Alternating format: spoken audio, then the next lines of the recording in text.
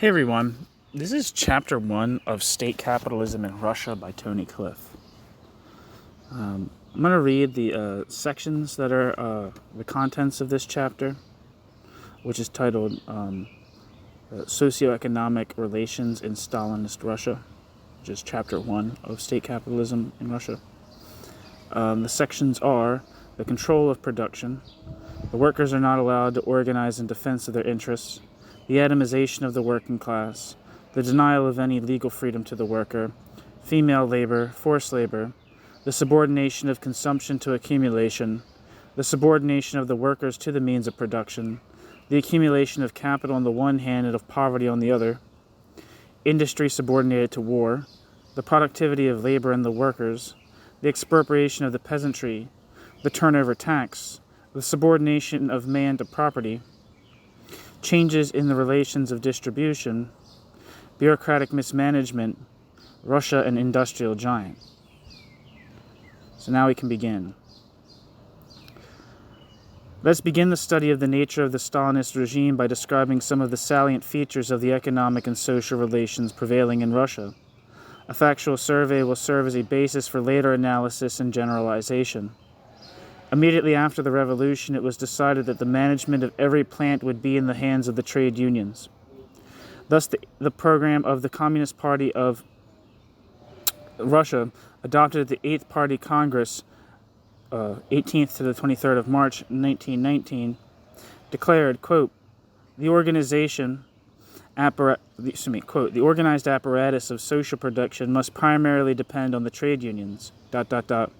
They must be transformed into huge political units, enrolling the majority of the workers, and in due time all the workers, in the respective branches of production. Inasmuch as the trade unions are already as specified in the laws of the Soviet Republic and as realized in practice, participants in all the local and central organs administering industry, they must proceed to the practical concentration in their own hands of the work of administration in the whole economic life of the country, making this their unified economic aim. By thus protecting the indissoluble union between the central state authority, the national economy, and the broad masses of the workers, the trade unions must in the fullest possible measure induce the workers to participate directly in the work of economic administration. The participation of the trade unions in the conduct of economic life and the involvement by them of the broad masses of the people in this work would appear at the same time to be our chief aid in the campaign against the bureaucratization of the economic apparatus of Soviet power. This will facilitate the establishment of an effective popular control over the results of production, end quote.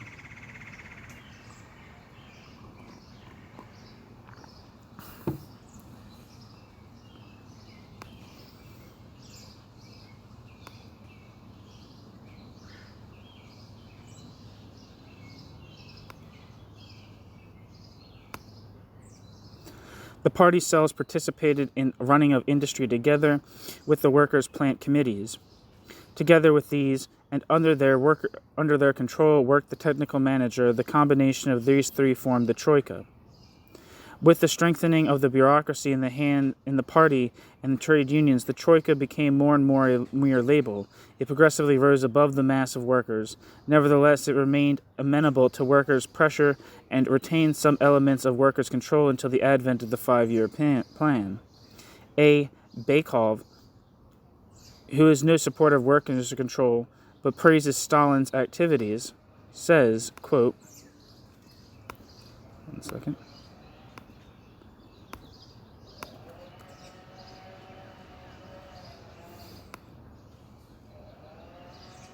It says that A. Baikov was a Soviet university.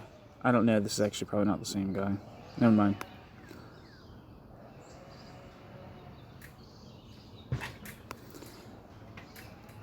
Quote, de facto, during the period before the 5-year plan, the director was largely dependent on the workers' trade union organ, the Zovkrom, end quote, the factory trade union committee, and on the party cell, the organ of the Communist Party at the enterprise. Representatives of these organizations considered it their duty to supervise the director's activities and usually interfered with his decisions, end quote. A. Baikov.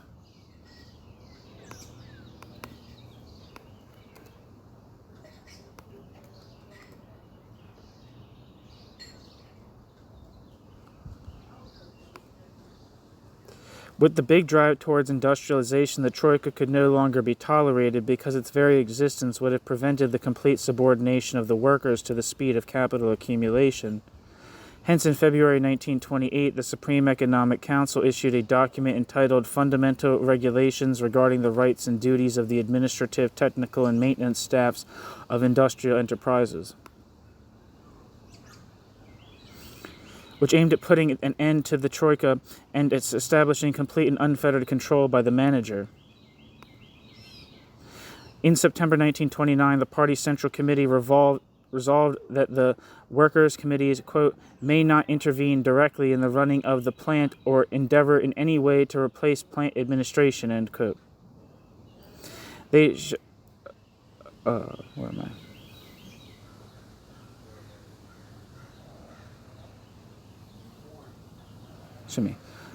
In September 1929, the party's Central Committee resolved that the workers' committees, quote, may not intervene directly in the running of the plant or endeavor in any way to replace plant administration. They shall by all means help to secure one-man management, increase production, plant development, and thereby improvement of the material conditions of the working class, end quote.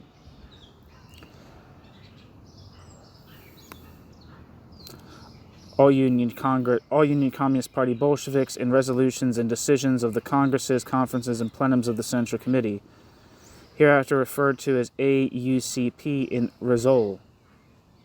Russian, Moscow, 1941, 6th edition. End footnote. The manager is placed in full and sole charge of the plant. All his economic orders were now to be, quote, unconditionally binding on his subordinate administrative staff and on all workers, end quote.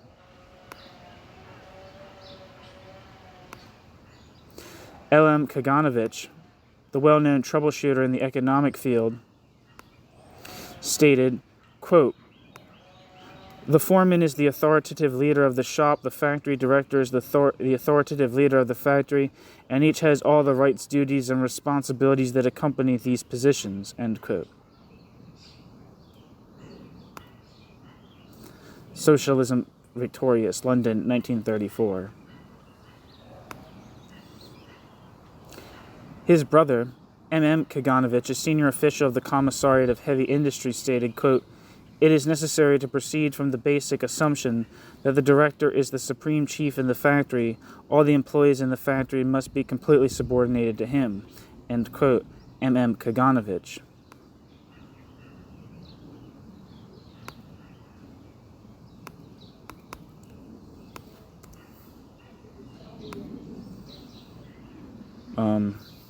L.M. Kaganovich lived from 1893 to 1991, was a Soviet politician and one of Joseph Stalin's closest associates. Born to a Jewish family in Ukraine, Kaganovich worked as a shoemaker and joined the Russian Social Democratic Labor Party in 1911.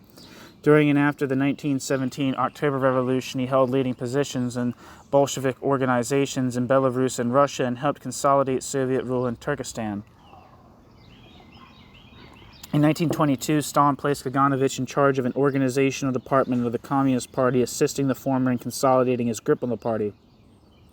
Kaganovich was appointed first secretary of the Communist Party of Ukraine in 1925 and a full member of the Politburo and Stalin's deputy party secretary in 1930. In 1932-33, Kaganovich helped enforce grain quotas in Ukraine, which contributed to the Holodomor famine. From the mid-1930s on, Kaganovich variously served as the People's Commissar for Railways, Heavy Industry, and Oil Industry, and during the Second World War was appointed a member of the State Defense Committee. After Stalin's death in 1953 and the rise of Nikita Khrushchev, Lazar Kaganovich quickly lost his influence. After joining a failed coup against Khrushchev in 1957, Lazar Kaganovich was dismissed from the Presidium and demoted to the director of a small potash works in the Urals. Lazar Kaganovich was expelled from the party in 1961 and lived out his life as a pensioner in Moscow. At his death in 1991, Lazar Kaganovich was the last surviving old Bolshevik.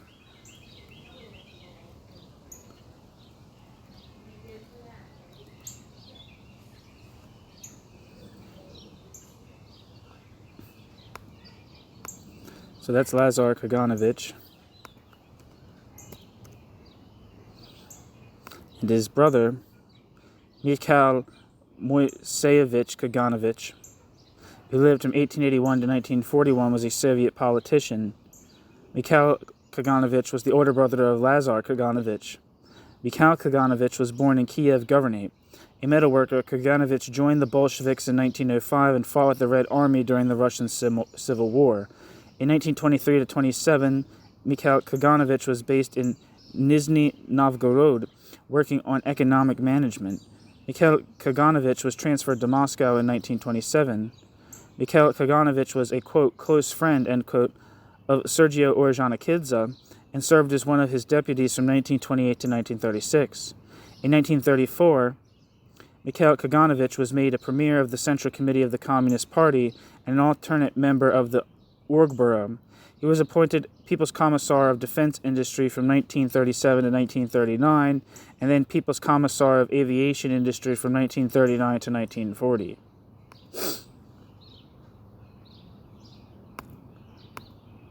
So, back to the text.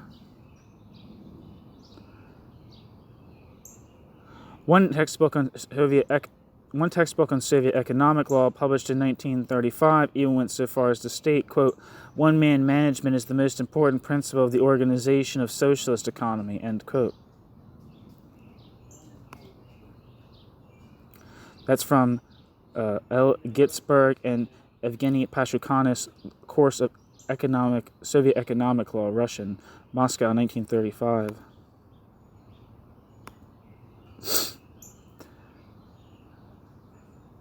And footnote. The Troika was officially buried in 1937 when, at a plenum of the Central Committee, Zhdanov, then Stalin's second-in-command, said, quote, the Troika is something quite impermissible. The Troika is a sort of administrative board, but our economic administration is constructed along totally different lines. The new system of management was very clearly defined in an official manual. Quote, each plant has a leader, the plant manager, endowed with the full power of decision, hence fully responsible for everything, end quote. Further, quote, one-man control implies strict demarcation between the administration on the one hand and party and trade union organizations on the other. The strict demarcation must be applied on all levels of industrial management. Current operations and fulfillment of the plan are the task of the administration. The chief of a workshop, the manager of the plant, the head of the Glavk, a board of industry or branch of industry, has full powers, each within his field, and the party and trade union organizations may not interfere with their orders, end quote.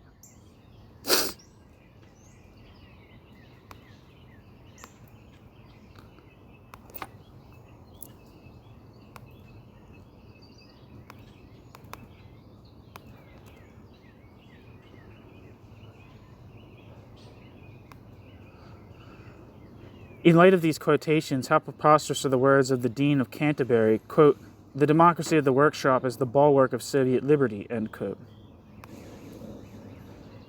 It's H. Johnson, Dean of Canterbury. The Socialist Sixth of the World, published in London, 1944.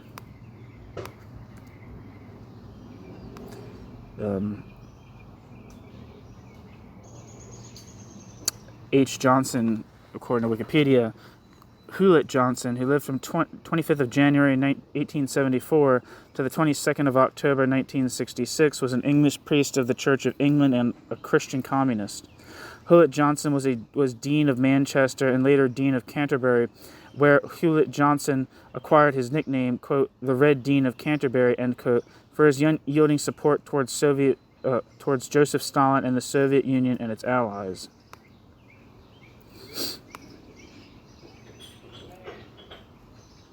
And back to the text, end footnote, back to the text. During the first few years after the revolution, both in law and in fact, only the trade unions were entitled to fixed wage rates. During the new economic policy period, they were fixed by negotiation between the unions and management.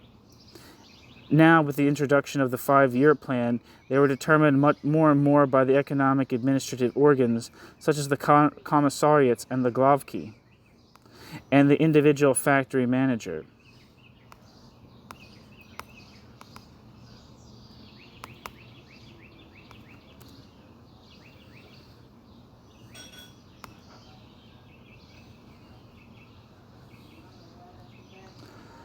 It looks like the Glavki might be referring to the Council of Labor and Defense, but I'm not sure.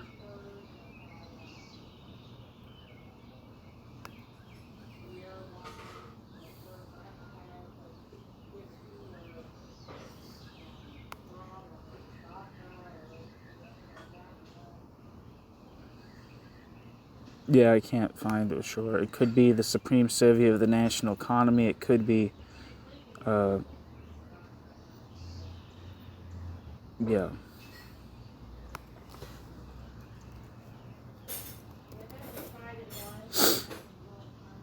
Uh, Wikipedia says the industrial sector departments of the Soviet economy, departments of this type were created by decree in 1926 and consisted of chief departments known as Glavki. Heads of all the departments in this sector formed the Council of the All-Union VSNKH, together with representatives from the Union republics.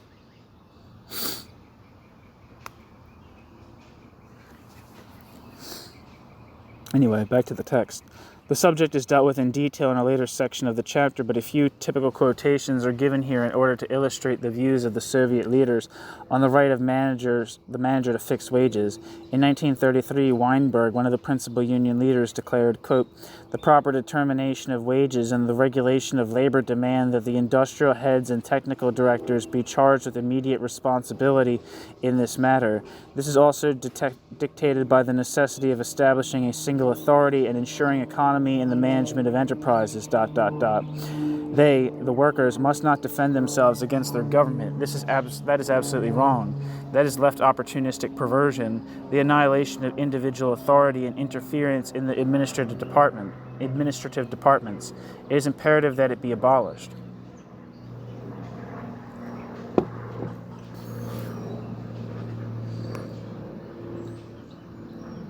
Footnote. Trude, Trade Union Daily, Moscow, 8th of July, 1933, quoted by M. Gordon, Workers Before and After Lenin. End footnote. The following year, Ordzhonikidze, the Commissar of Heavy Industry, speaking at a conference of managers of heavy industry, said, quote, "As directors, administrative heads, and foremen, you must personally occupy yourselves with wages in all their concrete detail, and not leave to anyone this most important matter. Wages are the most powerful weapon in your hands." End quote. Ordzhonikidze.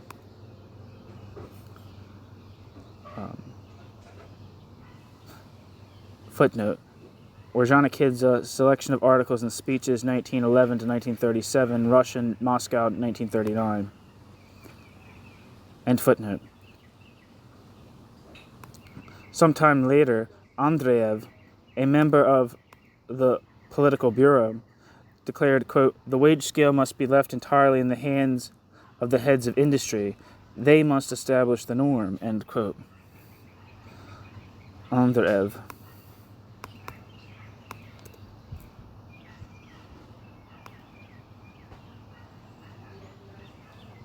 Andrei Andreevich, Wikipedia says, Andrei Andreevich Andreev, who lived from 1895 to 1971, was a Soviet communist politician, an old Bolshevik who rose to power during the rule of Joseph Stalin. Joined the Politburo as a candidate member in 1926, and as a full member in 1932, Andreev also headed the powerful Central Control Commission of the Communist Party of the Soviet Union from 1930 to 1931, and then again from 1939 until 1952. In 1952, Andreev was removed from the Politburo and placed in a largely ceremonial position as a member of the Presidium of the Supreme Soviet.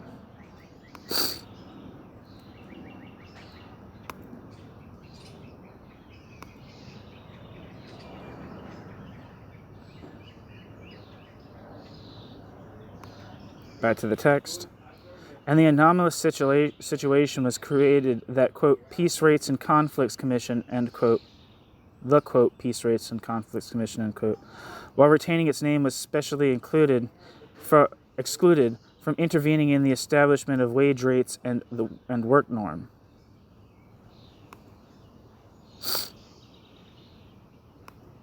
New section. The workers are not allowed to organize in the defense of their interests. Under Lenin and Trotsky, the workers had the right to defend themselves even from their own state. Thus, for instance, Lenin said, quote, "Our present state is a worker state with bureaucratic deformation, ... Our state is such that the completely organized proletariat must protect itself against it, and we must utilize these workers' organizations for protecting the workers from their own state, in order that the workers may protect our state, ... End quote. Lenin. It was taken for granted that strikes were not to be suppressed by the state. At the 11th Party Congress, only one party leader, VP Miliutin, proposed, quote, not to permit strikes in state enterprises.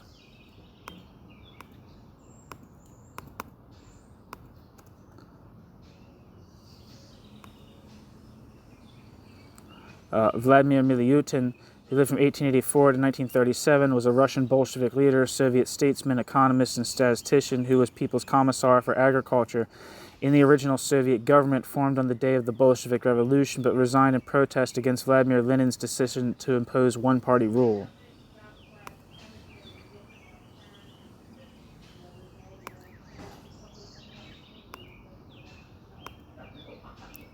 Back to the text. All the others stated that it was the duty of party members to participate in them, even if they did not agree with the majority who were in favor of striking.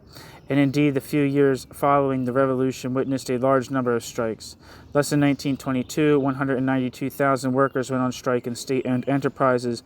In 1923, the number was 165,000. In 1924, 43,000 in 1925, 34,000 in 1926, 32,900 in 1927, 2,100 in the first half of 1928, 8,900. In 1922, the number of workers involved in labor conflicts was 3.5 million, and in 1923, 1,592,800.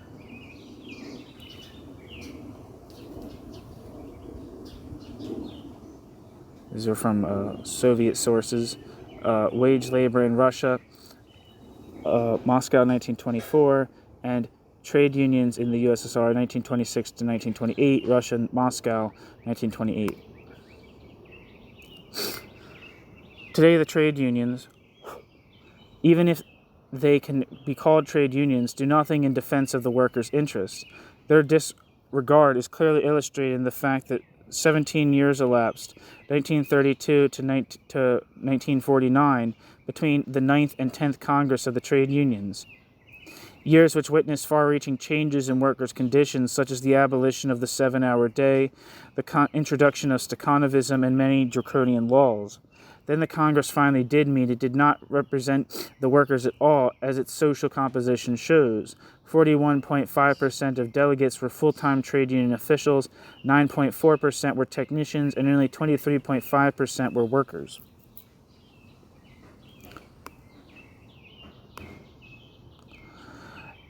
At the previous Congress in 1932, 84.9% of the delegates were workers. In addition, the, quote, unions, end quote, have no say at all in the determination of wages. In 1934, collective agreements ceased to be drawn up.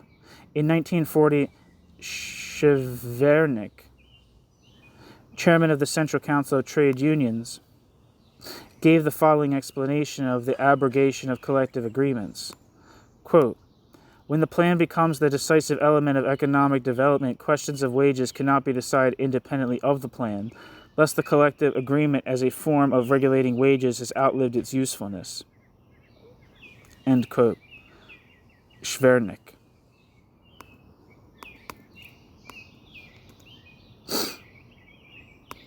Wikipedia says Nikolai Shvernik who lived from 1888 to 1970, was a Soviet politician who serves the chairman of the Presidium of the Supreme Soviet from the 19th of March 1946 until the 15th of March 1953. Though the titular Soviet head of state, Shvernik had less power than Joseph Stalin as chairman of the Council of Ministers of the Soviet Union. Back to the text. In February 1947, so-called collective agreements were again drawn up, but the Stalinist leaders made it quite clear that these new agreements had no relation whatever to what is accepted elsewhere as collective agreements, as wages were not covered by them. As Schwernick wrote in the Trade Union Monthly, quote, any change in wages may be brought about only by governmental decision, end quote. And an official commentator on the labor law wrote accordingly, quote, it is taken for granted that present-day collective agreements must have a different content to those agreements which were made when wage rates and some other labor conditions were not established by government decree, end quote.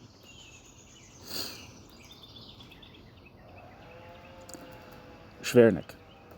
Textbooks on labor law published between 1938 and 1944 do not even mention the subject. However, in a textbook published somewhat later, in 1946, it is stated that, quote, life itself has shown that the restoration of the practice of collective bargaining is not expedient.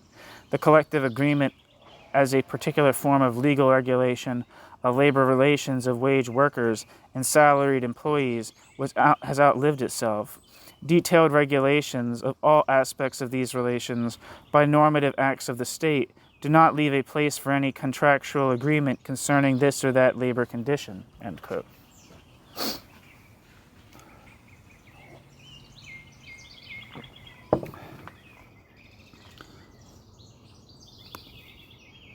G.N. Alexandrov and D.M. Genkin edited volume Soviet Labor Law, Russia, Moscow, 1946. See also G.N. Alexandrov and G.K. Moskalenko edited volume Soviet Labor Law, Russia, Moscow, 1947, pages 100 to 101. Thus, a textbook on labor legislation published in Thus, a textbook on labor legislation published in 1947 reproduced the Labor Code without including Article 58, which reads, quote, the amount of an employee's payment for his work shall be determined by collective agreements and individual employment contracts, end quote. Instead, we are told, quote, the amount of wages and salaries is at present fixed by the decisions of the government or on the basis of the government's directives, ... In the determination of the amount of wages and salaries, the agreement of the parties plays a subordinate role. It should not be contrary to law and is allowed only within limits strictly provided for by law. For example, where the precise amount is fixed in instances in which the approved list of wages defines the rates of, quote, as, quote, form, quote, to, or fixing the payment for part-time employment of a person having another job, and the like, end quote. Galyakov.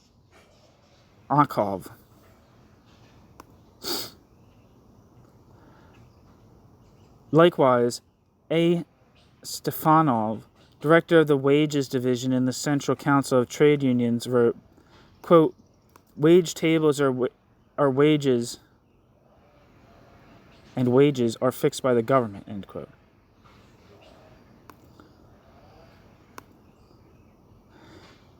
It is obvious that that collective agreements which exclude any bargaining on wages, and that, after all, must necessarily be the workers' main interest in any such agreement, and that are arrived at by means of a procedure that allows the government the decisive voice as regards all its main points, are nothing but a bureaucratic formality and a sham.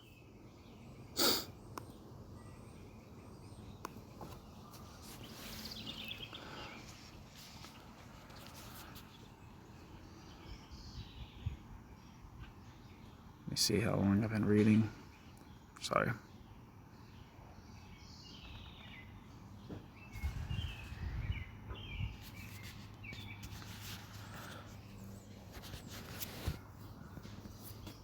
New section, the atomization of the working class. Although the vast industrial plants of modern capitalism undoubtedly act as a powerful objective factor in the integration of the workers as a class, the employers have at their disposal a number of effective methods of disrupting this unity. One of the most important of these are the fostering of competition between workers by means of piecework systems. The same threat of hunger which can impel workers to unite against their employers may also be made to lead to a fight for survival between one worker and another. For instance, piecework systems were used on a large scale in Nazi Germany for the same purpose. Franz Neumann of Frankfurt School fame, wrote, quote,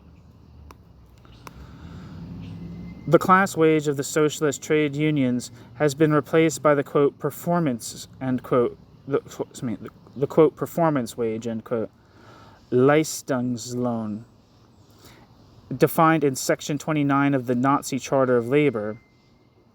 Quote, "It has been the iron principle of the National Socialist leadership," end quote, said Hitler at the Party Congress of Honor, quote, "not to permit any rise in the hourly wage rates, but to raise income solely by an increase in performance," end quote, Hitler. The rule of the wage policy is a marked preference for piecework and bonuses, even for juvenile workers. Such a policy is completely demoralizing, for it appeals to the most egoistic instincts and sharply increases industrial accidents, end quote.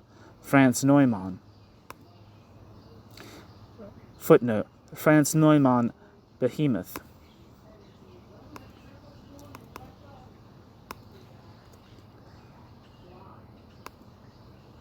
Wikipedia says, Franz Leopold Neumann, who lived from 1900 to 1954, was a German political activist, Western Marxist theorist, and labor lawyer. He became a political scientist in exile and is best known for his theoretical analyses of Nazism. Neumann studied in Germany and the United Kingdom and spent the last years of his career in the United States, where he worked for the Office of Strategic Services from 1943 to 1945. During the Second World War, Franz Neumann spied for the Soviet Union under the code name, quote, Ruff, end quote. Together with Ernst Fraenkel and Arnold Bergstresser, Neumann is considered to be among the founders of modern political science in the Federal Republic of Germany.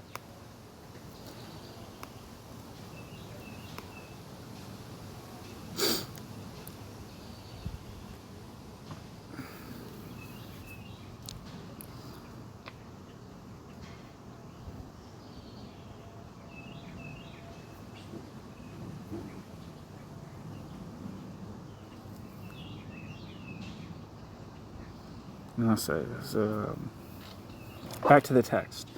Neumann goes on to explain why the Nazis went to such lengths in applying the piecework system. Quote, "The preponderance of the performance wage brings the problem of wage differentials into the forefront of social policy. It is essential that this problem be understood not as an economic question, but as the crucial political problem of mass control. ... Wage differentiation is the very essence of National Socialist wage policy. ... The wage policy is consciously aimed at mass manipulation," end quote.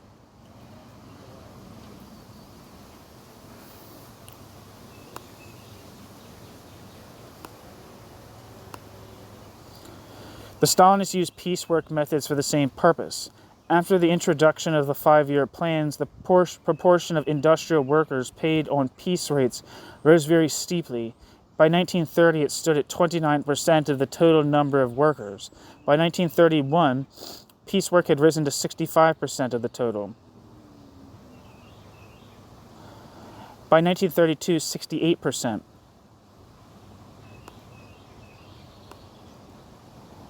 By 1934, nearly 3/4 of all industrial workers were taking part in so-called, quote, socialist competition. That's from G. Sorokin, Socialist Planning of the National Economy of the USSR, and that's on Russian text, Moscow, 1946.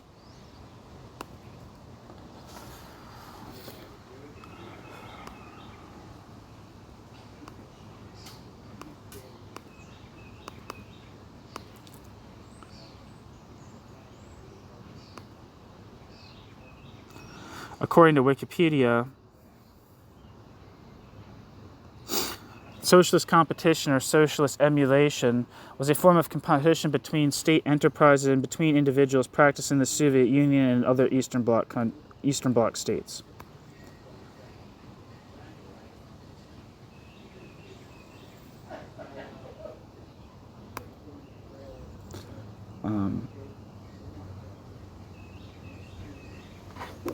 Back to the text.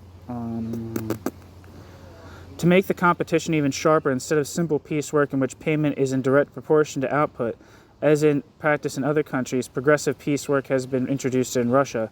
A couple of examples will illustrate how this operates. Quote, a manual on the oil industry cites the following scale of payment. Percentage of overfulfillment of norm. For 1 to 10% overfulfillment, there's a 5% increment over basic piece rate. And for 71 and above, there's a 100% increment over basic piece rate. And between there's a bunch of gradations. So 11 to 20, 21 to 30, 31 to 50, 51 to 70. So 11 to 20 would be 10, 21 to 30 it would be 20%, 31 to 50 would be 40% of increment over basic piece rate, 51 to 70 would be 70% of increment over basic piece rate. Thus, a worker producing 50% above the norm is paid 110% above the norm. If this output was 70% above the norm, his payment is 189% above the norm. If it was 100% above the norm, his payment is 300% above the norm, and so on. The rise is even steeper in some other industries. Thus, for instance, in the plants of the Ministry of Machine Tool Construction, the following progressive rates exist.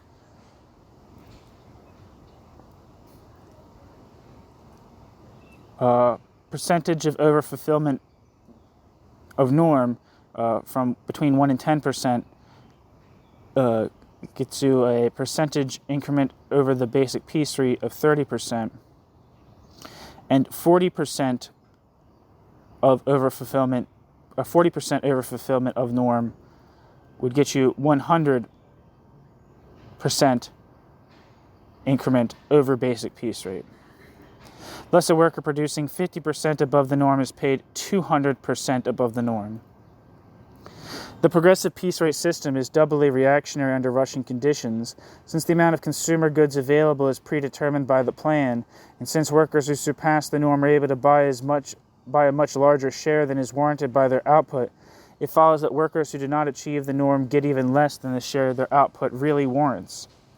The progressive piece rate system enables the state to suppress the worker's standard of living by continually raising the basic production norms. In fact, the launching of the Stalinist campaign at the end of 1935 was followed by changes in the norms of output in every industry. The new norms were not determined by the output of the average worker, but by, quote, averaging the production of Stakhanovites with the average of other workers, end quote. Footnote. Some La Industrializatio, I don't know, Moscow, March 1936. End footnote. At the beginning of 1936, the norms of work in most major industries were raised as follows: coal by 22 to 27.5%, iron and steel by 13 to 20%, machine building by 30 to 40%, non-ferrous metallurgy by 30 to 35%, oil industry by 27 to 29%, chemicals by 34%, textiles by 35 to 50%, and building by 54 to 80%.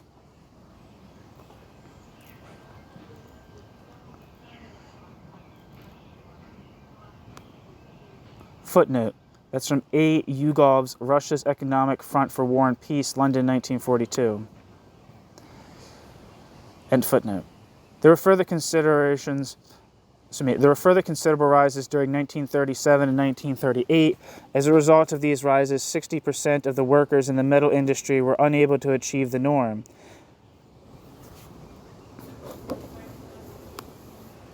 Later, on the 16th of April 1941, Zvernik stated that 22 to 32% of the workers in all industries did not fulfill the norms.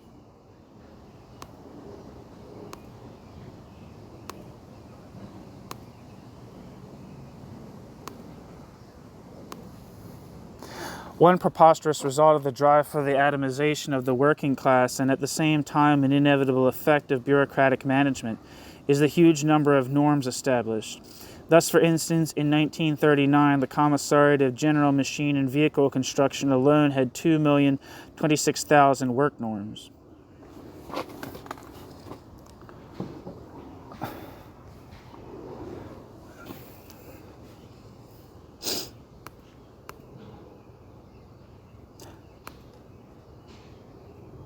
Originally, there was an institute responsible for checking these norms so as to ensure that they were compatible with maintaining workers' health at a reasonable standard. Its abolition in 1936 was a clear indication of the government's determination to impose the full rigors of, quote, free, end quote, competition between workers. And, of course, the Stakhanovites were a powerful instrument in the process. Quote, the British worker, from his own peculiar point of view, is one who seeks to checkmate efforts to hasten the pace, would probably call them, bracket, the Stakhanovites, end quote, blacklegs, end quote, wrote Maynard.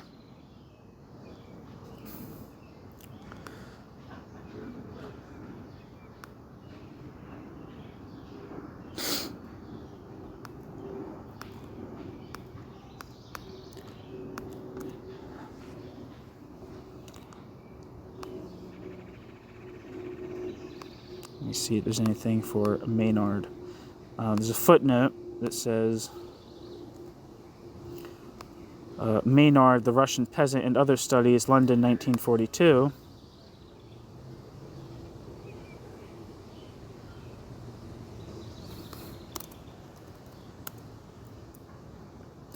Yeah, I'm not seeing anything on this Maynard.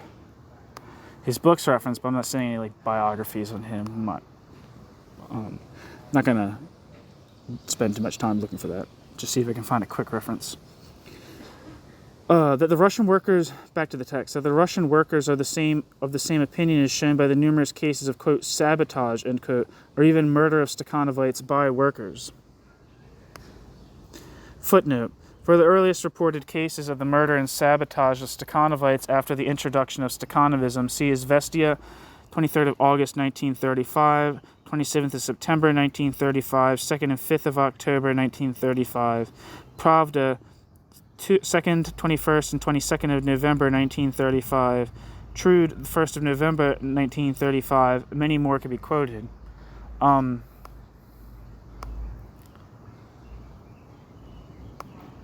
I think in the movie Man of Marble, I think that's what it's called, about the kind of like Stakhanovite kind of figure in Poland. I don't know if it's a fictional account. I mean, it's a fictional account, but I don't know like if there's what the basis of it. But there's a movie called Man of Marble that's really good. It's I think it's by a guy named Andrzej Wajda. I've mentioned it before in other videos, but it's kind of like about this guy who was like a Stakhanovite who is like a kind of like a celebrity worker in like the reconstruction of Poland after World War II, and he was like setting records for bricklaying. And at some point in the movie, he's like sabotaged at some point, either by the state. I can't remember if it's by the state or by fellow workers. Now I'm thinking it might be I thought by the state, but like he's like kind of like he's like competing for this record, and someone hands him like a brick, but the brick's like, I think he's like wearing bare hands, and he like burns the shit out of himself or something like that. And after that, he kind of like falls from celebrity and kind of like becomes forgotten. And I think he starts to be, I can't remember what the plot line is or something like that, but he has like this huge fall from grace because he's like fucking, I don't know, or not fall from grace, but like fall from the limelight because he's like mutilated,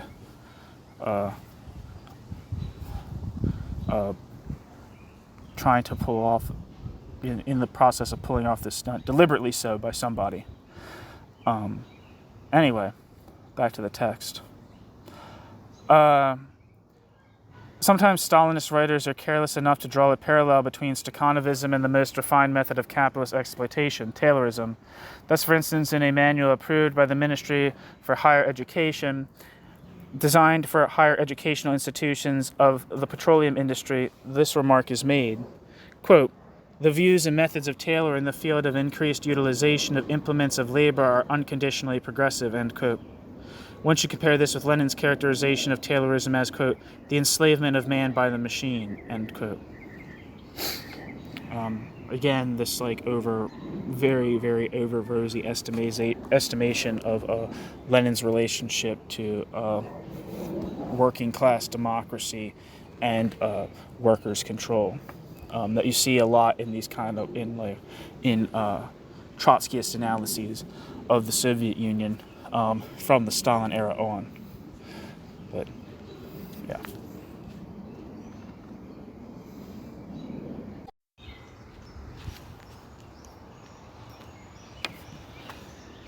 New section: the denial of any legal freedom to the worker. Until the 5-year plan, workers were free to change their places of work at their own discretion. The right to work where they pleased was in fact guaranteed by the Labor Code of 1922. Quote, the transfer of a hired person from one enterprise to another, or his shipment from one locality to another, even when the enterprise of institution moves.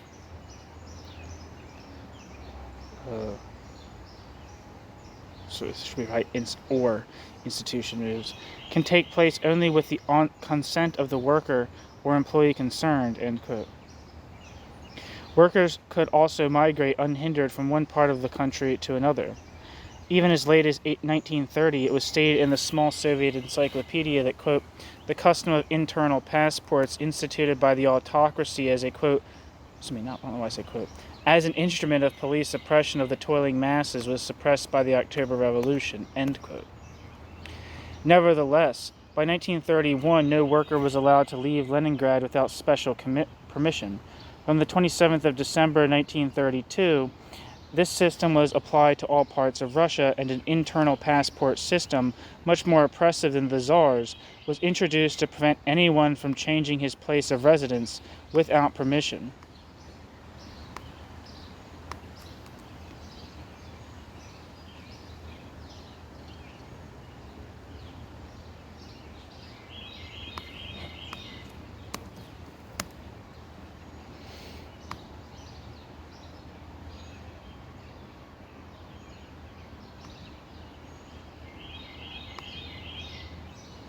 According to Wikipedia, which may open this century, I was looking at the internal passport system. As early as the 15th of back to the text. As early as 15th of December 1930, all industrial enterprises were forbidden to employ people who had left their former place of work without permission. And Article 37 of the 1922 Labor Code, to which reference is made above, was abolished on the 1st of July 1932.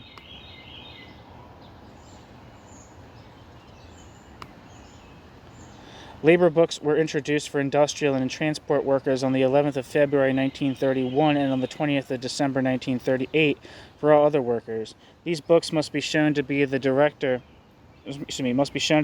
of the enterprise when a job is first taken on. Directors are instructed to specify in the book the reasons for dismissing the worker. No worker can obtain a new job unless he shows his labor book. The vicious way in which this works in practice was clearly illustrated by Victor Serge when Victor Serge wrote that, quote, the passport is visaed at the place of work. With each change of employer, the reason for the change is entered into the passport. I have known of workers discharged for not having come on the day of rest to contribute to a, quote, voluntary, end quote, and naturally gratuitous day of work, in whose passports is written, quote, discharged for sabotage of the production plan, end quote. Surge.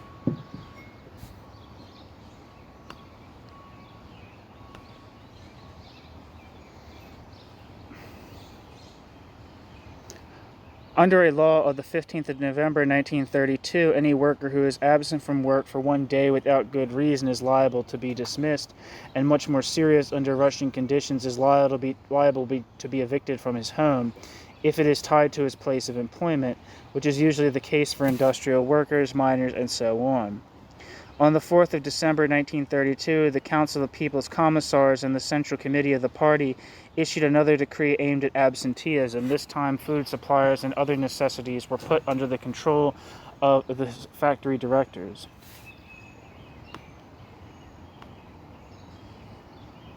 Footnote: decisions of the Central Committee of the All-Union Communist Party, Bolsheviks, and the Council of People's Commissars of the USSR concerning most important problems of socialist construction, Russia, Leningrad, 1933, pages 127 to 130. A decree of the 28th of December 1938 was aimed against those either arriving late at work, leaving before the scheduled time, unduly prolonging the lunch period, or idling while at work. Offenders were liable to be transferred into work of a lower grade, and if they committed 3 offenses during 1 month or 4 in 2 months, to be dismissed. The official interpretation of the decree was that penalties milder than dismissal should be imposed only when the worker was less than 20 minutes late, or is idling for less than 20 minutes. If he were later than this on any occasion, then he should be immediately dismissed. Besides losing his living accommodation, if attached to his place of employment, a dismissed worker suffers in other ways. For instance, not only pensions for disability, old age, and dependence, but also rates of sickness benefit depend upon the length of employment at one enterprise. To ensure the fulfillment of this new decree, it was stipulated that directors of enterprises and factory shops who did not impose these penalties would be liable to dismissal and penal prosecution. Nevertheless, after less than 2 years, it became obvious that because of the shortage of labor, the threat of dismissal was not bringing about the desired results, and the punishments were revised.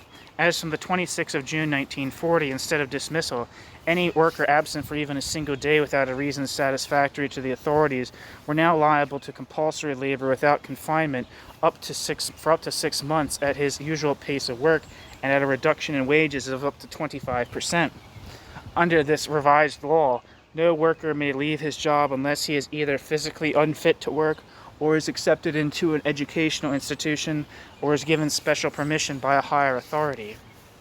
After the issue of this decree, unjustified attempts on the part of workers to get doctor's certificates excusing them from work were punished very severely. Thus, for instance, Izvestia of 27th of August 1940 reported, quote, the case of T.V. Timonin, born in 1915, on the 23rd of August, the defendant appeared at a clinic where he demanded that he be issued a doctor's certificate excusing him from work. Becoming chagrined because the thermometer indicated only normal temperature, he indulged in debauchery and used unprintable language. He was sentenced on the 23rd of August to 3 years in jail, and was not permitted to live in 9 specified cities of the Soviet Union after the completion of the sentence, end quote. A few months after the promulgation of this law, some women wrote to the press suggesting that domestic servants should be made subject to this law. It is an amazing commentary on the developments within the USSR that, although disagreeing with the suggestion, Izvestia, the newspaper concerned, showed no astonishment that it should be made in a period of alleged, quote, transition from socialism to communism, end quote. From the law against labor truancy, it is merely a step to such a declaration as was made in the journal of the Department of Propaganda and Agitation of the Moscow Party Committee, quote, no one who does not use all 480 minutes for productive work is observing labor discipline, end quote. One may be sure that outside Russia, not one worker in the world observes this necessary, quote, socialist, end quote, standard. On the 19th of October 1940, a decree was issued which allowed the administration of industry to carry out the, quote, compulsory transfer of plant engineers, technicians, foremen, employees, and skilled workers from one enterprise or institute to another, end quote.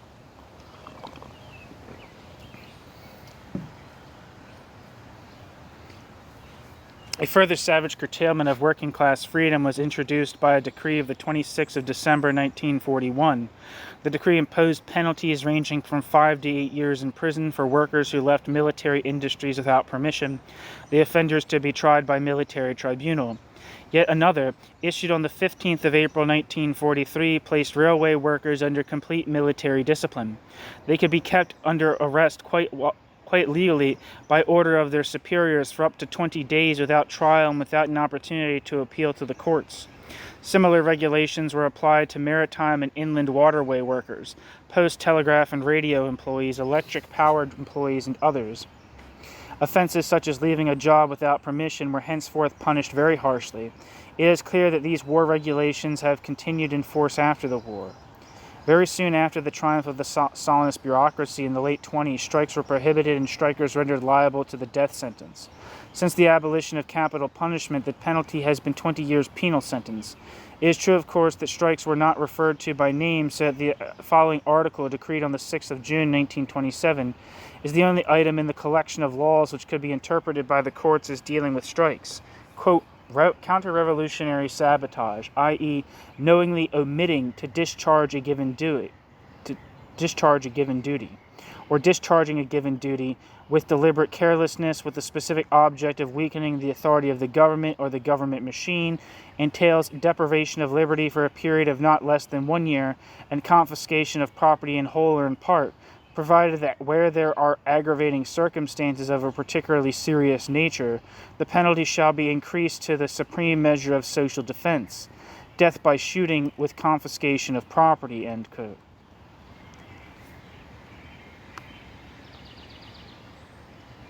That's a Cole law, collection law, I don't know, COL dot laws, RSFSR 1927, number 49, Article 330, and Criminal Code of RSFSR, Russian, Moscow, 1937, Article 58, Item 14.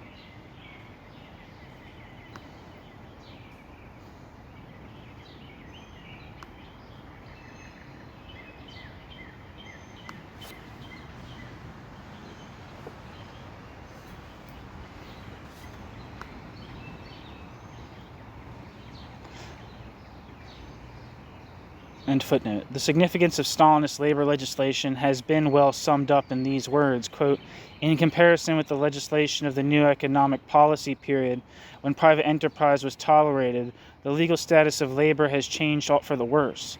All the channels through which labor can plead its case in the capitalist world, legislative courts, administrative agencies, and trade unions, are in the Soviet Union the agency of the principal employer of industrial labor, the government.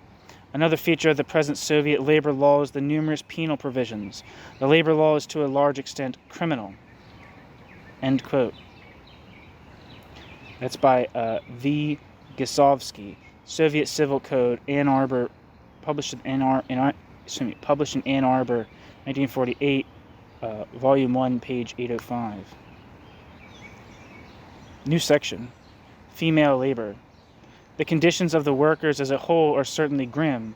Those of women workers are simply appalling. The Labor Code of 1922 prohibited the employment of women and young persons, quote, in particularly heavy and unhealthy production and in work underground, end quote. It's from Labor Code 1922, Article 129. An order issued by the Commissariat of Labor and the Supreme Economic Council on the 14th of November 1923 prohibited the employment of women for work consisting entirely of carrying or moving loads exceeding 10 Russian pounds, 4.1 kilograms. The carrying of loads up to 40 pounds, 16.4 kilograms, was allowed only if it was directly connected with the woman's normal work, and if it did not occupy more than 1/3 of her working day. Today, not one of these safeguards remains. For instance, women work in mines, often on the heaviest work in the pit, and the Soviet authorities describe this as a great achievement. The same applies to the carrying of heavy loads in the building industry, work as stevedores, railroad builders, and so on. In 1932, the Specific Council of the Commissariat of Labor asked for institutes charged with research into occupational disease in various coal mining districts to investigate the effects of underground employment on women. The Institute of the Caucasus Coal District carried out a clinical investigation of 592 female coal workers, of whom 148 were employed in surface work and 444 underground, and arrived at the conclusion that underground work is no more harmful to expectant mothers than is surface work. Furthermore, quote, it was the unanimous consent of all institutes charged with this research that a considerable increase in female employment in coal mining, including various operations underground, is possible without any harm to the female body, end quote.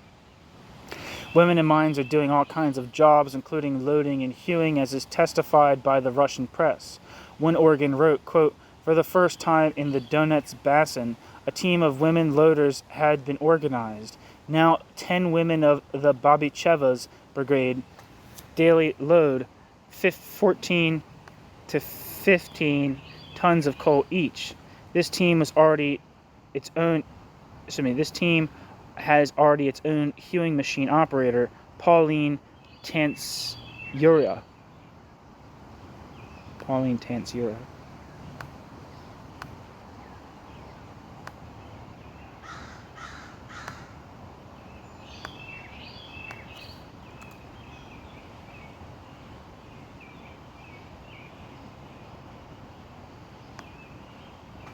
I was trying to look up before the passport system, so I'm going to read that. Passport system in the Soviet Union. In the Union of Soviet Socialist Republics was an organizational framework of the single national civil registration system based upon identification documents and managed in accordance with the laws by ministries and other governmental bodies authorized by the Constitution of the USSR in the sphere of internal affairs.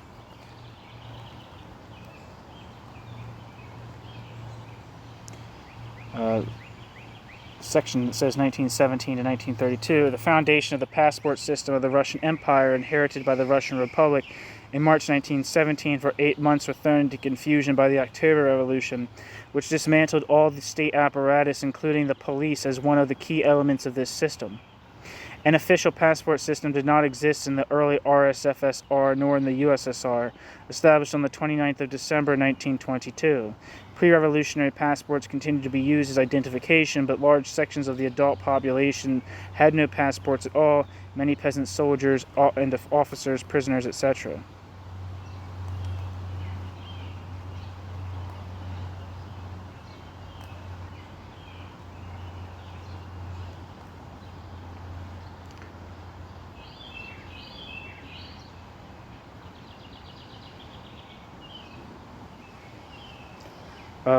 And then the next section is from 1933 to 1991.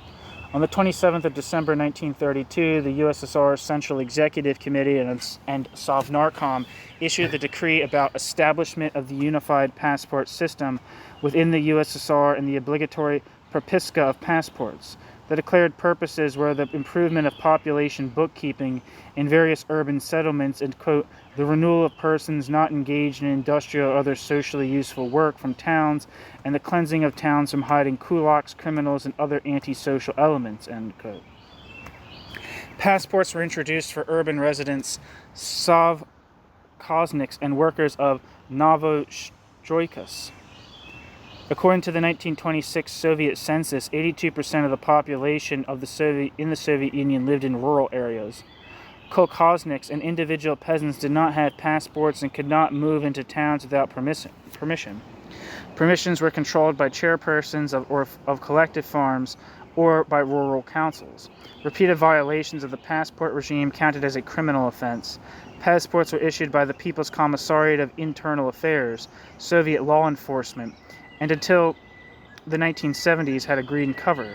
The implementation of the passport system was based on the USSR Sovnarkom decree dated April 22, 1933, about the issue of passports to the USSR citizens in the territory of the USSR. It's an official title. The document declared that all citizens at least 16 years old residing in cities, towns, and urban worker settlements, as well as those residing within 100 kilometers, 62 miles of Moscow or Leningrad, within 50 kilometers, 31 miles of Kharkiv, Kiev, Minsk, Rostov-on-Don, or Vladivostok, or within the 100-kilometer zone along the western border of the USSR, were required to have a passport with propiska. Within these areas, passports were the only valid personal identification document. From 1937 onward, all passports had a photo headshot of the bearer. Historian Stephen Kotkin argues that the sealing of the Ukrainian borders caused by the internal passport system aimed to prevent the spread of famine-related diseases. On the 10th of September 1940, the USSR Sovnarkom decreed the passport statute. It ended special regulations concerning the propiska in the capital cities of the different republics, Krais and Oblasts, in state border areas and at important railroad junctions.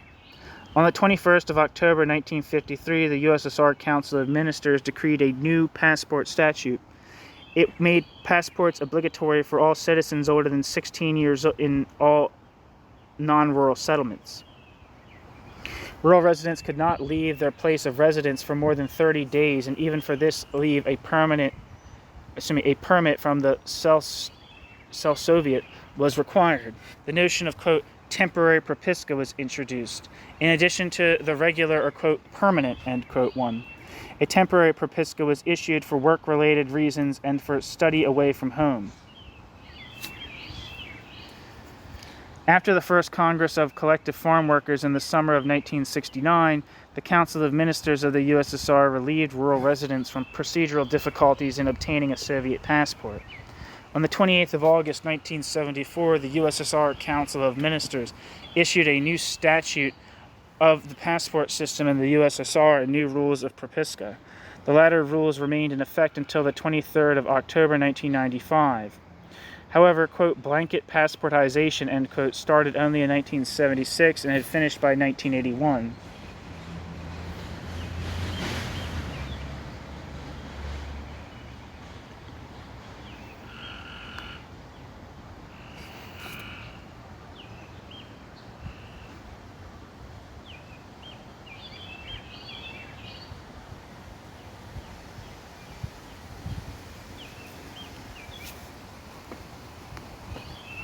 So it was kind of like about, Alright. Anyway, back to the text. Another official writer had this to say in 1937, quote, the most interesting point is that Soviet women have gained and continue to gain in those branches of industry which are closed to women in capitalist society and which in capitalist countries are regarded as a man's job from which women are, quote, by nature, end quote, excluded. Women thus play a very negligible role in capitalist mining industry.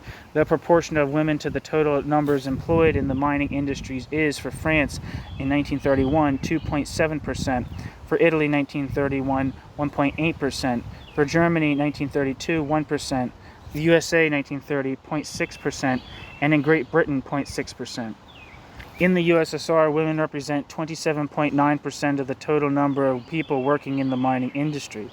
The building trade offers a similar picture. In the countries mentioned above, the percentages for this trade range from 0.5% Italy to 2.9% Germany.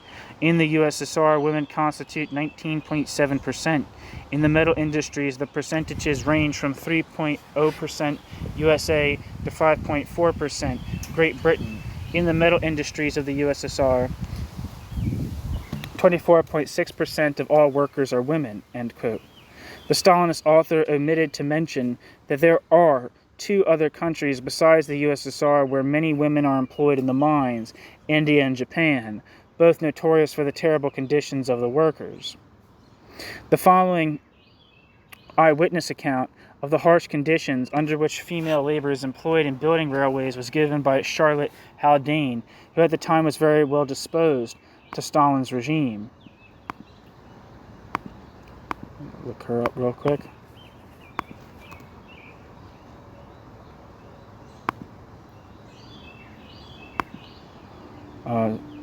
Charlotte Haldane has to say, quote, in Archangel, it was necessary to lay down a light railway track for about 5 miles along the docks. ... I watched this being done entirely by women. The track, complete with points, was laid in 48 hours. They went at it day and night by daylight and electric light. It was snowing and freezing nearly all the time, but this made no difference to their labors. All the cargo checkers were women too. They worked in shifts, 24 hours on, 24 hours off. During their working period, they had occasional brief rests of an hour or two. When they retired to a wooden hut on the quay, Q-U-A-Y, ate their cabbage soup and black bread, drank their imitation tea, had an uneasy doze in their clothes, and returned to work. End quote. Charlotte Haldane. That's from Russian Newsreel, London, 1942. Wikipedia says Charlotte Haldane was a British feminist writer.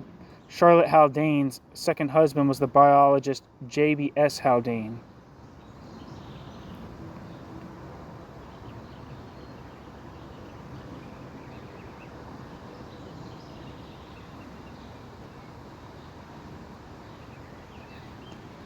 In her biography, it says Charlotte Haldane joined the Communists in 1937, joined the Communist Party of Great Britain. During this time, Haldane worked as an editor of the anti-fascist magazine Woman Today.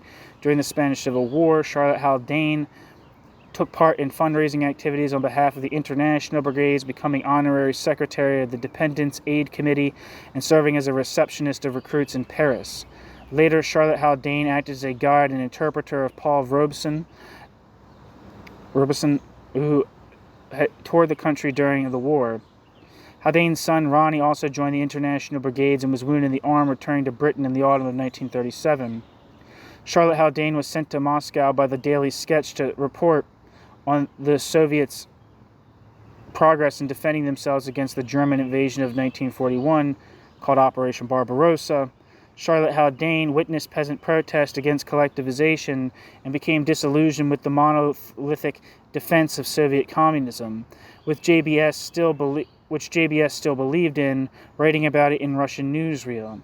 The Haldanes separated in 1942 and divorced in 1945. JBS later married Helen Spurway. Charlotte Haldane spent her last years writing biographies of several historical figures. Charlotte Haldane died in 1969 from pneumonia. So that's Charlotte Haldane. Back to the text. Hindis, another of Stalin's well-wishers, wrote, quote, "One of the remarkable aspects of Russian life is the presence of women as day laborers. They work with pick and shovel, they carry heavy loads of lumber, they cart wheelbarrows. At the time that Moscow was building the subways, women worked underground side by side with men. A common sight in any city is that of women laying bricks, putting in rafters, performing the other heavy tasks in construction. On night shifts, they are as conspicuous on such jobs as on day shifts." End quote. Hindis. M. Hindis, Russia Fights On. London, 1942.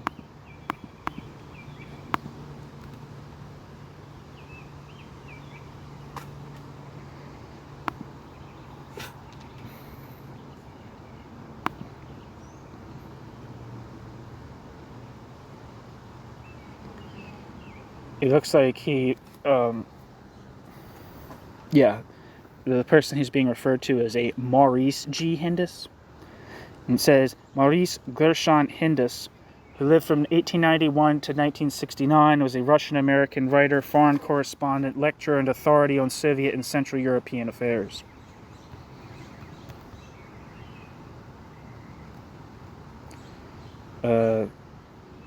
In the section that says Russia and Writings, it says Maurice Hindis started as a freelance writer. Hindis's first book, The Russian Peasant and the Revolution, was published in 1920. Hindis spent several months in 1922 among Russian émigrés and wrote several articles about them for Century magazine, whose editor asked him to go to Russia to study the farm and life system. Several books were written from that experience, including Humanity Uprooted, 1929, and Red Bread, 1931. At the time of his writing, Maurice Hindis was often criticized by other Soviet experts for not presenting an objective view of Soviet reality and being overly sympathetic or naive about the actual conditions of Soviet life in the 1920s and 30s. Most of Hindis's writings are about Soviet life and current events. Hindis visited his home country several times, staying 3 times during World War II. After this time, Hindis wrote Mother Russia, 1943, an account of wartime conditions there. During the Cold War, Maurice Hindis was very critical of the Soviet government, though he always distinguished between the Kremlin and the Russian people. He wrote Crisis in the Kremlin in 1953 in response, painting the peasants in a sympathetic light. Hindis helped increase American understanding of the Soviet Union in the 1920s and 1930s and as an ally in World War II. So that's so much for Maurice Hindis.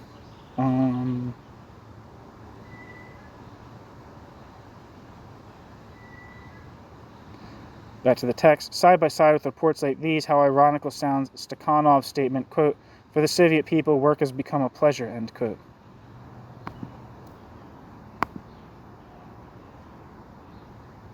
New section, forced labor. In Russia, forced labor exists in a number of forms and in varying degrees. For instance, contracts are made between kolkhoz and chairmen in industrial plants, mines, or transport undertakings by which the kolkhoz undertakes to supply a certain number of workers. Such types of forced labor will, however, not be dealt with in this section. We shall deal only with forced labor in forced labor's extreme form. In the slave camps where labor power is not bought and sold as a commodity, but the laborer himself has no legal freedom. Until the first 5-year plan, prison labor was on far too small a scale to have any real significance in the Russian economy. In 1928, there were only 30,000 prisoners in camps, and the authorities were opposed to compelling them to work. In 1927, the official in charge of prison administration wrote that, quote, "The exploitation of prison labor, the system of squeezing, quote, golden sweat," end quote, from them, the organization of production in places of confinement, which, while profitable from a commercial point of view, is fundamentally lacking in corrective significance, these are entirely inadmissible in Soviet places of confinement, end quote. This is from D.J. Dallin and B.I. Nikolevsky, Forced Labor in Soviet Russia, London, 1948. I think D.J. Dallin and Nikolevsky, I'm not sure, but I think they were like Mensheviks, expats, patriots. At that time, the value of the total product of all prisoners equaled only a small percentage of the cost of their upkeep. With the inauguration of the 5-year plan, however, the situation changed radically. Quote, Kiselyev Gromov, himself a former GPU official in the northern labor camps, states that in 1928, only 30,000 men were detained in the camps. The total number of prisoners in the entire network of camps in 1930, he gives at 662,257, end quote.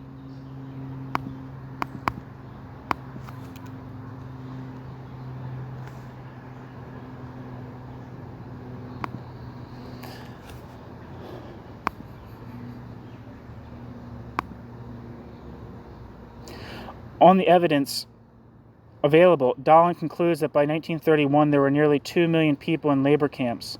By 1933 to 35, about 5 million, and by 1942 from 8 to 15 million. The one-time leader of the Yugoslav Communist Party, Anton Siliga, who was held in Russian concentration camps for many years, estimates that the number of prisoners at the height of the purges of the 30s reached about 10 million. That's from Siliga's Russian Enigma.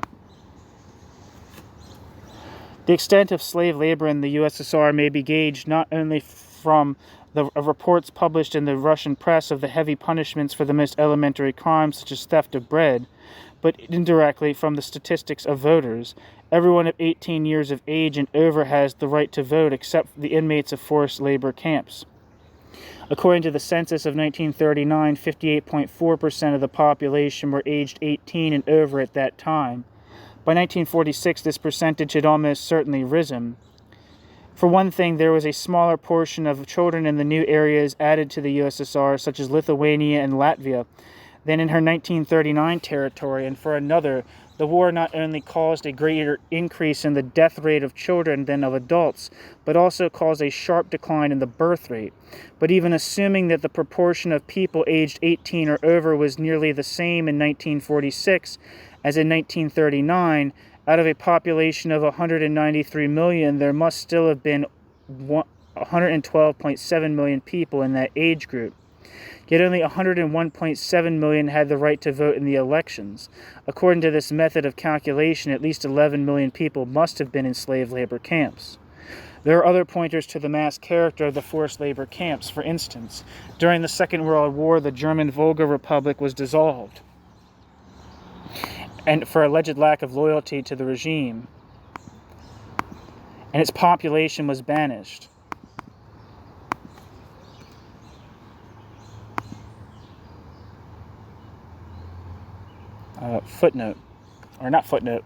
Wikipedia says, the Volga German Autonomous Soviet Socialist Republic, abbreviated the Volga German ASSR, was an autonomous republic of the Russian Russian SFSR.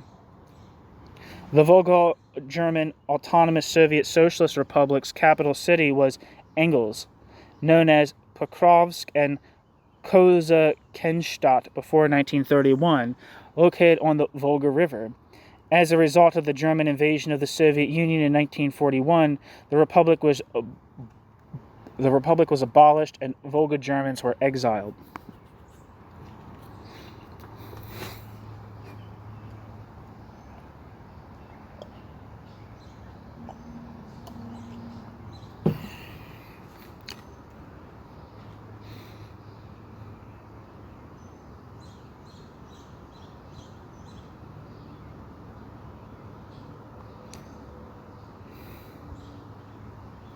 So back to the text. For instance, during the Second World War, the German Volga Republic was dissolved for alleged lack of loyalty to the regime, and its population was banished, in all probability, to labor camps.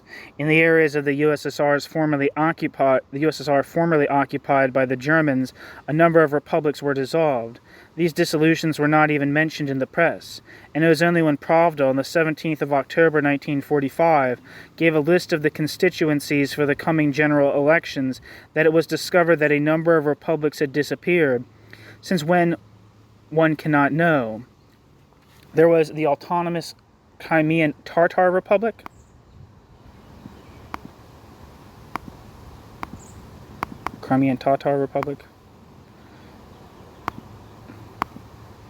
Come on, son of a gun. The Kalmuk Republic and the Checheno-Ingush Republic, as well as the autonomous Karachev region.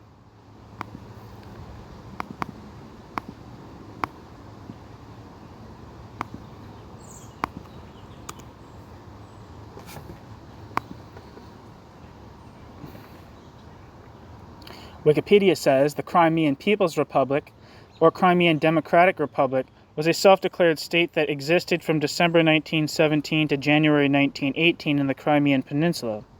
The republic was one of many short-lived states that declared independence following the 1917 Russian Revolution, caused the collapse of the Russian Empire. The Crimean People's Republic was the first Turkic and Muslim democratic republic in the world.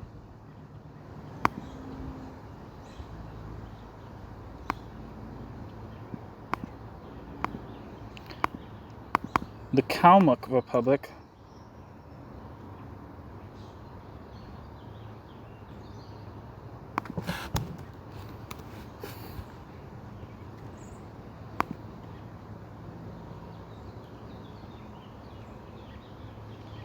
the Kalmuk Autonomous Soviet Socialist Republic was an autonomous republic of the Russian SFSR that existed at two periods of time. Its administrative center was Elista.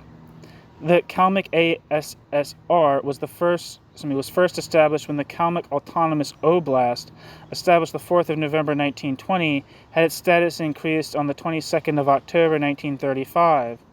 On December 1943, in conjunction with the deportation of over 93,000 Kalmuks to various locations in Central Asia and Siberia, the Kalmuk ASSR was abolished and its territory was split between adjacent Astrakhan, Rostov, and Stalingrad Oblasts and Stavropol Krai. Soviet authorities renamed the former republic's towns and villages. The Kalmuk ASSR was re-established when the newly formed Kalmuk Autonomous Oblast, re-established following the rehabilitation of the Kalmuks in January 1957, had its status increased on the 29th of July 1958. On the 18th of October 1990, the declaration of the sovereignty and transformation of Kalmykia into a Soviet Socialist Republic by the Kalmuk Supreme Soviet was accepted by the Congress of People's Deputies of the Russian SFSR on the 24th of May 1991. It existed until the 31st of March 1992, when its status was changed to a republic within the Russian Federation. A minor planet, 2287 Kalmykia, discovered in 1977 by Soviet astronomer Nikolai Stepanovich Chernik, is named after the Kalmyk ASSR.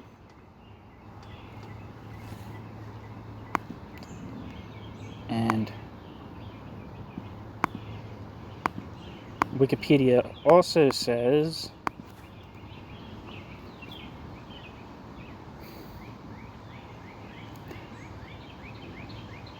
in the Wikipedia it says Chechnya and Ingushetia in the Soviet Union.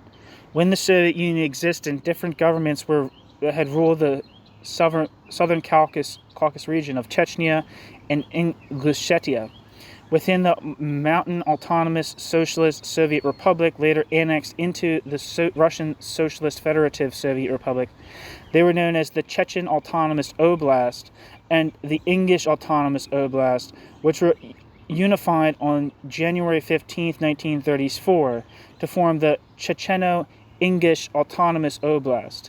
It was elevated to an autonomous republic at the Checheno-Ingush Autonomous Soviet Socialist Republic as the Checheno-Ingush Autonomous Soviet Socialist Republic from 1936 to 1944, and again from 1957 to 1993. Its capital was Grozny. However, because of alleged collaboration with Nazi Germany and the Axis powers during World War II, the Autonomous Republic was abolished on the 7th of March 1944, resulting in the ethnic cleansing of the Chechens and Ingush from its territory. The Autonomous Republic's status was restored in January 1957. The 1979 census reported the territory had an area of 19,300 square kilometers, 7,500 square miles, and a population of 1,155,805. 1979 census, 611,405 Chechens, 134,744 English, and the rest were Russians and other ethnic groups. So, thanks for listening to all that. Back to the text. They were the Autonomous Crimean Tatar Republic, the Kalmyk Republic, and the Checheno-Ingush Republic, as well as the Autonomous Kharkiv region. Oh, I didn't finish. Autonomous Kharkiv region.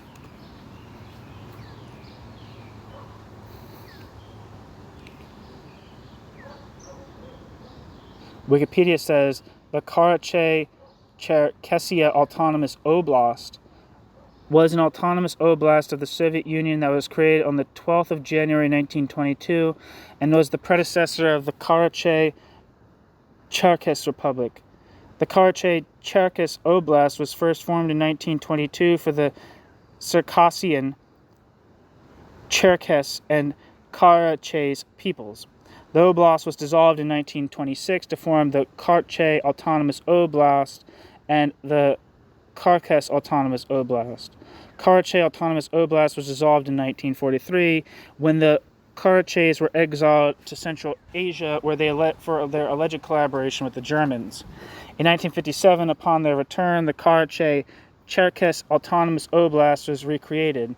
During this time, part of the territory was incorporated in the Georgian SSR. In 1991, it became a republic. So, back to the text. The Kabardarian-Balkar Autonomous Republic became the Kabardinian Republic after the expulsion of the Balkars. A lot of shit to look up there.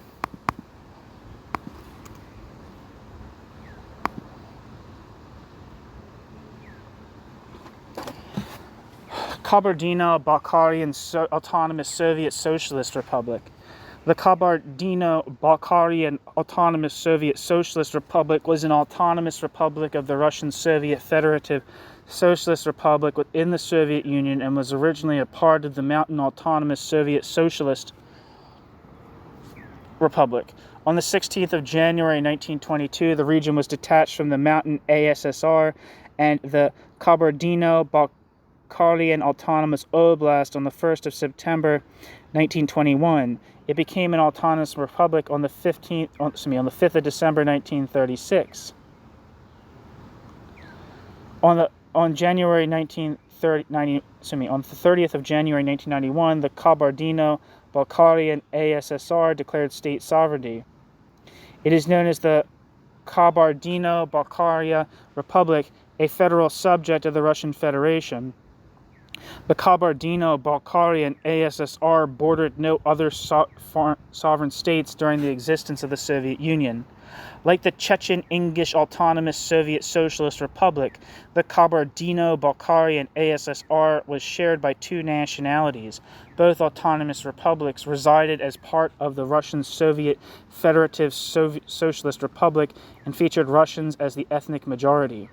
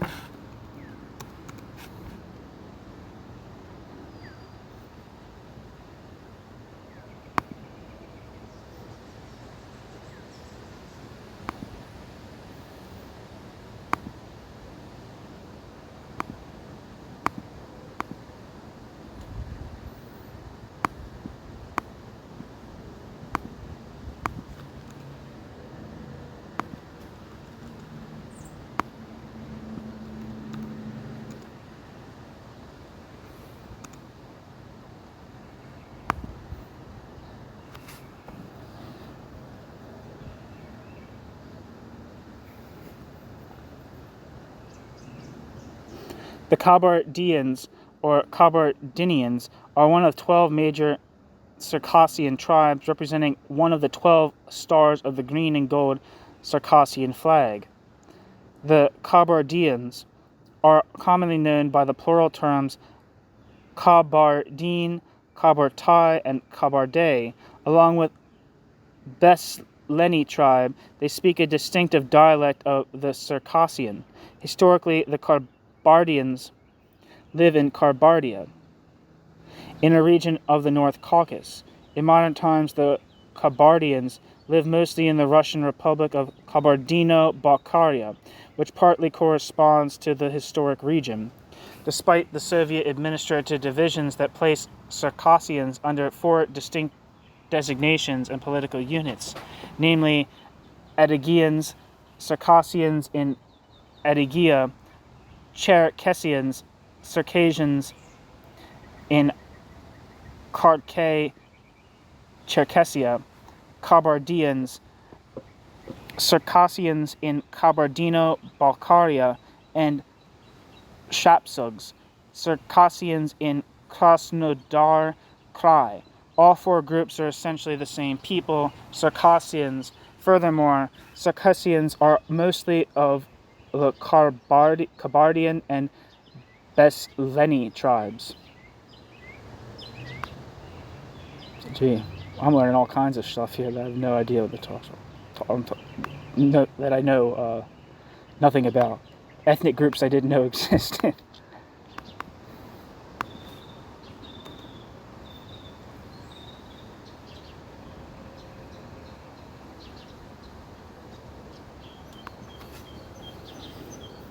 Wikipedia says the deportation of the Balkars was the expulsion by the Soviet government of the entire Balkar population of the North Caucasus to Central Asia on March 8, 1944, during World War II. The expulsion was ordered by NKVD chief Lavrenti Beria after approval by General Secretary Joseph Stalin. All the 37,713 Balkars of the Caucasus were deported from their homeland in one day. The crime was part of Soviet forced settlement program and population transfer that affected several million members of non-Russian Soviet ethnic minorities between the 1930s and the 1950s. Officially, the deportation was a response to the Balkars' supposed collaboration with occupying German forces.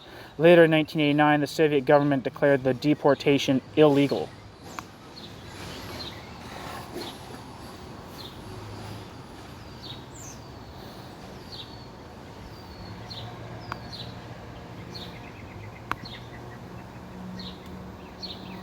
Okay.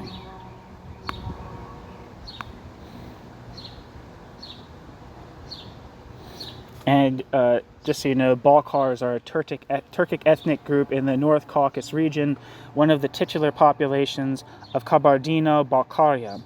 Their Karachay-Balkar language is of the Ponto-Caspian subgroup of the northwestern Kipchak group of Turkic languages.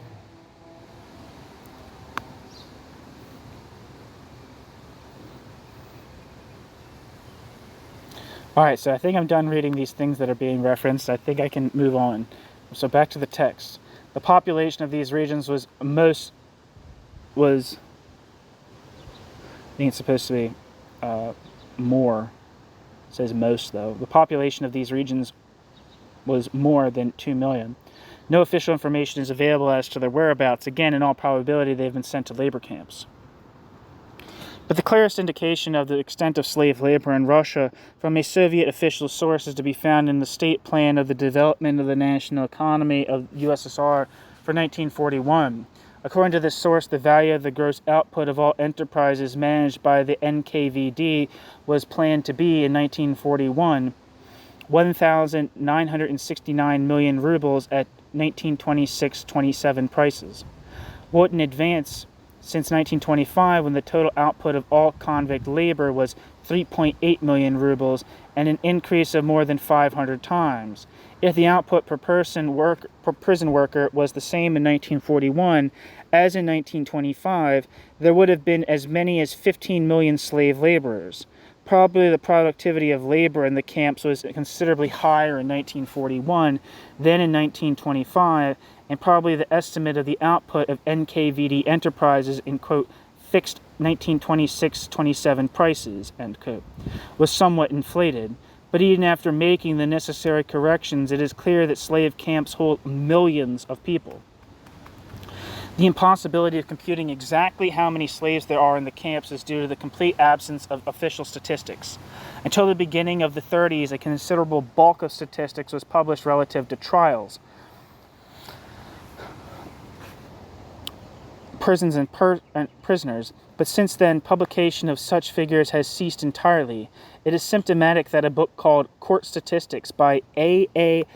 Gertsenson, published in Moscow, 1948, gives actual figures for the United States, Britain, Germany, Canada, India, Belgium, Denmark, Finland, Italy, Greece, Holland, Austria, Switzerland, and Norway, but for the USSR gives only years 1, 2, etc., without mentioning which they are, and about regions 1, 2, etc., without mentioning which they are. It merely notes that in these regions there is a population of 4.7 million.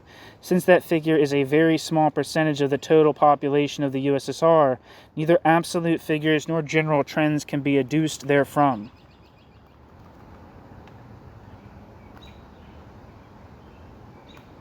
One second.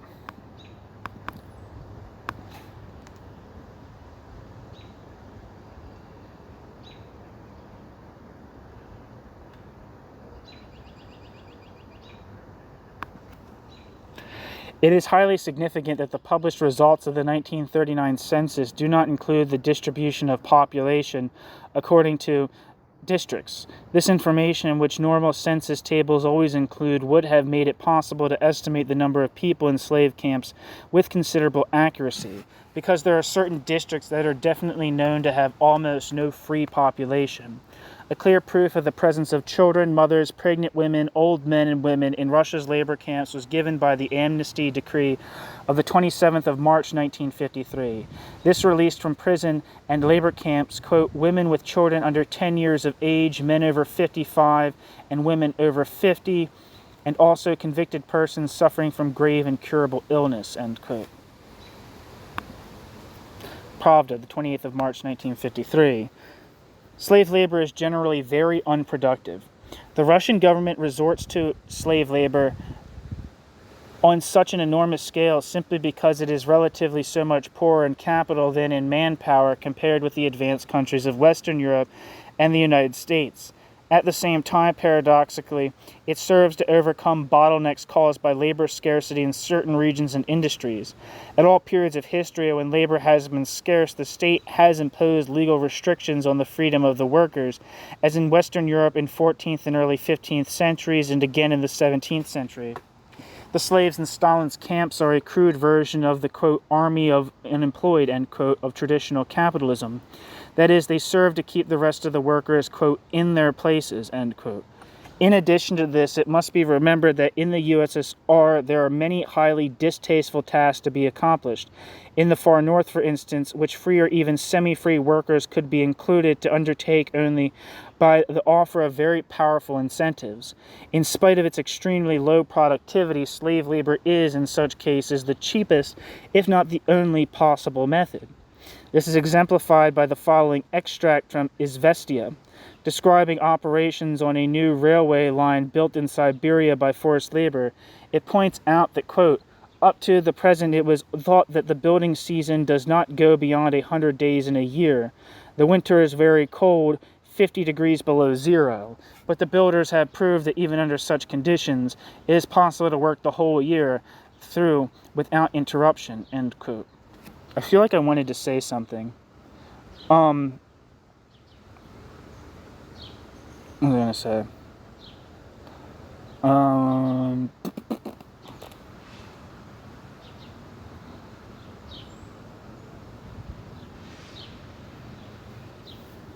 Never mind.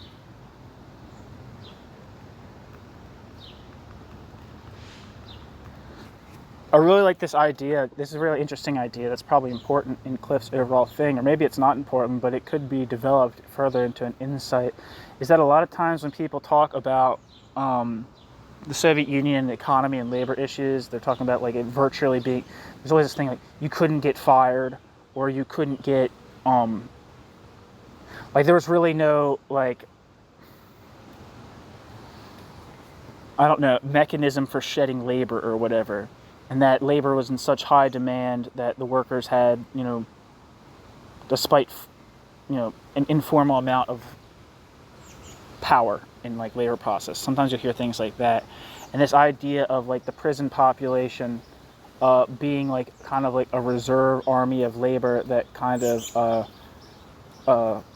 whose very existence and the potential threat of going there acted as a form of downward pressure on both the consumption of the working class and also enforce their subordination to the labor process. This idea, like the combined, I don't know, I think it's a very interesting idea and something to really be considered when you're talking about whether the USSR was capitalist or not.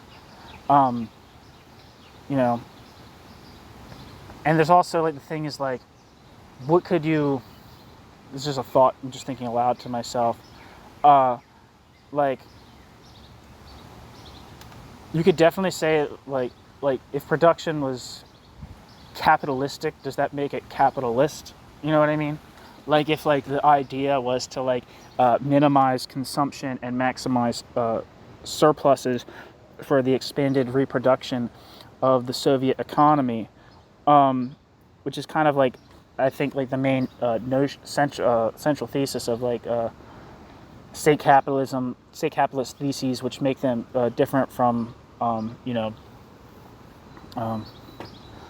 say, bureaucratic collectivist theses about the USSR from a Marxian perspective. I forget where the fuck I was going. But yeah, kind of, their kind of thing is like, fuck, I totally lost the thought I was fucking forming. I don't know, it's probably not an important, it felt important. But the degree to which there was kind of like impersonal market, like impersonal, like kind of indirect pressures. I don't know what I'm saying. Fuck, forget what I'm saying. Forget all the things I just said. They didn't go anywhere.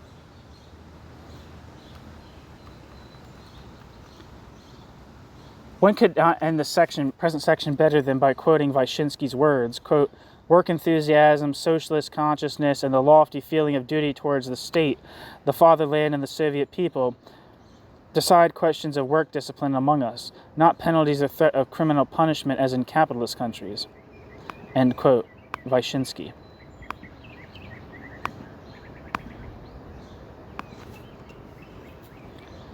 and it's Andrei Vyshinsky, who lived from 1883 to 1954. He was a Soviet politician, jurist, and diplomat.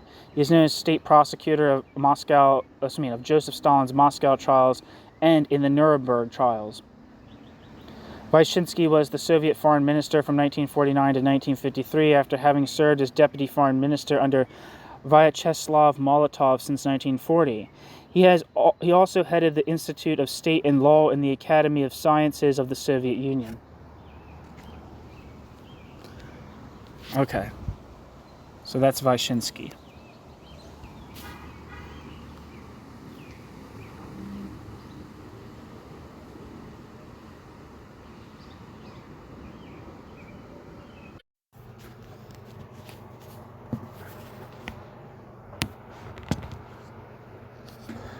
New section. The subordination of consumption to accumulation. The subordination of workers to the means of production. Under capitalism, the consumption of the masses is subordinated to accumulation. Sometimes consumption increases at the same time as accumulation. At other times, consumption decreases while accumulation rises, but always in every situation the basic relationship remains. If we follow the history of Russia from October, we find that until the advent of the 5-year plan, this subordination did not exist, but from then on expressed itself in unprecedented brutality. This will become clear from the following table. There's a table here. It says, division of gross output of industry into means of production and means of consumption in percentages. So, to get a picture, in 1923, so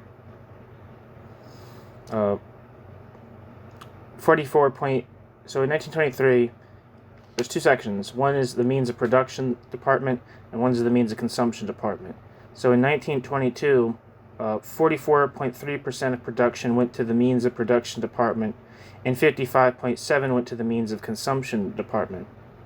But in 1940, the means of production department constituted 61% of productive activity in the Soviet Union, and means of consumption department only 39%. So there's a very radical shift towards an emphasis on the means of production.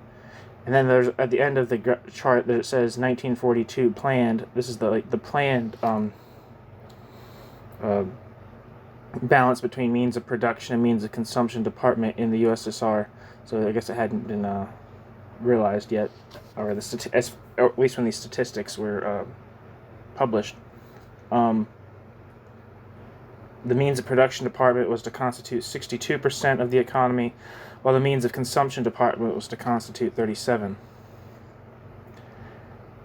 Even these figures do not tell the whole story, for it is almost certain that this official calculation has not given due weight to the facts that the turnover taxes are imposed mainly on means of consumption, and that the subsidies are devoted almost exclusively to the means of production, see below, with consequent distortion of the price system. The figures available concerning the actual change in the volume of output of consumer goods are very meager, and in their interpretation we meet great difficulties indeed. It is inadvisable to include products like bread, whose rise in output is not the reflection of a total increase in production, but simply of a shift from home processing, not covered by statistics, to industry, which is covered.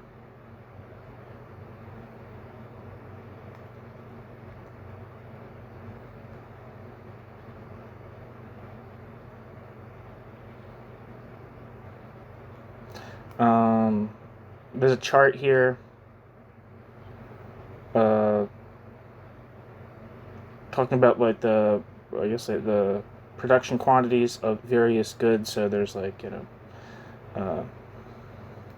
cotton goods, woolen goods, leather shoes, raw sugar, paper, hosiery, linen, soap. I'm not going to read through all of these because it would be tedious, and I don't think we'd get much out of it. I think he summarizes the table below. This table shows only a very modest increase in the output of consumer goods, except for the case of leather shoes, paper, and sugar. Regarding the interpretation of these figures, it must be pointed out that while the figures for 1913 are adjusted to the reduced territory of the USSR after the revolution, the figures for 1945 and 1949 are not adjusted to the greatly enlarged post-war territory. Russian annexations from 1939 onwards included, it will be recalled, Lithuania, Latvia, Estonia, the eastern part of Poland, etc. Furthermore, until 1928, at least, very small factories made an important contribution to the production of means of consumption.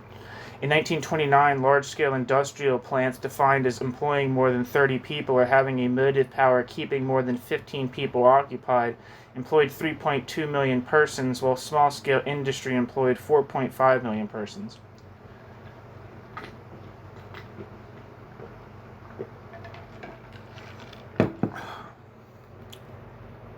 However, goods produced in this way during the Plan era were excluded from the Stalinist statistics. This perhaps explains the tremendous increase on paper and leather shoe production, an increase that cannot be squared with what is known about available supplies of leather. The number of animals slaughtered annually after the big collectivization drive could never have reached the number slaughtered previously, as it was not until 1938 that the total number of livestock again approached the 1929 level. In 1929, cattle numbered 68.1 million. In 1938, 63.2. Sheep and goats numbered 147.2 and 102.1 respectively. Furthermore, the surplus of imported hides, skins, and leather over those exported was 45.3 thousand tons in 1927 to 28, as against only 15.6 thousand tons in 1939. Obviously, only a miracle could increase leather shoe production simultaneously with a decreasing supply of leather. In the case of hosiery, one overwhelmingly important fact is overlooked: the majority of hose used to be produced by artisans. As regards paper, output has undoubtedly increased enormously due to the propaganda needs of the government, the needs of administration, and the cultural needs connected with industrialization. The subordination of consumption to production is clear enough if we put side by side the series of targets of output of consumer goods in the different 5-year plans and those of production goods. It will be found that the Soviet government, while promising a rise in the production of means of consumption with every 5-year plan, fixes the actual target of the plan at a volume of production which does not exceed the target of former plans. This is shown clearly by the following table. And again, it's a list of common consumer goods.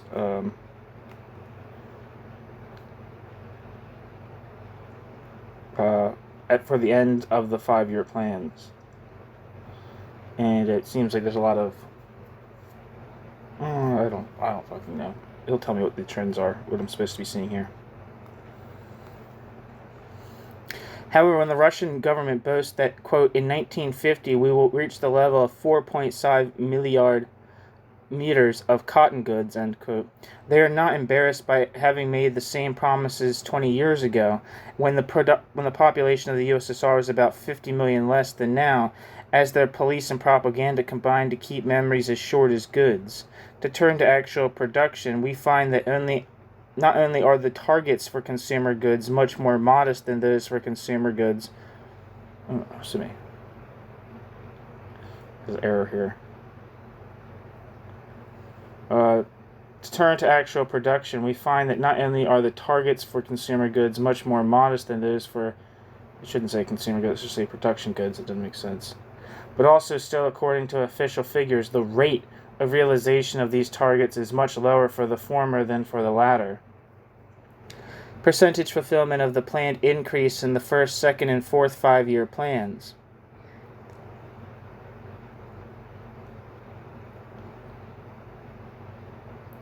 And there's a chart here, means that's discussing the output of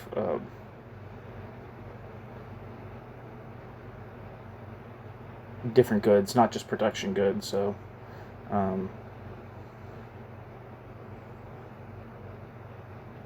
for means of production goods, it has coal, crude oil, electricity, pig iron, steel, rolled steel, cement. Means of consumption: cotton goods, woolen goods, shoes, paper, and cardboard, matches, soap. New section. the accumulation of capital on the one hand and poverty on the other. Until 1928, notwithstanding the increasing bureaucratization, the slow accumulation of wealth in the statified economy was not accompanied by a growth of poverty, as the following table shows.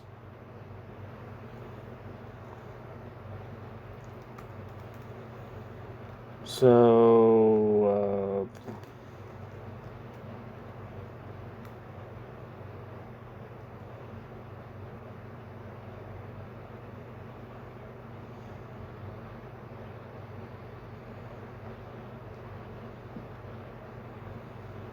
I'm not reading this chart. Thus, even according to the calculations of Professor Prokopovich,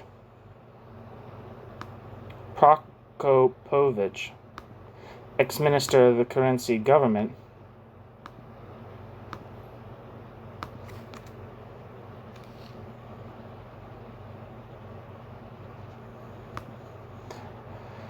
whom no one would suspect of partiality towards the Bolsheviks, real wages of Russian workers in 1928 to 29 were 15.6% higher than before the war. At the same time, working hours were cut by 22.3%. If we also took social services into account, the rise in real wages would be even more pronounced.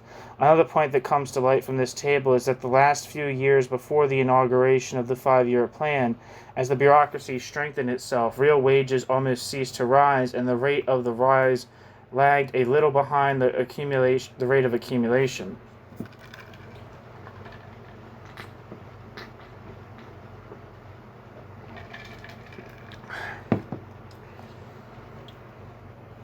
The situation changed radically with the inauguration of the plan. From then on, accumulation leaped ahead tremendously, while the standard of living of the masses not only lagged far behind, but even declined absolutely compared with 1928. The following table gives an indication of the rate of accumulation.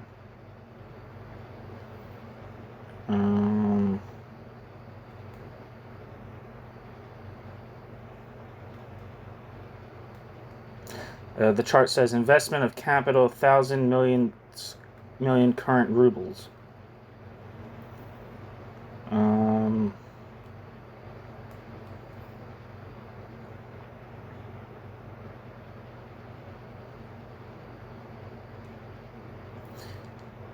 It looks like it's saying something similar to what the other charts were saying, with a substantial increase in the percentage of investment of capital going into industry as like part of the economy as a whole. So, for instance, in 1923 to 1928, of total capital investment of 26.5, 4.4% of that went into industry, while in between 1938 and 1942, the plan was, at least the plan was for, out of 192 in investment of capital, 111 would go into industry. So that's like half. So as before, it was like a fifth was going to industry. Now, more than half was going into industry. At least it was projected to. Even making due mental allowance for the decline in the value of the ruble in these years, it is clear from a glance at this table that a tremendous accumulation of capital took place. In 1933 prices, the fixed capital of Russian industry was 10.3 milliard rubles in 1928 and rose to 22.6 milliard rubles in 1932 and to 59.9 milliard rubles in 1937. From 1928, the Russian authorities stopped publishing the index of real wages and of the cost of living, and from 1931, wholesale or retail prices. It is therefore very difficult to calculate changes in the level of real wages. All the available evidence shows, however, that on the whole the level has not risen since the production of the plans. Thus, for instance, the purchasing power of average wages measured in food changes as follows.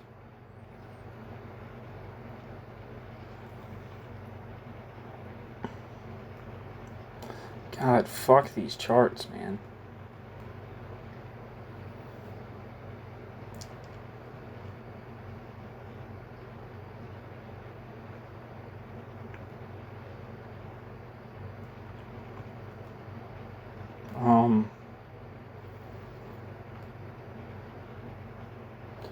It looks like it's saying that purchasing power increased between 1913 and 1928. Obviously, that wouldn't be a linear progression. And then it declined from 1928 to 1935, increased slightly in 1937, and then dipped back down again in 1940. This calculation of the changes in the purchasing power of wages expressed in food is confirmed by statistics of the actual consumption of some foodstuffs per head of the population. So it looks like food consumption went down from 1928 and 1937. So, for instance, the total of meat here says 27.5. I don't know what unit. I guess that's kilograms. Would have been 25.5 annually kilograms of meat. But in 1937, that drops to 14 kilograms. So almost, not quite half, but getting there. No, wait, hold on. 14 on behalf of 28. So almost half, yeah, 27.5. I'm fucking bad at math. 27, 14, I don't know it exactly, but it's roughly half of 27.5. And then you can say the same for milk, or something similar for milk. Consumption of milk went from 189 kilograms in 1928 to 132 kilograms in 1937. A comparison of the consumption of, say, meat in the USSR in 1937 with that of Germany and France during the last decades of the 19th century shows how abysmally low the level of food consumption in the USSR has fallen. In 1898, meat consumption in Berlin fluctuated between 130 and 150 pounds, 61 and 68 kilograms per head, and in Breslau, it averaged 86 pounds, 39 kilograms per head in 1880 to 1889. France showed the following position in 1852. In Paris, consumption was 79.31 kilograms. In other towns, 58.87 kilograms. In the villages, 21.89 kilograms. France as a whole, 33.5 kilograms. As regards the consumption of some industrial consumer goods, the following information has been culled from Soviet sources, basing his calculations on the official figures of the output of cotton goods and shoes and on Voznesensky's statement of the portion taken by the army, occupational clothing, and so on. Yasny comes to the following conclusion regarding the civilian consumption of these goods.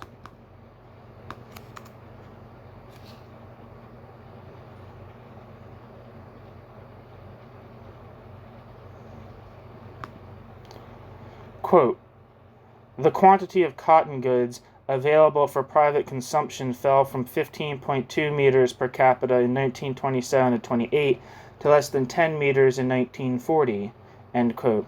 Although the number of shoes available per person increased from 0.4 pairs in 1927 to 28 to 0.83 pairs in 1940, there was during the same period, quote, a great deterioration in the quality of shoes owing to the shortage of leather, end quote. The per capita consumption of woolen goods, excluding the portion taken by the army, occupational clothing, etc., was 0.66 meters in 1929 and 0.65 meters in 1937, or sugar raw, 8.5 kilograms in 1929 and 14.7 kilograms in 1937.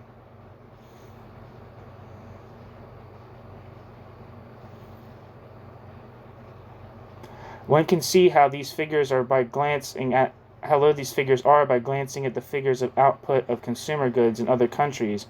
In Britain, in the same year, 1937, 60 square meters of cotton goods, 7.4 meters of woolen goods, and 2.2 pairs of leather shoes were produced per capita.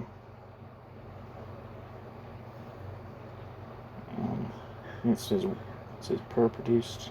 I don't know. In fact, of stubborn facts like these, one might assume that Kyubyshev, the late chairman of Gosplan, had a fine sense of humor when he declared to the 17th Conference of the Party, January 1932, bracket, "We think it absolutely necessary to ensure, in the second five-year plan, such an expansion of the output in food and light industries and agriculture as will secure an increase in the level of consumption of not less than 2.3 times. An approximate calculation of the consumption level in 1937 allows us to assert that in this year the Soviet Union will be, as regards the level of consumption, the most advanced country in the world." End quote.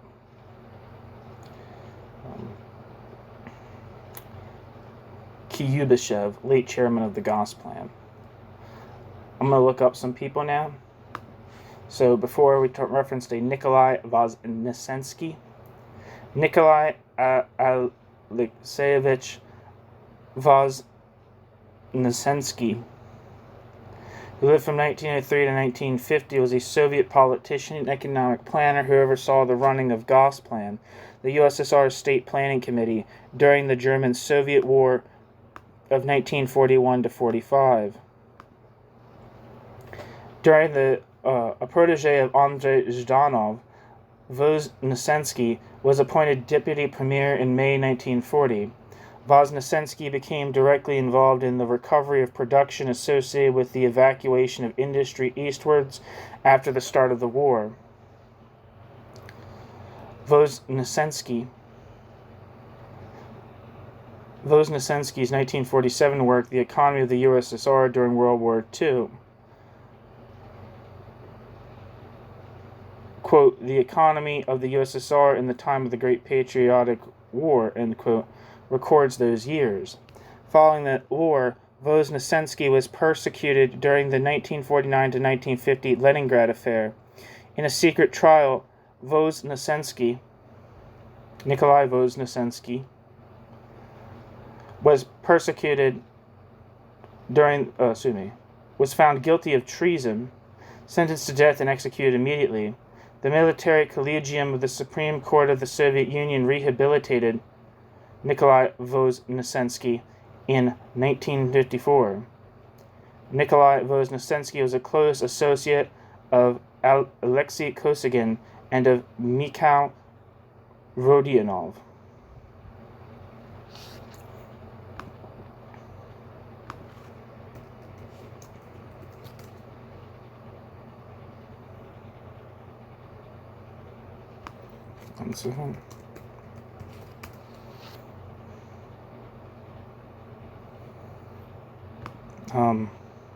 And if you didn't know, the Gosplan, the State Planning Committee, commonly known as Gosplan, was the agency responsible for central economic planning in the Soviet Union, established in 1921 and remaining in existence until the dissolution of the Soviet Union in 1991. Gosplan had as its main task the creation and administration of a series of 5-year plans governing the economy of the USSR.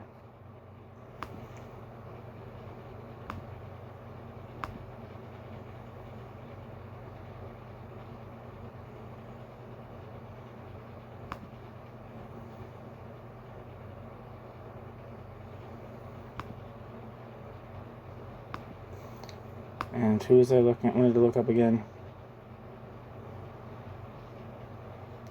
Kyubyshev.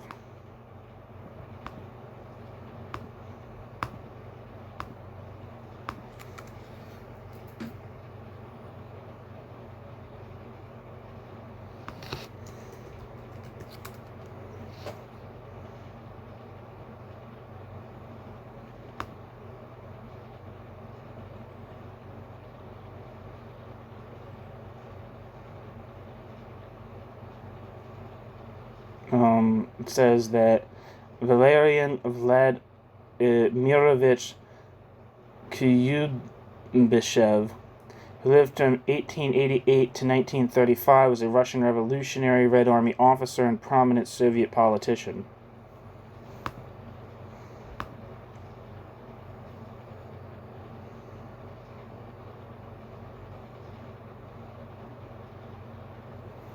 So, those are some of the people I wanted to look up. But the most back to the text. But the most extreme expression of the subordination of workers' standards to the needs of capital accumulation is to be seen in the housing conditions of the Russian people. The housing construction plans of the government and the cooperatives have never been realized since the 5-year plans were inaugurated, as the following table shows.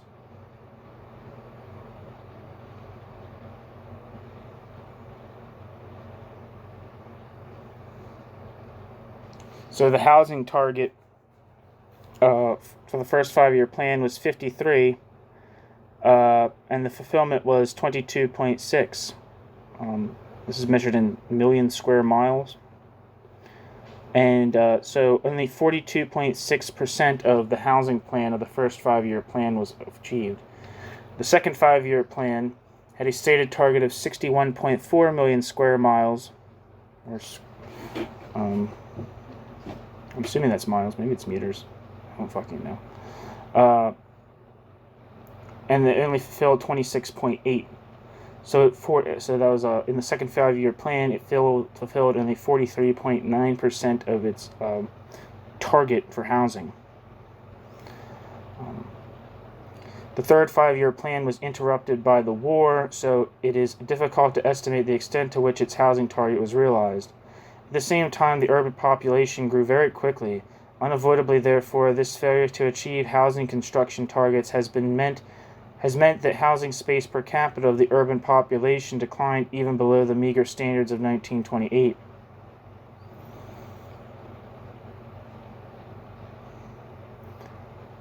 So in 1923, the urban population was 18.9 million. In 1932, it was 39.7 million. And by 1939, it was 55.9 million. It's an extreme growth in the urban population. The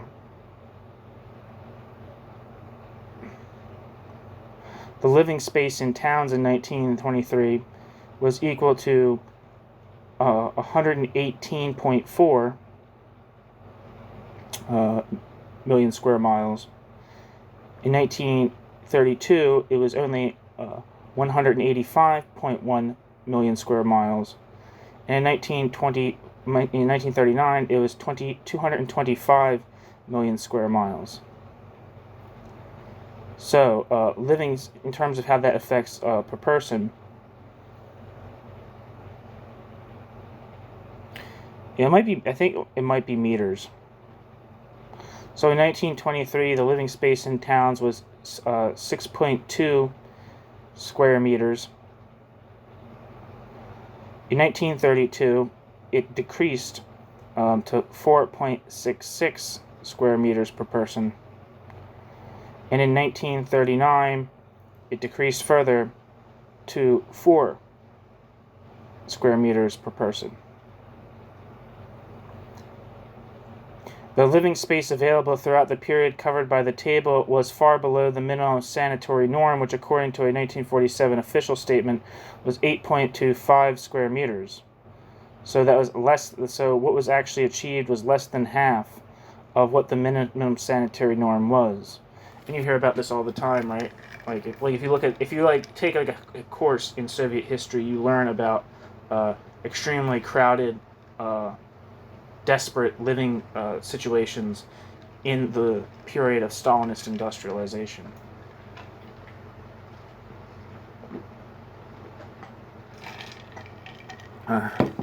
Which has been discussed was the ambition of which was to greatly increase the industrial capacity of the Soviet Union by radically curtailing living standards. Whatever statements to the opposite effect was the case, Soviet industrialization was steeped in a very extreme exploitation of the direct producers. extending labor time, decreasing consumption, increasing the surplus, whether you want to say that surplus product was just if you want to talk about that surplus product in terms of use values, or you want to talk about that surplus product in terms of value, as in capitalism, surplus value, what is indisputable is that extreme exploitation of the direct producers did take place. The housing area per person in 1949 in some other countries was Denmark, 21 square meters, Ireland, 17 square meters, Sweden, 23 square meters, Belgium, 15 square meters, France, 23 square meters, Greece, 16 square meters, that's estimated, and Italy, 12 square meters. Some idea of what a living space of 4 meters means may be gained by considering that in Britain the minimum allowed in new buildings is from 550 to 950 square feet per dwelling, or about 51 to 88 square meters. The decrease in the average floor space per person is more pronounced in Moscow and Leningrad and in the newly established industrial centers than elsewhere. An article in Soviet News praising Soviet housing conditions says of Moscow, quote, "An idea of the Soviet Union's progress in housing may be obtained from the example of Moscow, which is a model in modern town development for all other capitals of the world. Since the advent of Soviet power, 65 million square feet of housing have been built in Moscow, or half as much as was built in the city during the whole existence before the revolution. Every year, Moscow is building on an increasing scale." End quote. The fly in the ointment, one that the official handout delicately ignores, is that the population of Moscow has increased to an even greater extent than have the housing facilities. In 1912, there was 1,600,000 inhabitants and 11,900,000 square meters of housing space. 1,600,000 inhabitants and 11,900,000 square meters of housing space, an average of 7.4 square meters per head in 1939. 4,137,000 inhabitants and 17,400,000 square meters of housing space, an average of only 4.2 square meters per head, and by 1950 the number of inhabitants had risen to 5,100,000 and the housing space by only 18,600,000 square meters, an average of a mere 3.65 square meters per head. Houses built under the plans were most primitive. For example, of all urban houses built in 1935, 32% had no water supply, 39% had no sewage, 92.7% had no gas supply, and 54.7% had no central heating. In 1939, in new houses controlled by town Soviets in the RSFSR, which included most of the best residential buildings, the percentage of housing space with the following amenities was: piped water supply, 60.5%, sewage, 43.7%, central heating, 17.5%, electric light, 93.8%, baths, 11.7%. Whole towns are entirely lacking in most elementary communal necessities. It's rather shocking, for instance, to discover that the fourth five-year plan undertook to install sewage in 13 cities, among them Archangelsk, with a population of 281,091 in 1939, Tomsk, with a population of 141,215 in the same year, Irkutsk, with 240,380, Kherson with 97,186. Out of 2,354 towns and worker settlements, only 460 had a piped water supply, 140 had sewage, and 6 a gas supply. These are the facts on which the following official declaration is, quote, based, end quote. Quote, "The tempo and scale of housing construction in the USSR has no parallel anywhere in the world," end quote. As a similar one made some 15 years later that, quote, "the housing conditions of the workers are in the Soviet Union are incomparably better than in any capitalist state," end quote. The claim in Soviet news that house building in Russia outstripped that of any other country is quite ridiculous, as the following figures show. In the 16 years between 1923 and 1939, there was an increase of only 106.6 million square meters in housing accommodation in Russian towns, whereas in England and Wales, in the 4 years 1925 to 1928 alone, a total floor space of not less than 70 million square meters was built. Is it necessary to give additional proof that the accumulation of wealth on the one hand means the accumulation of poverty on the other? New section. Industry subordinated to war.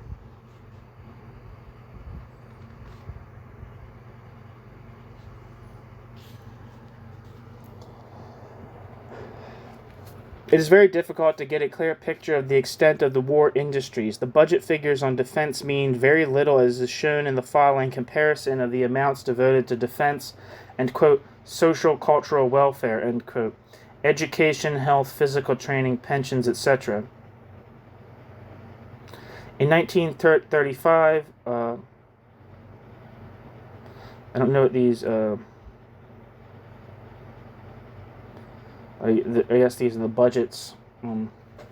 So the defense budget in 1935 was 8.2%, compared to social and cultural welfare of 13.1%. In 1940, 56.1 went to defense, and only 40.9 went to social and cultural welfare. In 1950, 79.2 went to defense, and 116 went to social and cultural welfare. Never mind.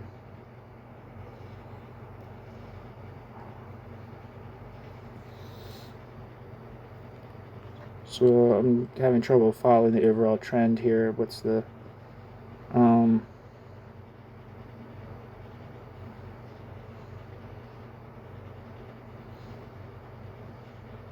note that in 1940, what was it say in 1940? 56.1 went to defense and 40.9 went to social and cultural welfare. On the eve of the Nazi invasion, the defense budget was only very slightly more than that devoted to social and cultural welfare.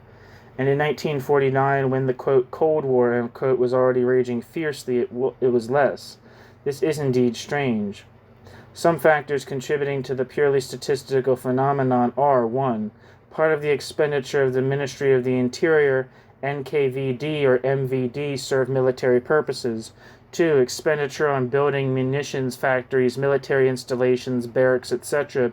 is included in the budget of ministries other than that of defense. 3. Expenditure on military schools is included in the budget of the Ministry of Education. But all these factors and other similar factors go only a short way towards explaining the small defense budget. The main explanation lies in the extreme cheapness artificially induced of armaments. As a result of heavy turnover taxes on means of consumption and huge subsidies to heavy industries, especially armaments, the price relations between the products of heavy industry and those of the rest of the economy is drastically distorted. The coal and steel that go into production of the machine tools which produce the armaments, the coal and steel that go into the direct production of armaments themselves, are heavily subsidized. Thus the price of armaments are cumulatively reduced by the subsidy system. Insofar as turnover taxes made up about 2/3 of the prices of consumers' goods, and as subsidies directly and indirectly probably reduce the price of armaments to about 1/3 of the actual cost of their production, one should, to obtain a true picture, multiply their price by 9 and compare this figure with that of the total price of consumers' goods, including social and cultural services. Unless this is done, the picture remains quite out of touch with reality. For instance, the plan for 1941 stipulated that the total price of the products of all defense industries would be 40,300 million rubles, while that of the textile industry at 46,000 million rubles would be higher. Despite all these difficulties, however, we have, thanks to Professor M. Gardner Clark of Cornell University, a reasonably accurate picture of the weight of armaments production in the Russian economy.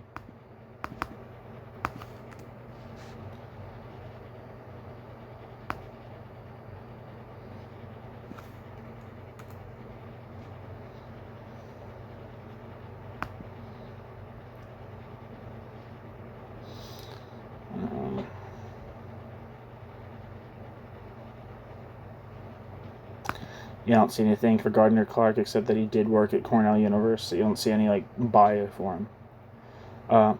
Relying solely on official sources, he calculated the portion of all the iron and steel output of Russia which was used in the production of munitions, as well as the portion of all iron and steel utilized for the construction of munitions factories.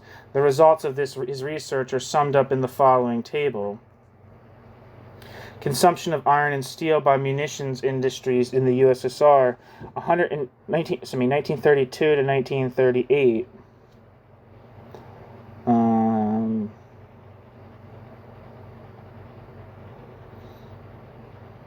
This is a huge chart, so I'm skipping it.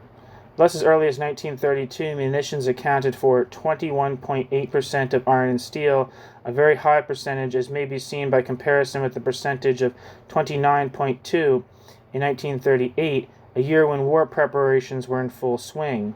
Munitions plants accounted for nearly half all iron and steel used in the construction of machine-building plants. And by 1938, nearly all other machinery plant construction had ceased, munitions construction accounting for 94.3% of all iron and steel consumed in machine building construction. The armed forces also took a large part of the output of consumers' goods. Thus, N.A. Voznesensky, who we just looked up, writing as chairman of the Planning Commission, Gosplan, stated that in 1940 only 46% of the cotton goods produced and 79% of the shoes were sold, quote, on the broad market, end quote.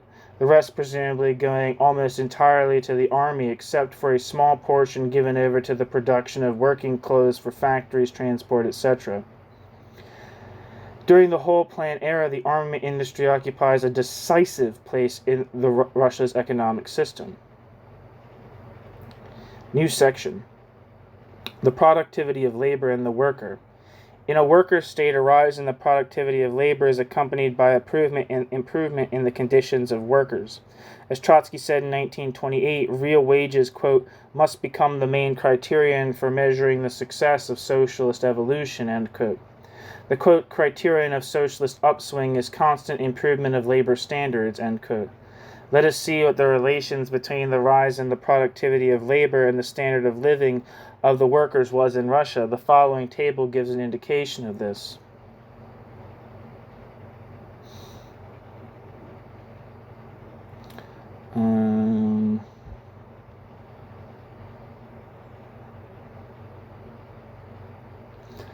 Basically, it says the number. It basically says the chart says the productivity of labor. Say in 1913 was 100, and the number of food baskets per average monthly wages was 100. So I guess I don't know if that's like the starting point. I don't really know how that fits into what the word index means here. But the productivity of labor was 100 in 1913, and the number of, quote, food baskets per average monthly wages was 100. In 1928, the productivity of labor increased by 6%. To 106, and the number of food baskets increased by 51%. So the number of food baskets per average monthly wages increased in 1928 between 1913 and 1928 from 100 to 151.4, and then by 1936, the productivity of labor had increased by 200%, right? To 331.9. while the number of food baskets per average monthly wages decreased to 64.9 number of food baskets per average month's wages. So it went down not only from 1928, but from 1913. Thus, till 1928, not only were wages above pre-war, but they rose much more than the productivity of labor. Between 1928 and 1936, while the productivity of labor more than trebled, real wages were actually cut by more than 50%. The same conclusion can be reached in another way by comparing the level of productivity in Russia with that of other countries on the one hand, and the standard of living of the Russian workers with that of workers in other countries on the other. In 1913, the average productivity of labor in Russian industry was about 25% of that in the USA, 35% of that in Germany, and 40% of that in Britain. A committee of the Gosplan appointed in 1937 to investigate the productivity of labor in Russian industry found that it was 40.5% of productivity in U.S. industry and 97% of that in Germany. There is ground for the assumption that this calculation is exaggerated and that the productivity of labor in industry in 1937 was about 30% of that in the USA, 70% of that in Germany, and about the same percentage of that in Britain. A detailed explanation of how we arrive at this conclusion would be too lengthy, but as the conclusions of the Gosplan Committee do not invalidate our argument, and on the contrary only strengthen it, the exact figure is of minor importance. To resume, while the Russian worker produces about 70% as much as a British worker, his standard of living is very much lower. In the following table, we assume that the Russian worker earns 500 rubles a month, which is the average wage of all state employees, the bureaucracy included, planned for the end of the fourth five-year plan in 1950. On the other hand, we have taken as the basis of the price calculation prices from Zone 1, where prices are lowest in Russia. For Britain, we have taken the workers' average weekly earnings of £5, 3 shillings and 6 pence. The basis of the price calculation is the official figures published by the Board of Trade.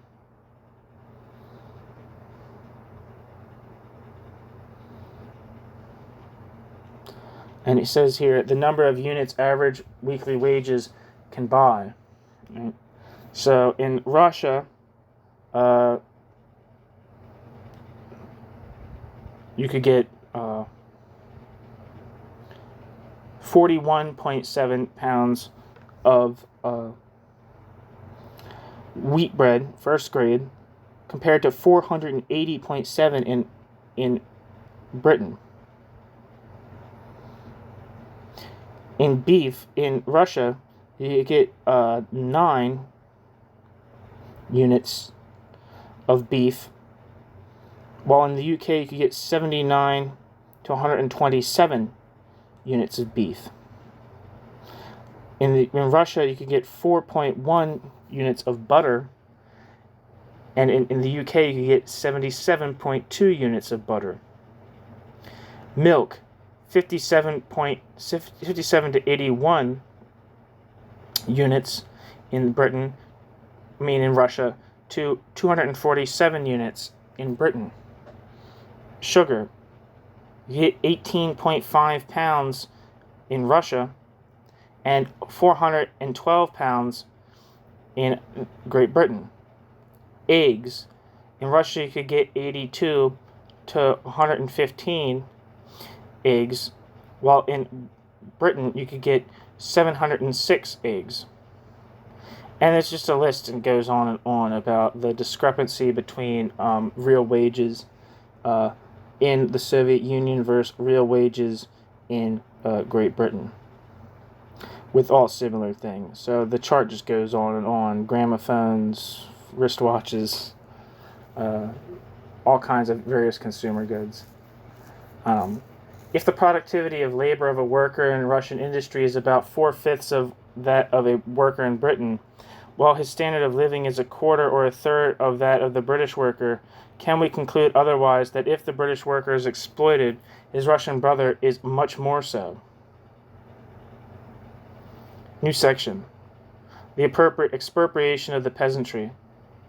The October Revolution expropriated the big landlords, the church, and the monarchy. The rural bourgeoisie, the kulaks, were not expropriated, and during the NEP period, not only did the kulaks thrive, but many new kulaks rose out of the middle peasantry. The kulaks, together with the private merchants, exploited the rural poor. Private capitalism continued to rule agriculture until 1928. It's a very disputed claim. Check out John Eric Merritt.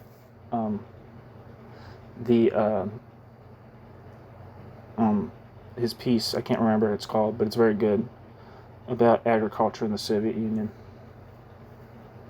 Collectivization changed the situation fundamentally. We should not discuss the effect of collectivization on the class differentiation among the agriculturalists, but should deal with only the following question. How did collectivization affect the total income received by the agricultural sector of the economy?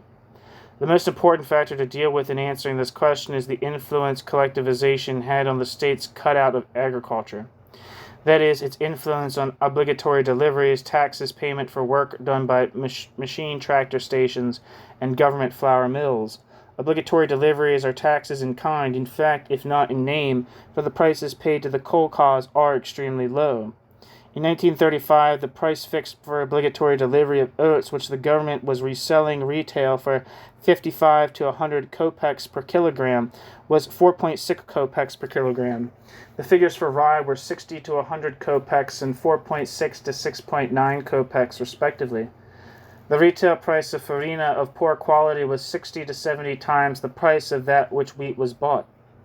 The price paid for other agricultural products was equally niggardly, and since then the differences have become greater. Quote, the government still pays producers about 10 kopecks per kilogram for delivered wheat, while since the fall of 1946, charging the consumer 13 rubles for a kilogram of wheat flour, probably of 85% extraction, more than 100 times as much in terms of grain, end quote. Secondly, the state receives a considerable proportion of the product as payment in kind for services rendered by the MTS. As the MTS have a monopoly of the supply of agricultural equipment, they are able to charge high rates for its use. The following table shows how the grain produced by the kolkhozes, the collective farms, was disposed of in 1938. 15% went to obligatory deliveries, 16% went to payment to the MTS. I don't know what the MTS is. Return of loans, 2%. Sales to government and on the market, 5%. Allocation to seed reserves, 18.6%. Allocation to fodder reserves, 13.6%. 0.8% goes to reserves for assistance to invalids and children's nurseries. 26.9% distributed to members, and 1.5% miscellaneous allocations. Not only this, but the state also, again, these are the 1938 figures, appropriated the following exceedingly large shares.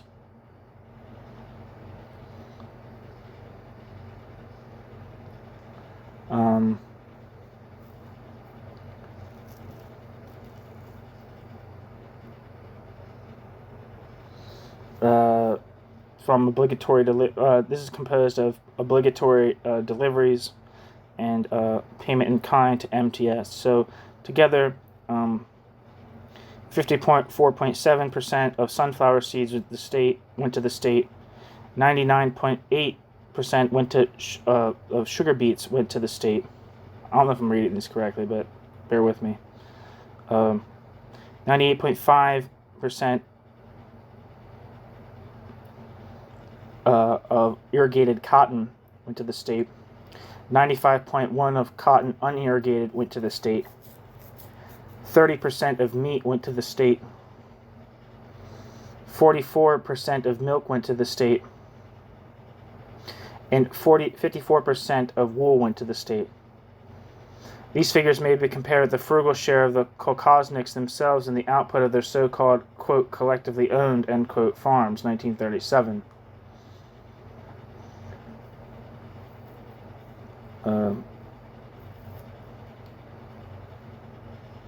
And so collective farm members got 35.9% of the grain, 7.6% of the milk,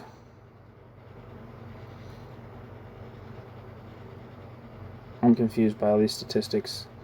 At the same time, the kolkhozniks have been compelled to work harder and work harder on the collective farms, as is shown by the following figures. I don't know what trudodny is. Trudodny means something like labor. Trud is like a key word. What's that word? A root word.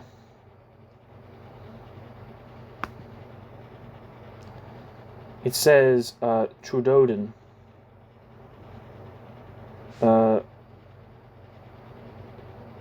Portmanteau, literally meaning Labor Day, was a unit of value and type of accounting of quantity and quality of labor as a factor of production in collective farms, kolkhozes of the Soviet Union in 1930 to 1966.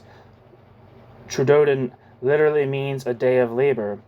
Trudodin was the only form of wage payment in collective farms, as the in-kind compensation for labor equaled the amount of trudodins given per time period.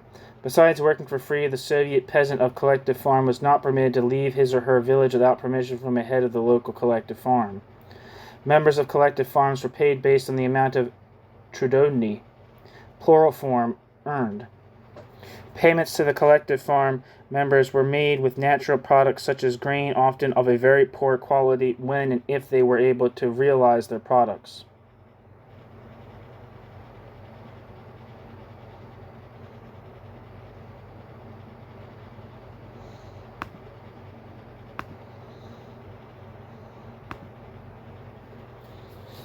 So,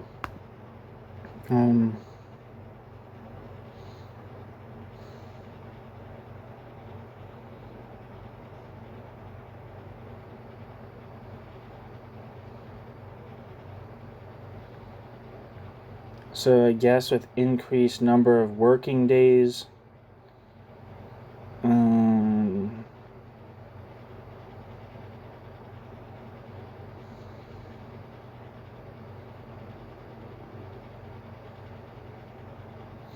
not really understanding this chart, but it looks like the number of working days increases.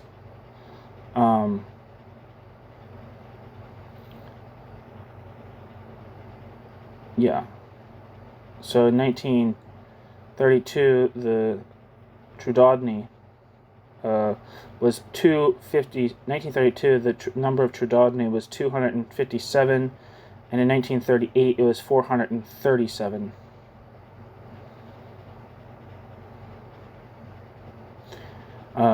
As far as the length of the Labor Day in the kolkhoz is concerned, it is no shorter than it was under the Tsars. At that time, it was 14 hours for agricultural workers, whilst for horses it was only 11 hours, and for oxen 10 hours. A government decree of the 1st of August 1940 lays down that during the harvest, the workday in the kolkhozes, the sovkhozes, and MTS should begin at 5 or 6 in the morning and end at sunset.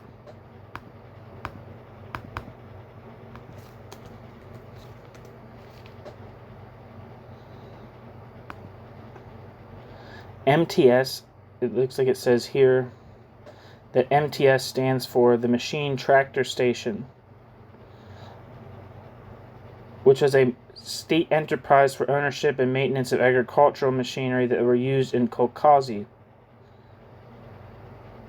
Collective farms operated by the government.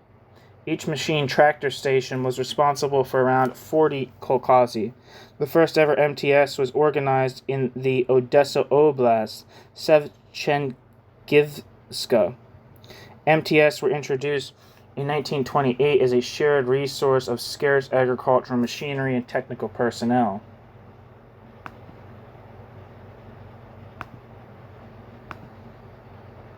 Okay.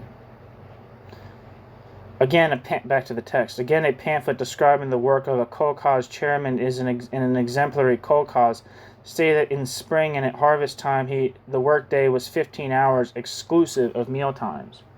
A current Russian textbook cites the following timetables as models. A, quote, For spring sowing and harvest period, work starts at 4 a.m., break for breakfast from 8 to 9 a.m., break for dinner from 1 to 3 p.m., work till 10 p.m. B, quote, for harvest, work is from 5:30 a.m. to 9 p.m., end quote, breaks not given. C, stable, and it means like breaks not given in terms of like the time allocations, not saying breaks. I'm assuming it's not saying that breaks were not had. C, stablemen looking after horses appear to have to work from 5 a.m. to 9 p.m., or possibly midnight to winter, and from 3 a.m. to 10 p.m. in summer. D, dairymaids start work at 4:30 a.m. and finish at 8 p.m., all the year round, with breaks of 1.5 hours a day, and even larger spread-overs were cited elsewhere. By the way, the norm demands that dairymaids work the full 365 days a year. E, hours at a pig farm are from 5 a.m. to 8 p.m. with 2 breaks of 2 hours each. It is interesting to note that in his book, The Agrarian Question in Russia at the End of the 19th Century of 1908, Lenin wrote, quote, the horseless and one-horse peasants, bracket, i.e. the very poor peasants, end bracket, pay in the form of taxes 1/7 and 1/10 respectively of their gross expenditure. It is doubtful whether serf dues were as high as that, ... end quote. The agricultural toilers in the, quote, socialist fatherland, end quote, pay much more than that. Collectivization not only transformed those who came into industry into proletarians, but also those who remained in agriculture. The overwhelming majority of agriculturalists are in reality, if not in theory, people who do not own means of production. Indeed, we should have less justification in calling the Russian agriculturalists of today owners of means of production. Then the serfs of the 19th century. Collectivization has resulted in the freeing of agricultural products for the needs of industrial development, the, quote, freeing, end quote, of the peasantry from its means of production, the transformation of a section of them into reserves of labor power for industry, and the transformation of the rest into part workers, part peasants, part serfs in the kolkhozes. Similar general results, although different in some important particulars, were achieved by the English bourgeoisie in the 16th and 17th centuries through the eviction of the peasantry from the land. Marx called this process, quote, primitive accumulation, end quote. Marx wrote, quote, the history of this, ... is written in the annals of mankind in letters of blood and fire, end quote. Much more blood flowed during the primitive accumulation in Russia than in Britain. Stalin accomplished in a few hundred days what Britain took a few hundred years to do. The scale on which he did it and the success which he carried it out completely dwarfed the actions of the Duchess of Sutherland.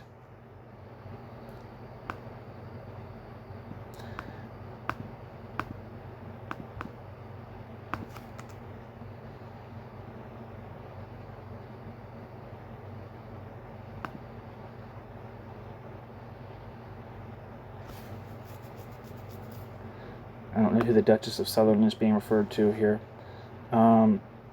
They bear stern witness to the superiority of modern industrial economy concentrated in the hands of the state under the direction of a ruthless bureaucracy.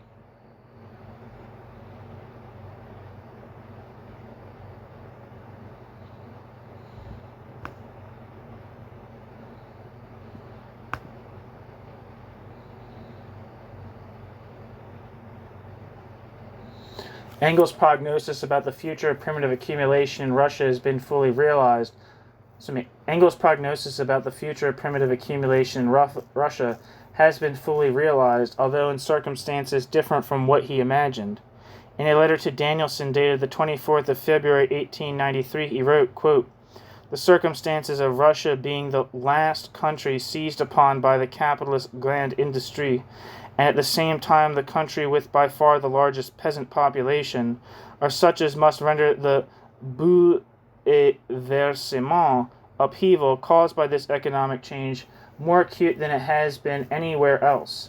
The process of replacing some 500,000 pomeshchiki landowners and some 80 million peasants by a new class of bourgeois landed proprietors cannot be carried out but under fearful sufferings and convulsions. But history is about the most about the most cruel of all goddesses, and she leads her triumphal car over heaps of corpses, not only in war, but also in, quote, peaceful, end quote, economic development, end quote.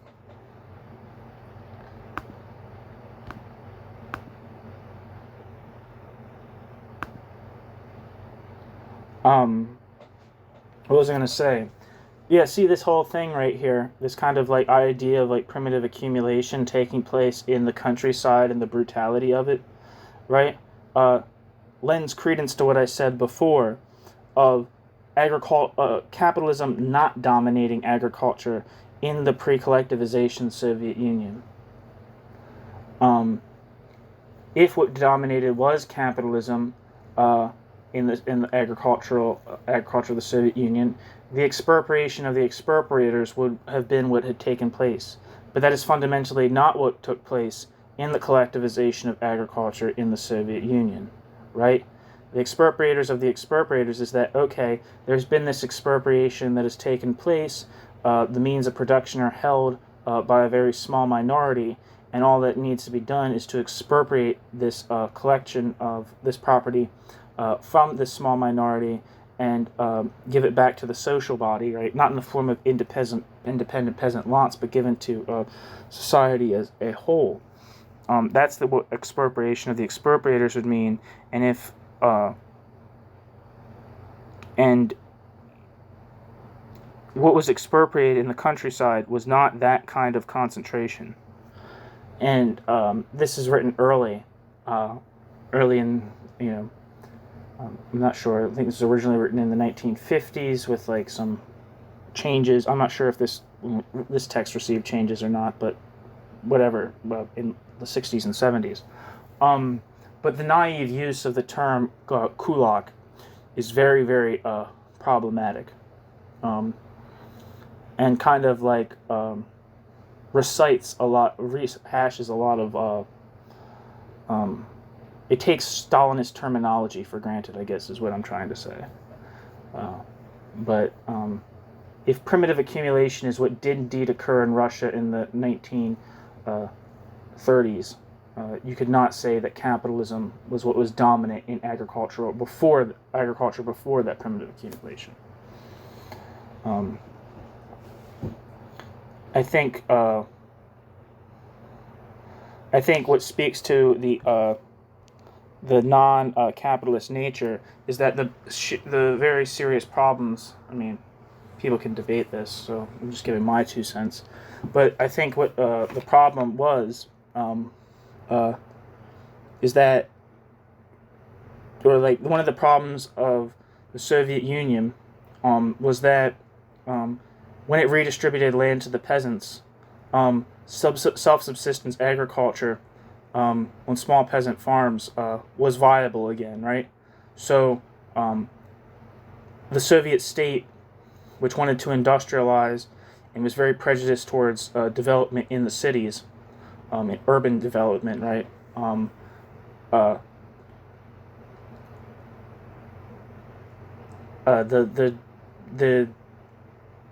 The rural population, the peasant population, was not in a position where it was dependent upon the cities, right?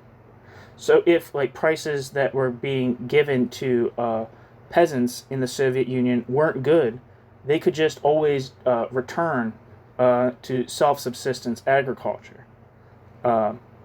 They didn't have to. They weren't like market dependent. They were like, oh, we have to just accept these prices, low prices for our agricultural produce, no matter what. If we're not getting a price that we deem advantageous to us, if we can't purchase any industrial goods with what we receive for these wages, what we can get for these prices. If we're not like getting anything out of this relationship with the urban portion, the industrial portion of Soviet society, we can just drop out, right? And that causes all kinds of problems, and that's kind of like what led was like the motivation behind, to my understanding at least, collectivization was to forcefully establish a connection between agriculture and industry, right? To like stop this, to make agriculture dependent on the industrial core, the industrial center of the country. Shit, I'm trying to say what I'm saying. Fuck. Is to end this power of the peasantry, right? To just not produce for the cities, right? If they were prepared to accept the prices that the state was offering, the state was setting. That was the idea, right? So that's kind of the big thing with like, you know, the development of agrarian capitalism in, like, say, the UK, is that self-subsistence peasantry, a self-subsisting peasantry was no longer viable, right? So like agriculture in Great Britain was market dependent, and not just, and so it couldn't help but engage in the overall social division of labor. In the Soviet Union, on the other hand, with the land redistributed to the peasants after, in 1917, that was not the case with peasants. They were not necessarily integrated into the social division of labor. They could just produce for themselves if they wanted to, if there was no incentive to exchange with the cities and there was no coercion. So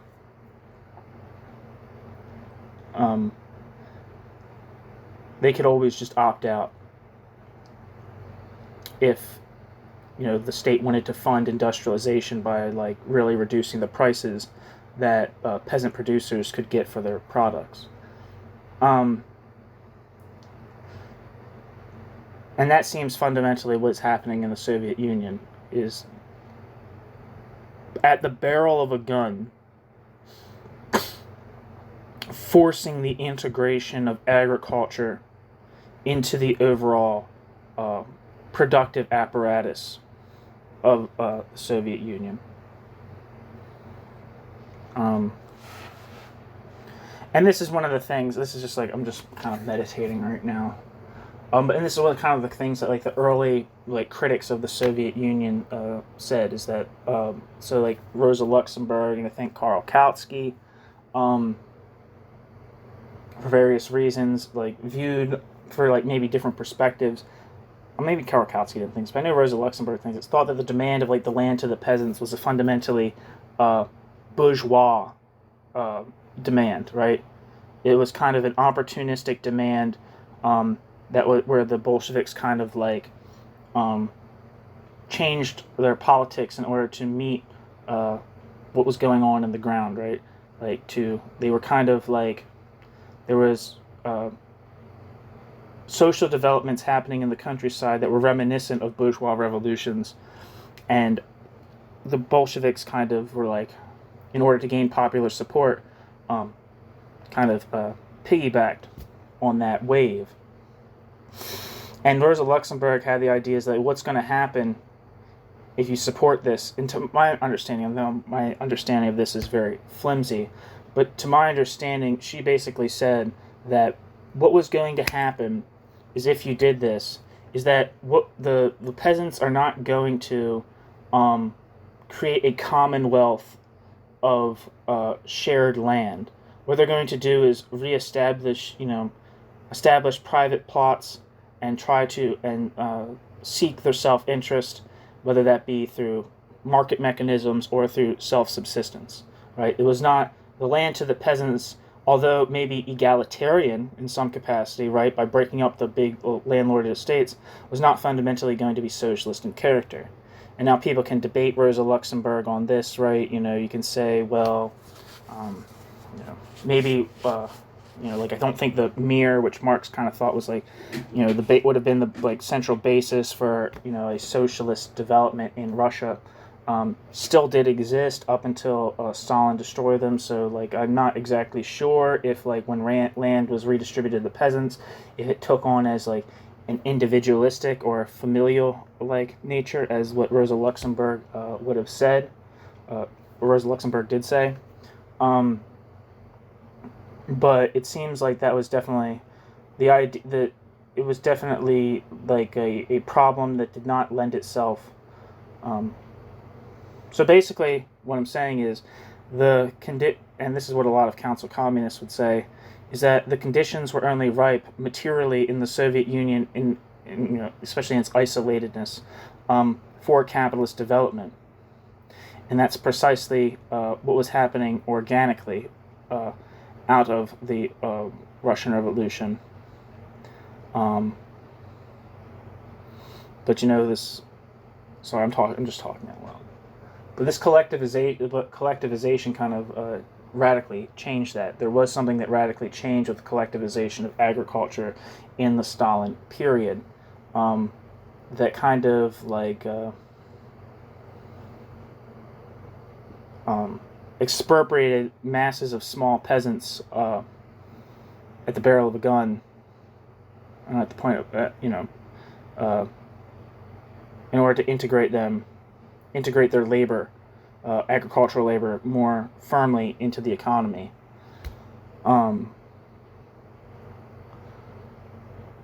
Yeah. So the problem, Rosa Luxemburg kind of like, obviously she wouldn't, be in favor of, Stalinist collectivization, but she kind of saw this kind of the agricultural conditions in the Soviet Union as very, very much not lending themselves to socialism. And she thought that the concession or the piggybacking of the Bolsheviks on this land of the peasants slogan was bourgeois in character. And I think that kind of proved to be correct. And this is why people think this is just a point in general to be made, is that for Marx and Engels, the idea, like, people think that Bolshevik Revolution and, say, the Chinese Revolution, the various Third World Revolutions, proved Marx wrong on the idea that socialist revolution necessitated a developed economic base, right? But I don't think there's anywhere in Marx that says, like, an energetic party could seize the state apparatus and implement wildly utopian policies, right? I don't think there's anything that says that. What seems to be the case is that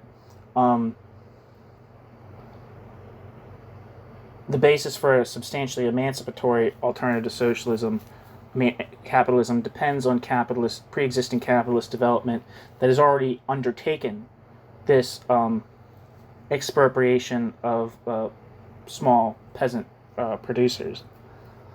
And I think this is why, the economic basis might not dictate whether a leftist party can come to power in the country under consideration. That's definitely true. That definitely can happen. But whether the economic base that they're inheriting lends itself to socialist development is a totally other question. And I think the fact that what was dependent in order to turn a fundamentally pre-capitalist base in a lot of these countries into a collectivist, which is not the same as socialist, kind of mode of organization, required very, very extreme violence, very, very extreme forms of expropriation, and then especially when you compound that with the desire for breakneck industrialization, which would include exploiting the living daylights out of your nation's direct producers, lends itself to very violent, authoritarian, non-emancipatory consequences. But, I'm just thinking out loud, so forgive me for all that.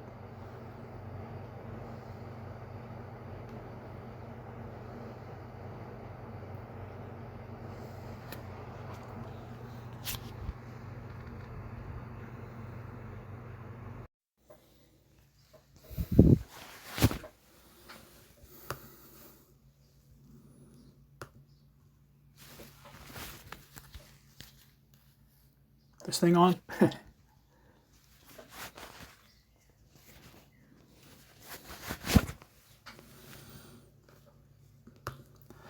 The turnover tax. Since 1930, the main contribution to capital investment and defense has been the turnover tax.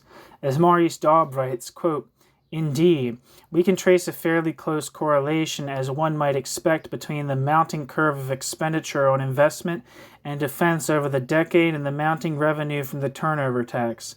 In 1932, revenue from this tax, as we have seen, was just over 17 milliards.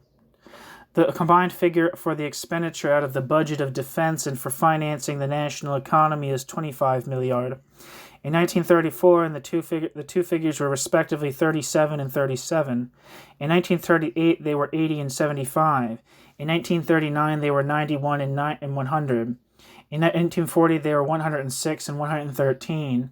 And in 1941, estimates they were 124 and 144, the widening gap in the year being approximately covered by an increase in tax profits." End quote. The turnover tax is the most important single source of Russian state revenue. The turnover tax makes up the following proportions of the total government income, excluding loans. In 1931, 46%. In 1935, 69.5%. In 1945, 40%. In 1949, 58.8%.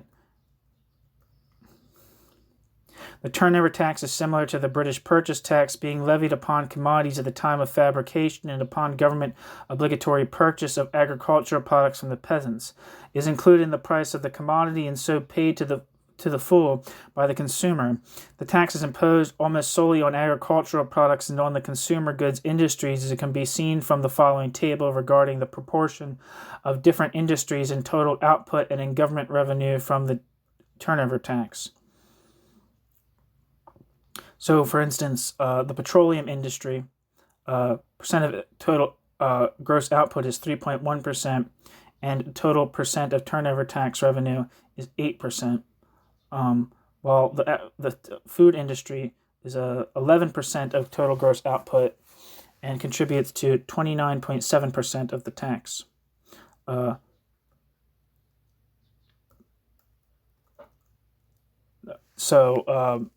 Yeah, it just shows that basically a lot of the tax, the taxes for consumer industries and means of production industries is different, right? So the light industry and consumer goods pays disproportionate tax to the heavy industrial goods sector. So that puts a heavy burden on consumers. It seems like what is being this data would suggest. Thus, we find that in 1939, almost 90% of the turnover tax revenue came from the imposition on food and consumer goods. Since the turnover tax is not added to the selling price but is included in it in advance, a turnover tax of, say, 50% actually increases the price of the commodity by 100%. A turnover tax of 75% raises the prices by 300%. And a 90% tax results in a tenfold increase in the actual price. This must be borne in mind when examining the following figures regarding the rate of turnover tax.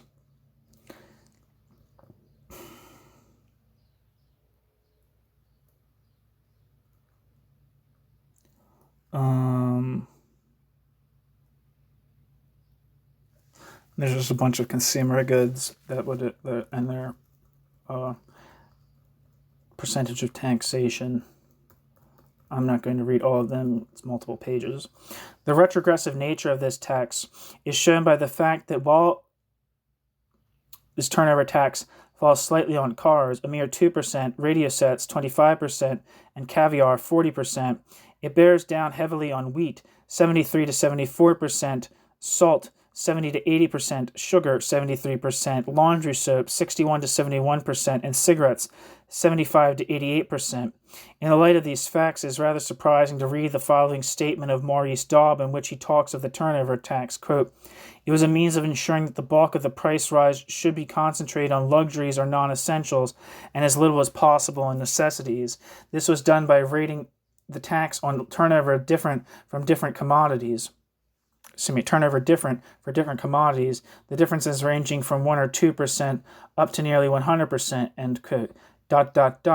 Quote, the tax has the effect of a progressive general expenditure tax, a progressive tax on income when it is spent, end quote.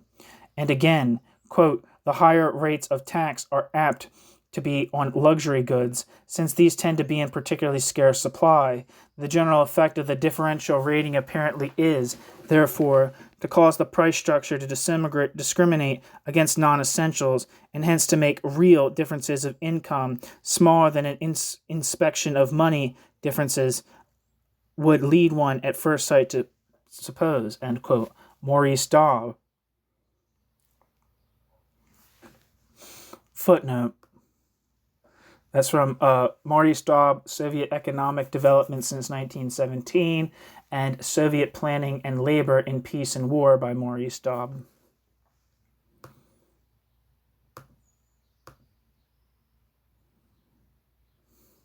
Where am I?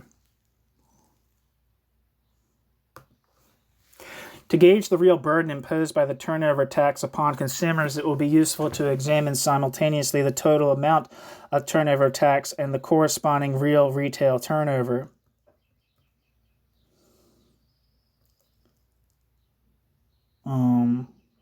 There's a chart here which examines, I guess, the relationship between gross retail turnover, turnover tax for net retail, and rate of tax percent. And I'm not going to read all this because it's huge and I'm not quite sure what it's saying. He'll tell me. The turnover tax, being an indirect retrogressive tax, openly contradicts the original program of the Bolshevik Party, even the minimum program of the Bolsheviks, that is, a program that could be realized under capitalism, called for the, quote, abolition of all indirect taxation and the establishment of a progressive tax on incomes and inheritance, end quote.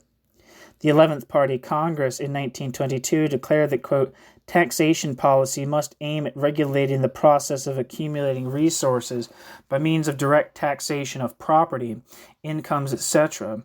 Taxation policy is the principal instrument of the revolutionary policy of the proletariat in a transitional epoch, end quote.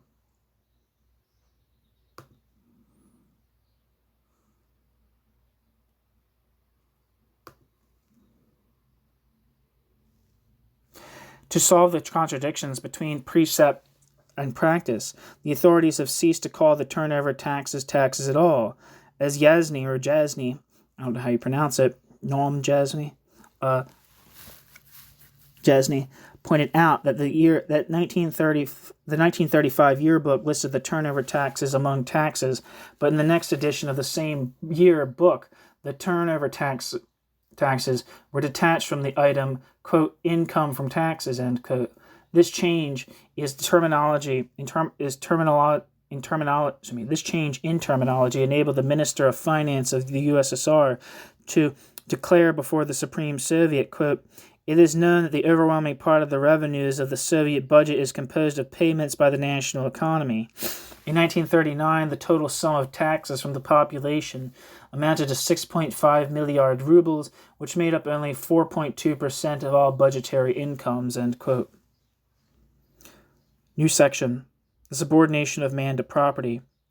Article 6 of the Soviet Constitution states that, quote, the land, its deposits, waters, forests, mills, factories, mines, railways, water and air transport, means of communication, large state-organized farm enterprises, state farms, machine tractor stations, etc., and also the basic housing facilities in cities and industrial localities are state property, that is, the wealth of the whole people, end quote.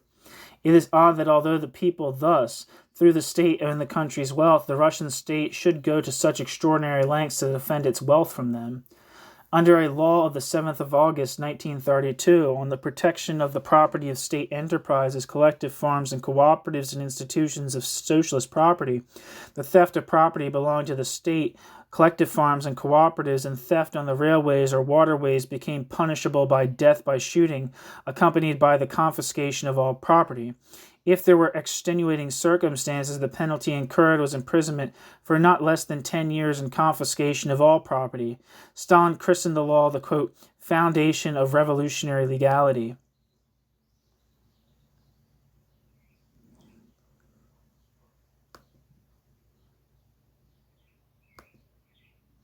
I don't know what these laws are referred to.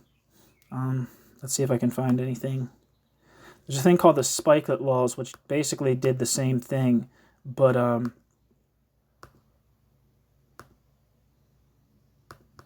we'll see if that's a.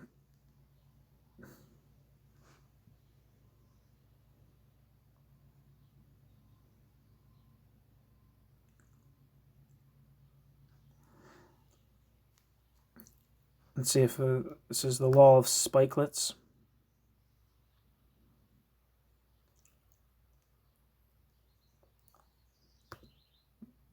Well, my internet's not working, so I can't look things up. But it looks like I was right, because I'm a genius.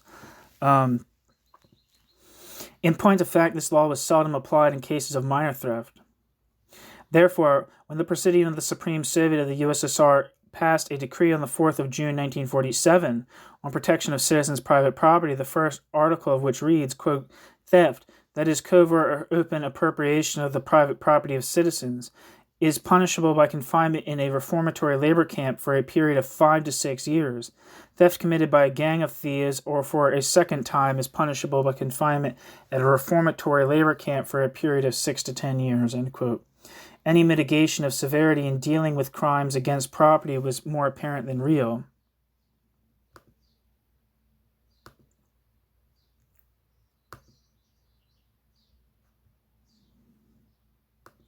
One second.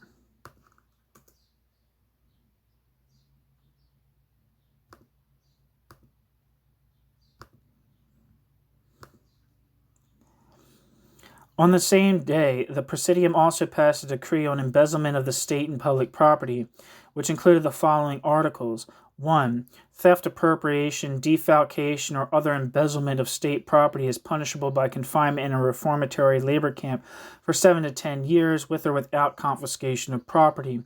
2. Embezzlement of state property for a second time, as well as when committed by an organized group or on a large scale, is punishable by confinement in a reformatory labor camp for 10 to 20 years with confiscation of property.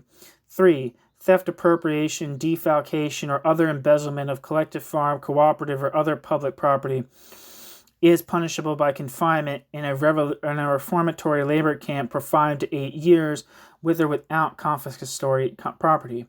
4. Embezzlement of collective farm, cooperative, or other public property for a second time, as well as that committed by an organized group or gang or on a large scale, is punishable by confinement in a reformatory labor camp for 8 to 20 years with confiscation of property.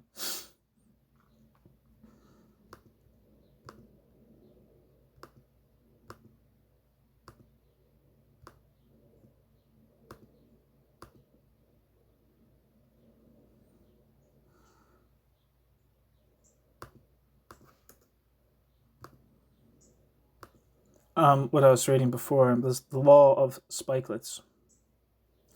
The law of spikelets, or law of 3 spikelets, was a decree in the Soviet Union to protect state property of kolkhoz, Soviet collective farms, especially the grain they produced, from theft, largely by desperate peasants during the Soviet famine of 1932 to 33. The decree was also known as the 7/8 law, because this date in Russia is filled into forms as 7/8/1932, 7th of August 1932. The law provided a severe punishment for stolen collective and any cooperative property, quote, execution with confiscation of all property and replacement in mitigating circumstances with imprisonment for at least 10 years with confiscation of all property, end quote. Amnesty was prohibited in these cases. Although the formal name of the law was longer, the common names Law of Spikelets and Law of 3 Spikelets came into use because of the article and brochure of Prosecutor General A. Vyshinsky, 1933, where he condemned the practice to prosecute both corrupt officials and also those who gleaned the grains or spikelets left behind in the fields after the entire harvest was officially collected and counted. The decree was accepted and harshly, sometimes overly harshly used during the Soviet famine of 1932 to 33. In 1936, the cases of the application of the laws were reconsidered, and over 60% of the convicted were released.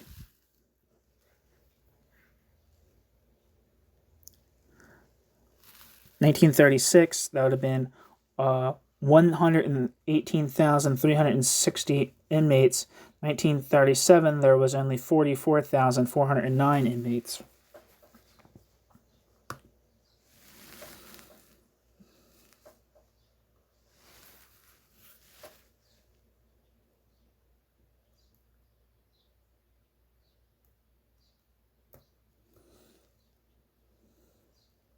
So where am I? Okay. Back to the text. A month later, the public prosecutor's office gave 10 examples of how the decrees were being carried out. The city of Saratov, V.F. Yudin, who had been previously convicted for theft, stole fish from a smoke factory. On the 24th of June, 1947, Yudin was sentenced to 15 years imprisonment in corrective labor camps. On the 11th of June, 1947, an electrician on the power lines of the Moscow-Ryazan Railroad, D.A. Kiselov, stole fur goods from a railroad car. On the 24th of June, 1947, the War Tribunal of the Moscow-Ryazan Railroad sentenced D.V. Kiselov to 10 years imprisonment in the corrective labor camps. 3. In the town of Pavlov Posad in the Moscow region, Ellen Markelov ... stole clothing from the Pavlov Posad textile factory. On the 20th of June, 1947, Markelov was sentenced to 8 years imprisonment in corrective labor camps. 4. In Rodnikov district of the Ivanov region, Y.V. Smirnov and V.V. Smirnov stole 375 pounds of oats from a kolkhoz. On the 26th of June, 1947, both were sentenced to 8 years imprisonment in corrective labor camps. 5.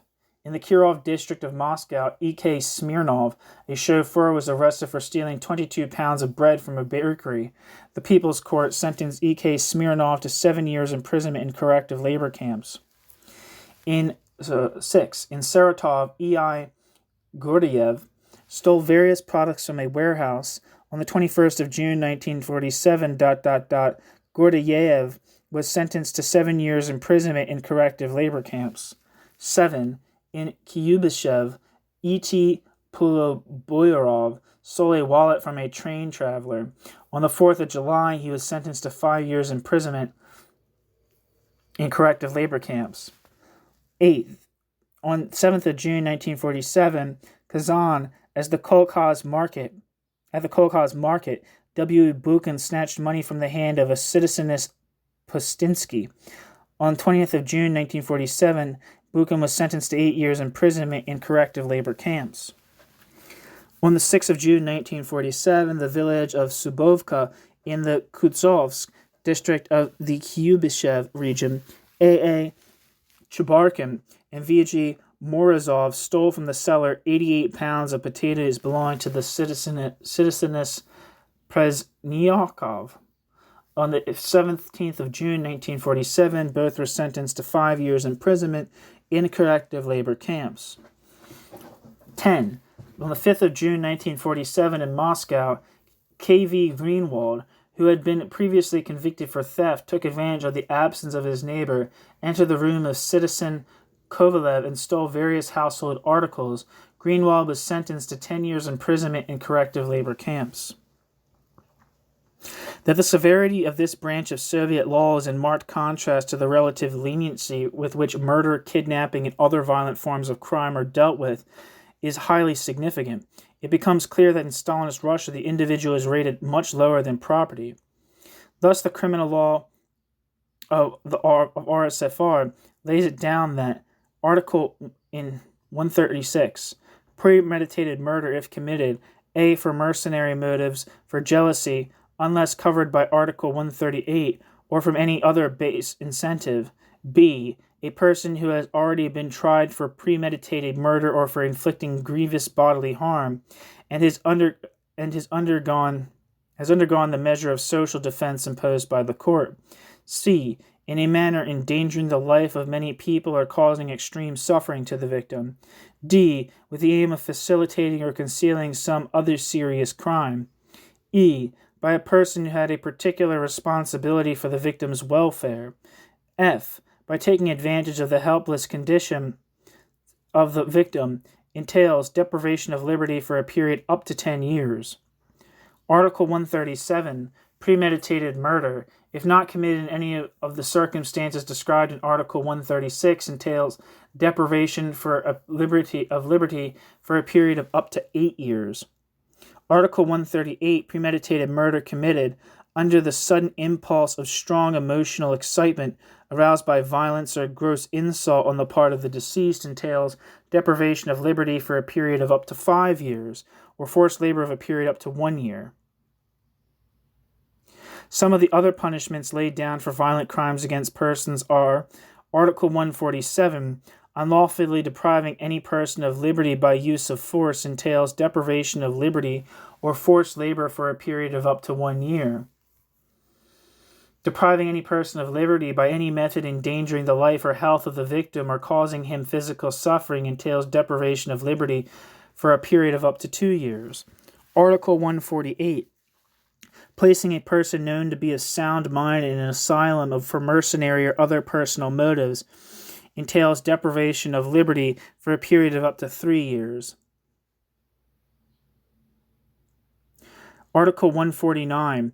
Kidnapping, concealment, or exchanging of another person's child for mercenary motives out of revenge or with any other perceived object entails deprivation of liberty for a period of up to 3 years.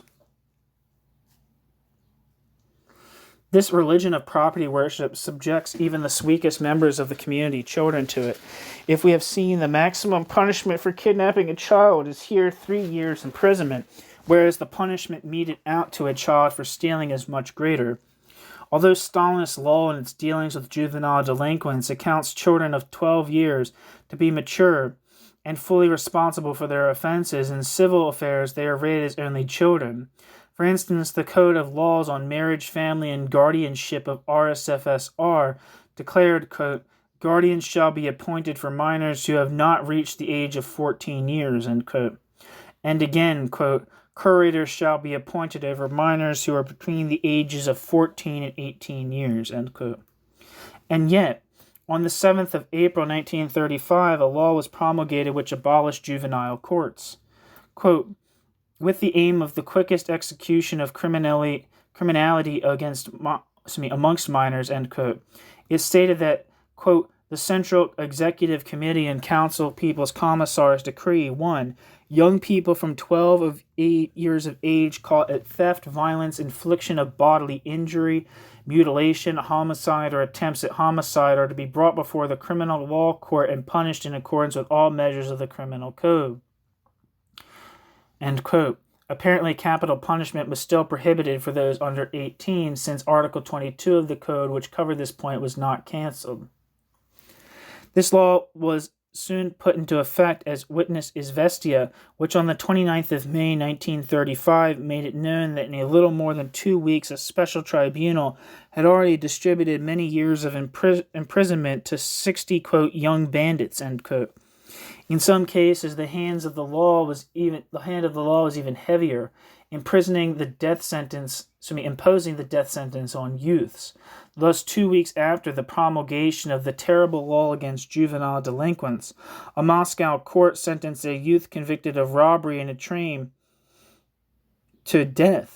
The official apologia for using such harsh measures, namely the doubling of the number of cases of juvenile delinquency in Moscow between 1931 and 1934, is no justification, and certainly belies the legend about the, quote, victory of socialism, end quote, and the, quote, prosperous and happy life of the people, end quote.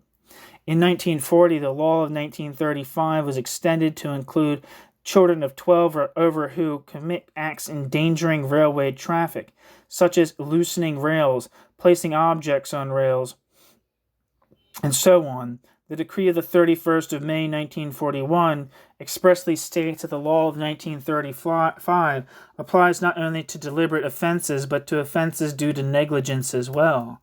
On the 15th of June 1943, the government ordered the establishment of social reformatory colonies under the NKVD for confinement without juridical procedure of children from 11 to 16 years of age who are vagrants, have committed larceny, and such like minor offenses. There is evidence that children are also being found among the grown-up inmates of slave camps. Dahlen writes that, quote, the Zakamensk camp in eastern Siberia has a considerable number of children from the Moscow region among its internees, boys and girls sentenced for criminal offenses. They work in mines and nearby industrial plants.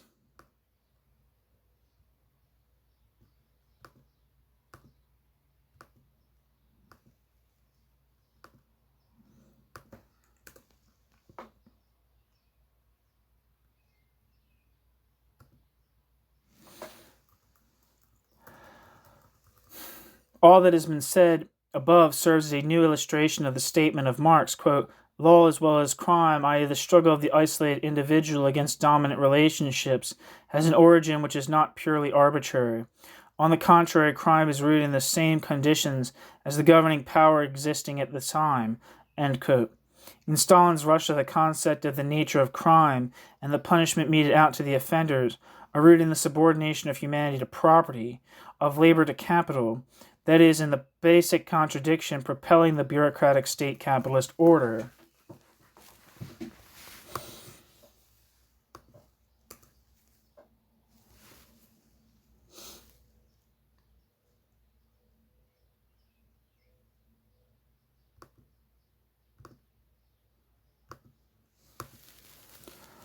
New section. Changes in the relations of distribution. In his April theses, Lenin stated that the party's policy was, quote, to pay all officials who are to be elected and subjected to recall at any time, not more than the pay of a good worker, end quote. In his State and Revolution, August-September 1917, he posed the question of the mode of payment of wages and salaries immediately after the Socialist Revolution, in a society which, quote, is, in every respect economically, morally, and intellectually still stamped with the birthmarks of the society from whose womb it emerges, end quote. In these circumstances, the following is attained, quote, equality for all members of society in relation to the ownership of the means of production, that is, equality of labor and equality of wages, end quote. Quote, all citizens are transformed into the salaried employees of the state, which consists of the armed workers. All citizens become the employees and workers of a single national state, quote, syndicate, end quote. All that is required is that they should work equally, do their proper share of the work, and get paid equally, end quote. Quote, the whole of society will have become a single office and a single factory with equality of work and equality of pay, end quote. Hence Lenin posed as a, quote, immediate objective, end quote, of the Bolsheviks the following, quote, technicians, managers, and bookkeepers, as well as all officials, shall receive salaries no higher than a, quote, workman's wages, end quote, end quote. Lenin.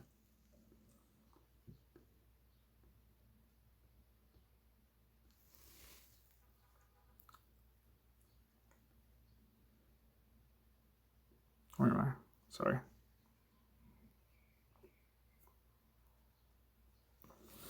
A few months after the revolution, in March 1918, Lenin again declared his support, quote, for the gradual equalization of all wages and salaries in all professions and categories, end quote. He accepted the necessity of certain exceptions to equality in the case of specialists, as he will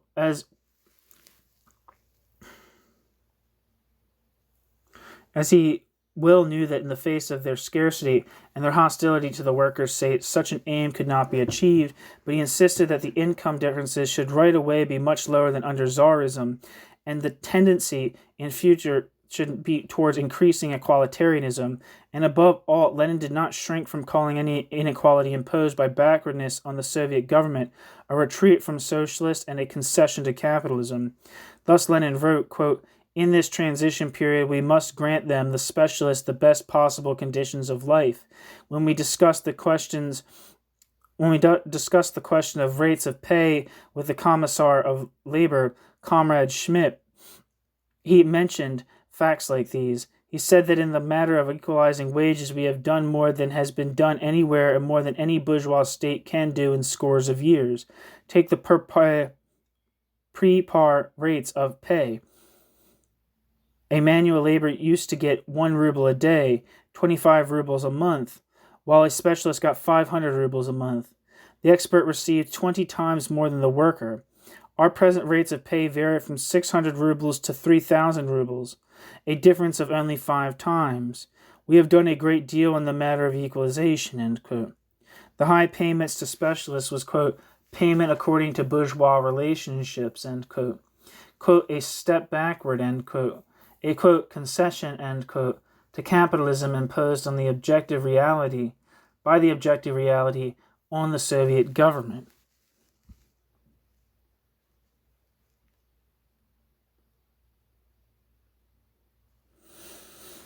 In 1919, the Russian Communist Party stated that its wages policy in these terms. Quote, while aspiring to equality and reward for all kinds of labor and to complete communism, the Soviet government cannot consider as its task the immediate realization of this equality at the present moment, when only the first steps are being made towards the transition from capitalism to communism, end quote. The 10th Party Congress in 1921 decided that while, quote, for a variety of reasons, differences in money wages corresponding to qualifications must temporarily be maintained, nevertheless the wage rate policy must be built upon the greatest possible equality between wage rates, end quote. At the same Congress, it was declared necessary, quote, to work out completely inadequate measures to destroy inequality in the conditions of life and wages, etc., between the specialists and the responsible workers on the one hand and the toiling masses on the other, as this inequality undermines democracy and is a source of corruption to the party and lowers the authority of the communists, end quote. Yet under the regime of war communism, there is practically complete equality of wages and salaries. According to data given by the Soviet statistician Strumulin, the wages of the most highly paid workers were in 1917 232% of those of the lowest paid. And by the first part of 1921, only 102% or practically equal. On the other hand, the conditions of scarcity which prevailed under war communism frequently gave officials the opportunity of abusing their control over the sources of supply and distribution. It should also be noted the experience of peasants during war communism, which was not one of equality. The virtual equality of wages ended with the introduction of the new economic policy. A unified scale of wages was introduced in 1921 to 22, which contained 17 grades, ranging from apprentices to the top specialists, and which gave the most highly skilled workers 3.5 times as much as the lowest paid unskilled worker. A specialist could earn a maximum of 8 times as much as the unskilled workers. This did not apply to party members, who had a special scale of maximum wages much below that of non-party specialists. The income differences were very much smaller than those existing prior to the revolution. The wages and salaries of railway employees before and after the revolution will illustrate this. In 1902, the income of a signalman was 100 to 200 rubles a month, a machinist 300 to 600 rubles, while that of heads of a railway service was 500 to 750 rubles, and on the end of the director-in-chief, 1,000 to 1,500 rubles. In March 1924, the differences range between 13.29 gold rubles a month for line workers and 26.8 rubles a month for administrative staff. In industry, the average wage of workers in 1926 was 58.64 cherenet rubles, while a factory manager received 187.9 cherenets rubles if he was a party member, and 309.5 cherenets rubles if he was not a party member.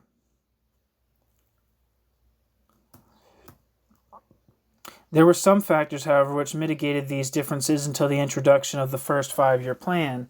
First of all, no member of the Communist Party was allowed to earn more than a skilled worker. The provision was of great importance as the majority of the directors of enterprises, departments of industry, etc. were party members.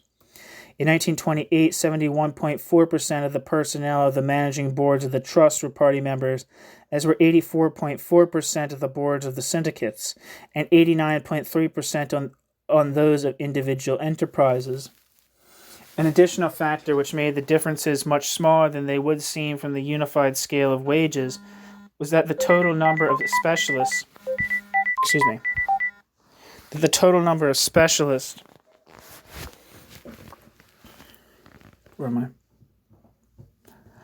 a section of whom were party members who did not earn more than the skilled workers, was very small. In 1928, they constituted only 2.27% of all those engaged in industry.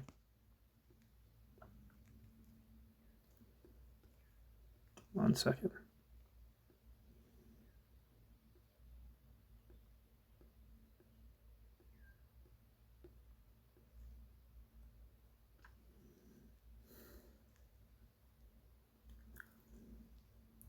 A general picture of the income differentiation in Russia was given in the Statistical Handbook of the USSR 1926, according to which the annual average income of the manual workers in pre-war rubles was 465 in 1926 to 27. At the same time, the maximum allowed to specialists was 1,811. Excluding the bourgeoisie, the netmen, and the kulaks, there were only 114,000 people who earned the maximum. They made up 0.3% of all earners, and their income made up only 1% of the national income.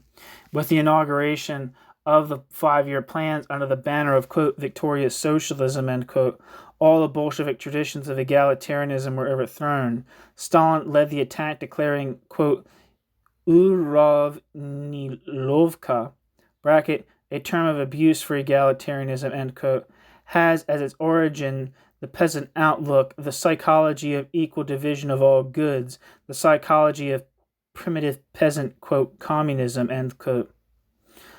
Uravnilovka has nothing in common with Marxian socialism, end quote. Stalin. Woe betide anyone who would now dare to oppose income differences in Russia, no matter how great they were.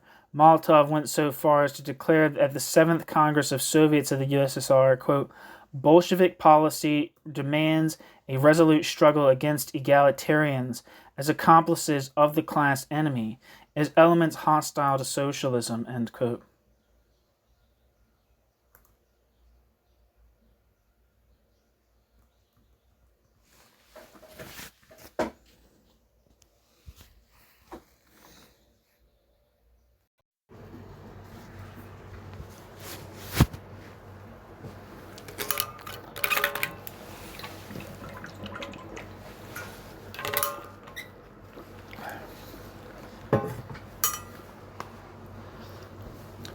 The rule limiting the income of party members was modified in 1929 and later abolished altogether.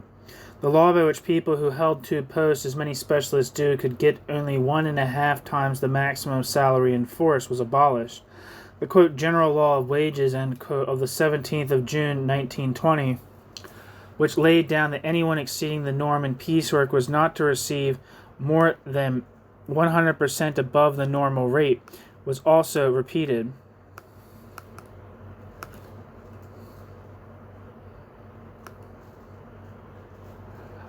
On the other hand, the law prohibiting the payment to any worker on piecework of less than 2/3 of the norm was abrogated.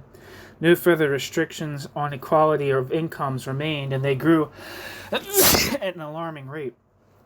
After 1934, the Russian statisticians ceased to publish figures relating to the division of workers and employees by income, and published only the average income of all workers and employees, a figure arrived at by averaging the incomes of chairwomen, unskilled laborers, skilled workers, specialists, chief engineers, managers, and so on.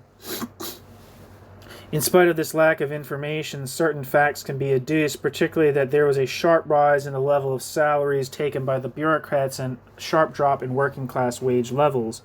For instance, in 1937, when plant engineers were earning 1,500 rubles a month, directors 2,000 rubles, unless the government gave special permission for more to be earned, and skilled workers 200 to 300 rubles, the Soviet government introduced a minimum wage of 110 rubles a month for piece workers and 115 rubles for time workers. That many workers earned only the bare minimum is clearly established by the fact that the law fixing these minima led to a budget grant of 600 million rubles for 1938. By comparison with such wages as these, 2,000 rubles a month was by no means salary.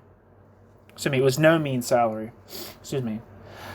Not only this, but in addition to fixed salary, directors and plant engineers received bonuses, the size of which depend upon the extent to which their enterprise exceeds production quotas laid down in the economic plan. For instance, in 1948, it was reported that the rates of bonuses paid to managements of automotive transport enterprises for the fulfillment and over-fulfillment of the plan were...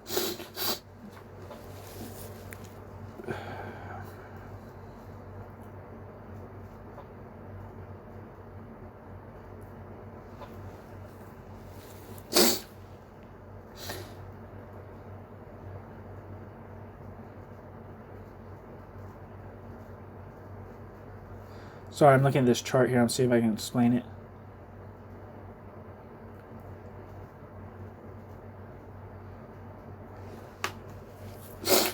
So what's saying here? So I'm just going to look. There's it says senior manager, director, chief engineer, intermediate management, chiefs of departments, junior management, shop chiefs, etc. And it's talking about. It's trying to describe the bonuses they get for fulfillment of a plan.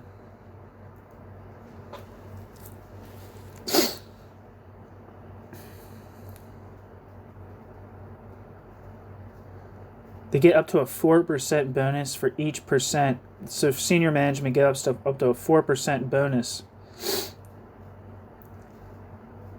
for each percent of over-fulfillment of the plan.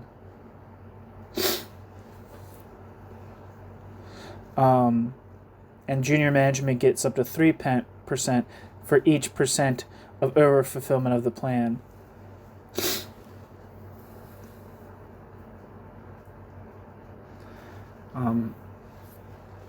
Anyway, and so a director of a plant that overfulfills the plan by 10% gets a bonus of up to 70% of his basic salary. A 20% overfulfillment is rewarded by a bonus of 110%, 30% overfulfilled by a bonus of 150%, 50% overfulfillment by a bonus of 230%.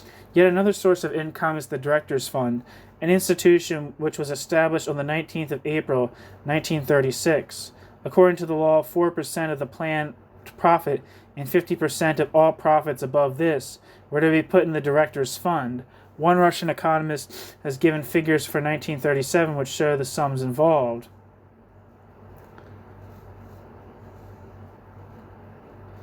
I'm just going to read what this said after the chart.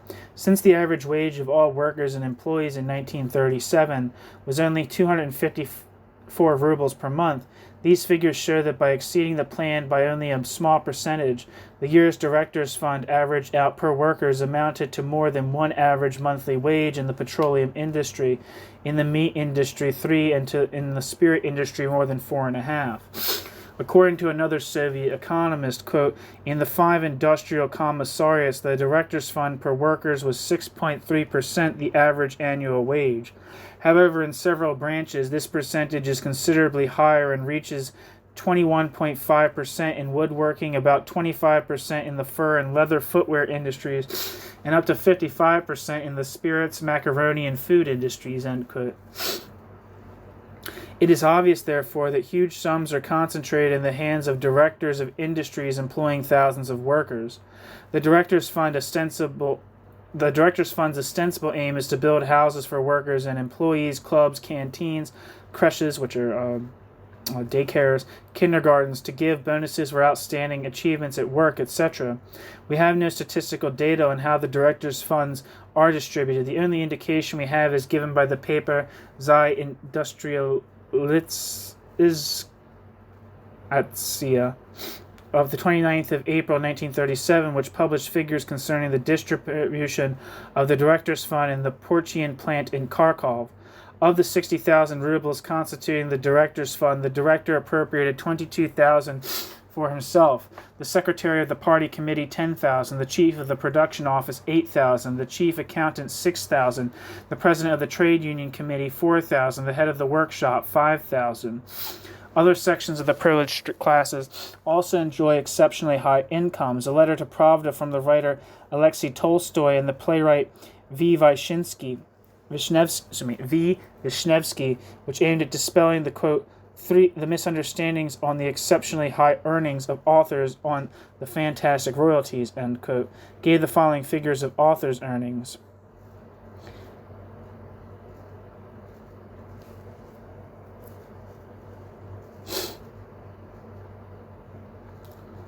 Um, 14 authors received more than 100,000 rubles. 10,000 rubles in 1936. 11 received 6,000 to 10,000 rubles in 1936. 39 writers received 2,000 to 5,000 rubles in 1936. 114 authors received 1,000 to 2,000 rubles in 1936. 137 authors received 500 to 1,000 rubles in 1936, and about 4,000 writers received up to 500 rubles in 1936.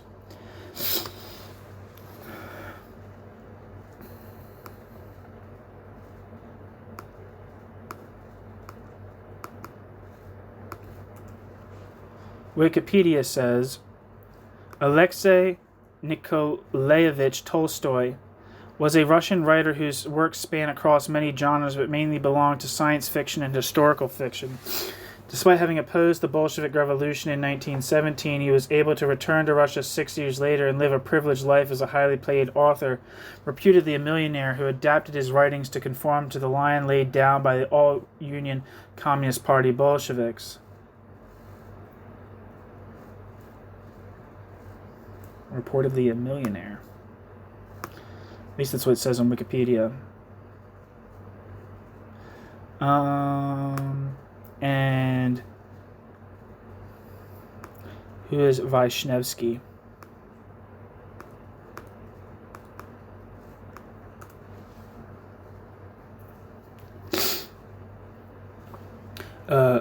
Vsevolod Vishnevsky, who lived from 1900 to 1951, was a Soviet and Russian writer, screenwriter, playwright, and journalist.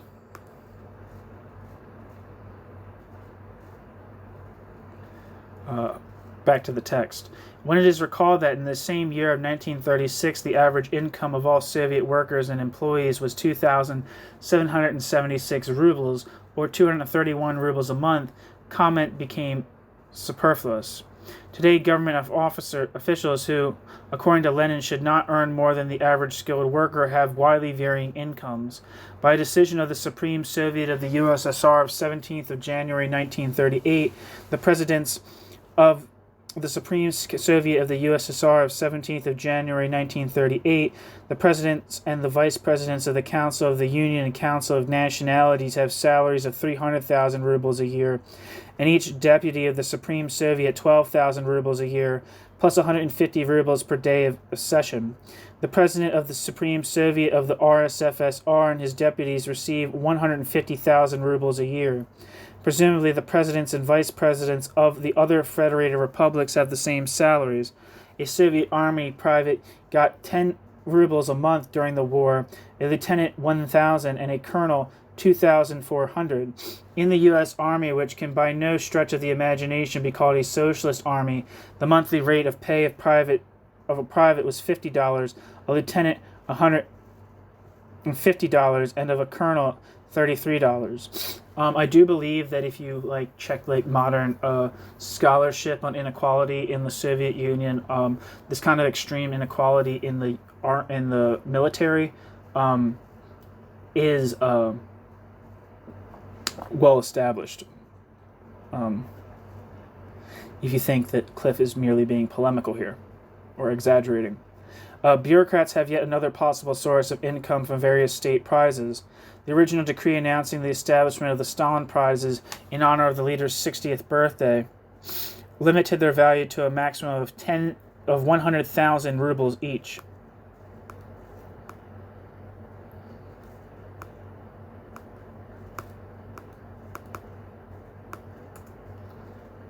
Shit.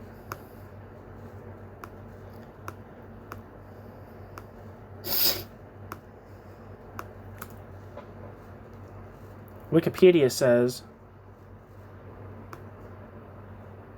the Stalin Prize may refer to the State Stalin Prize in Science and Engineering and the Arts, awarded between 1941 and 1956, later known as the USSR State Prize, and the Stalin Peace Prize, awarded from 1949 to 1956, later known as the Lenin Peace Prize.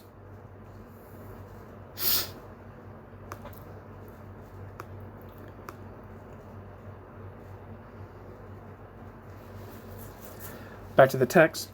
The maximum has since been raised to 300,000 rubles, and each year as many as 1,000 Stalin prizes are awarded, ranging from 50,000 to 300,000 rubles each, all tax-free. Another clear pointer to the tremendous income differences in Russia is the income of tax rates. The income tax rates of 4th of April 1940 listed a range of incomes that stretched from less than 1,800 rubles a year to more than 300,000 rubles. A senior government official, a director, or a successful author has a house in Moscow, a summer house in the Crimea, one or two cars, or a number of servants, and so on as a matter of course. Even during the war, when in the face of the emergency, all efforts were made to get the maximum production out of the workers, there existed extreme differences in the conditions of the different classes. A maid with 2 children, one of 10 and another of 3, told Alexander Vert in 1942, quote, "The children live chiefly on bread and tea. The little one receives substitute milk."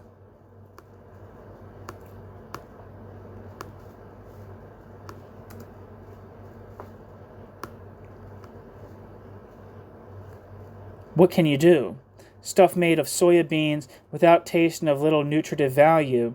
With my meat coupons this month, I only got a little fish. Sometimes I get a little soup left over at the restaurant, and that's about all. End quote. It says that Alexander Vert was a Russian-born, naturalized British writer, journalist, and war correspondent.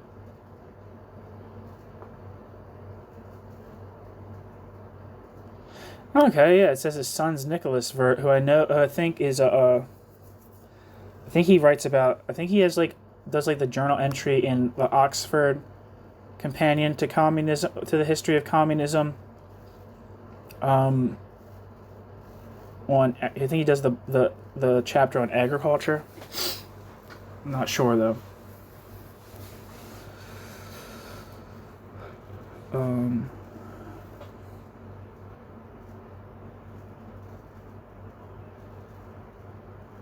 It says that Alexander Vert wrote about France in the pre-war period, and he also wrote about Russia in World War II, especially the Battle of Stalingrad and the Siege of Leningrad.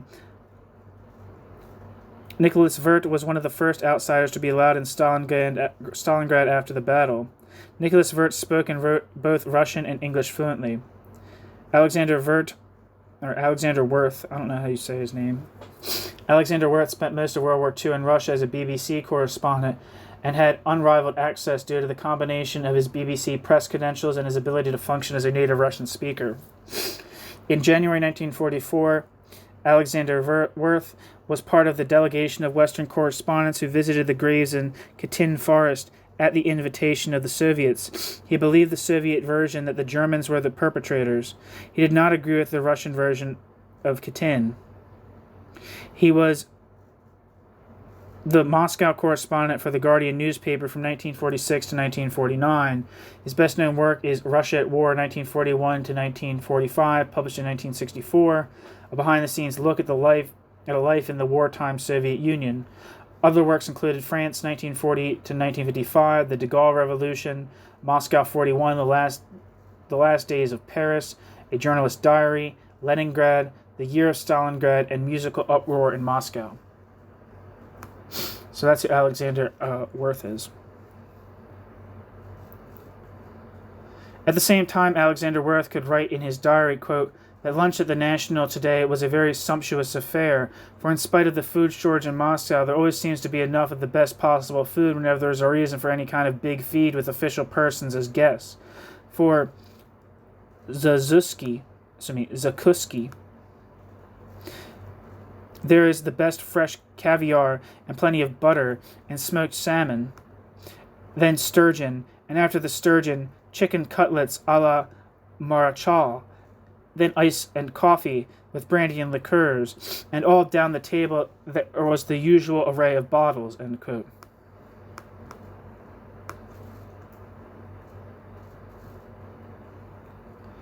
Wikipedia says that Zakuski is an assortment of cold hors d'oeuvres, entrees, and snacks in food culture in Slavic-speaking countries.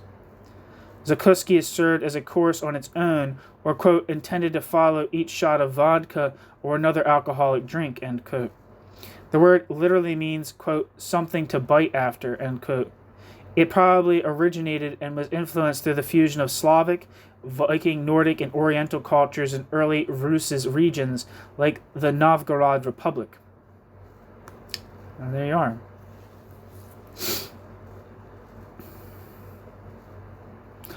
The differentiation of Russian society into privileged and pariahs was shown very graphically in the rationing system during the war. A differential rationing system was introduced, a thing that no one would have dared to suggest in the democratic capitalist states of the West. It is true that this was shocking even to the Soviet people, so much so that neither Pravda nor Izvestia mentioned the subject at all, and the rationing system as a whole was shrouded in mystery. In point of fact, the luxuries of the rich are relatively much cheaper than the necessities of the poor. This will be clearly perceived if we repeat a few figures of the turnover tax rate. Wheat, 73 to 74%, salt in bulk, 70 to 80%, meat, beef, 67 to 61%, caviar, 40%, radio sets, 25%, automobiles, 2%. So what we see there is that luxury goods have a much lower tax rate than basic necessities. As a result, quote, in mid 1948, the equivalent of the car Moskvich, costing 9,000 rubles, was 310 pounds of butter. Butter cost 62 to 66 rubles a pound, while in the United States a somewhat better car was worth as much as about 1,750 pounds of butter.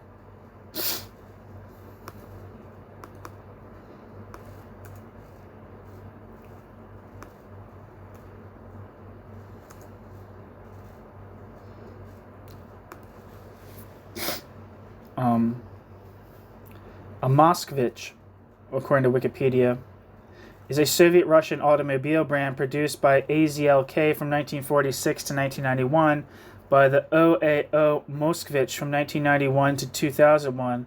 Production later resumed in 2022. The current article incorporates information about both the brand and the joint stock successor of AZLK. AOA Moskvich is the name of a privatized venture given to the former factory to avoid legal issues after the dissolution of the Soviet Union in 1991. Since the factory had no assembly branches outside Russia after 1991, its name is largely used today to refer to the building located in the lower eastern part of Moscow. The word Moskvich itself translates as, quote, a native of Moscow, a Muscovite, end quote. It was used to point out the original location of the cars manufactured there.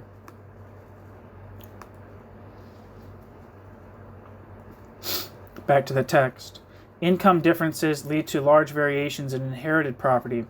In the early days of the revolution, by the decree of the 27th of April 1918, all inheritances of more than 10,000 rubles were confiscated.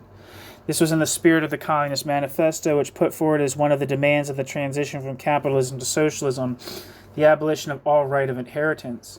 A few years later, the law changed radically, and by 1929 there was already in existence a table of inheritance tax ranging from 1,000 rubles and less to 500,000 rubles and above. At present, the inheritance tax does not go beyond 10%. This is very low even in comparison with the inheritance taxes in capitalist Britain and the United States. During the last war, a spate of reports emanating from the Russian press told of people who gave loans to the government of 1,000,000 or more rubles. The quote, "Friends of the Soviet Union" explain this in the following manner. Quote, "In the Soviet Union, the millionaire has acquired his rubles by his own toil and by services to the Soviet state and people." End quote. Jesus Christ.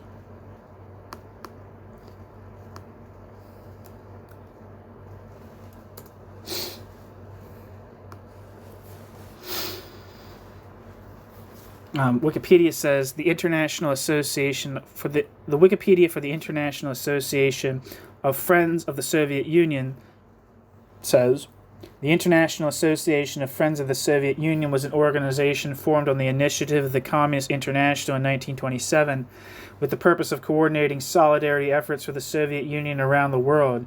It grew out of existing initiatives like Friends of Soviet Russia in the United States, the Association of Friends of the New Russia in Germany, and the Hands Off Russia campaign that emerged in the early 1920s in Great Britain and elsewhere.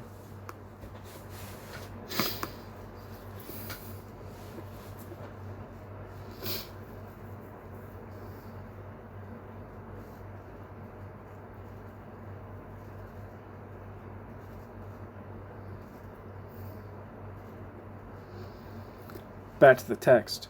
If we examine this statement, we find that as late as 1940, the average income of workers and employees being only 4,000 rubles, to collect 1,000,000 rubles would have taken an average worker 250 years, provided he spent no money on himself at all. The Soviet millionaire gets in interest alone 50,000 rubles for every million, which is many times more than the income of any worker. But the clearest expression of the differentiation of Russian society into the privileged and the pariahs is the government pension scheme. If an army private who was a worker or employee before his call-up dies, his family receives a pension of between 52.5 rubles and 240 rubles a month. If he was not a worker or employee, his family receives 40, 70, or 90 rubles, according to whether he had 1, 2, or 3 or more dependents unable to work. People in rural areas get only 80% of these rates. As against this, the family of a deceased colonel, the family of a deceased colonel receives 1,920 rubles per month. Dependents of a worker killed through accident at work received a maximum of 200 rubles per month, except in some rare instances in which they get 300. As against this, some privileged people receive large sums on the death of the head of the family. When M.F. Vladimirsky, deputy of the Supreme Soviet, died, his widow was granted a lump sum of 50,000 rubles and a life pension of 2,000 rubles per month, while his sister got a life pension of 750 rubles a month.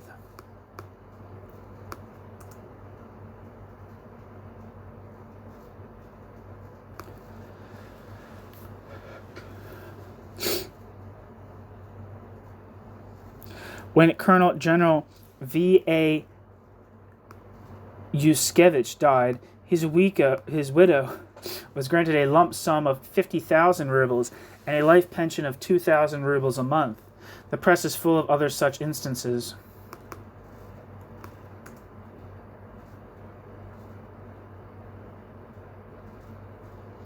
Wikipedia says Vasily Yushkevich was a Soviet Army colonel general conscripted into the Imperial Russian Army during World War II. Povetkin rose from private to second lieutenant during the war. Drafted into the Red Army during the Russian Civil War, Yushkevich served as a battalion and regimental commander. Yushkevich held regimental commands in the 1920s and division and corps commands in the 1930s before a stint as an advisor in the Spanish Civil War. He was arrested after returning from Spain due to the Great Purge, but was reinstated in 1939. At the outbreak of Operation Barbarossa, Yushkevich commanded the 44th Rifle Corps in Belarus. Yushkevich subsequently commanded the 22nd and 31st Armies in the Battle of Moscow and the Battle of Rzhev, and the 3rd Shock Army in the Baltic Offensive. Yushkevich was relieved of command in August 1944 due to illness and became commander of the Rear Area Odessa Military District. Post-war, Yushkevich commanded the Volga Military District before retiring in 1950.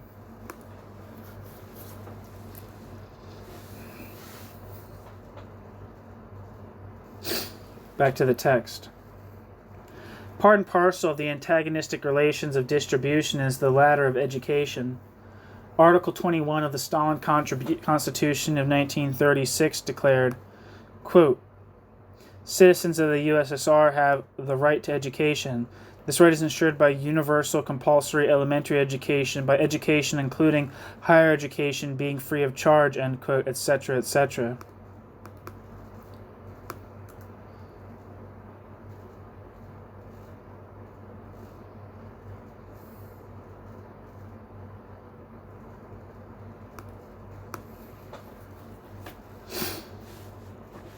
But even when all education is free, there is no real equality of opportunity for study between the children of the poor and rich, because the former have to start earning as soon as possible, because many parents cannot afford to maintain their children while they study.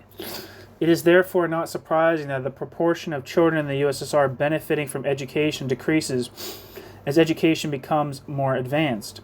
In the school year 1939 to 40, for instance, the total number of students attending all education institutions was, in 2000, I guess this is in thousands, so what I'm saying is not, it's bigger. I'm not going to try to pronounce it, just for ratios, I guess. Elementary school classes, 20,000, I guess that's 20,471,000. Junior secondary schools classes, 5th through 7th, 9,715,000. Full secondary schools classes classes 7 to 10, 1,870,000.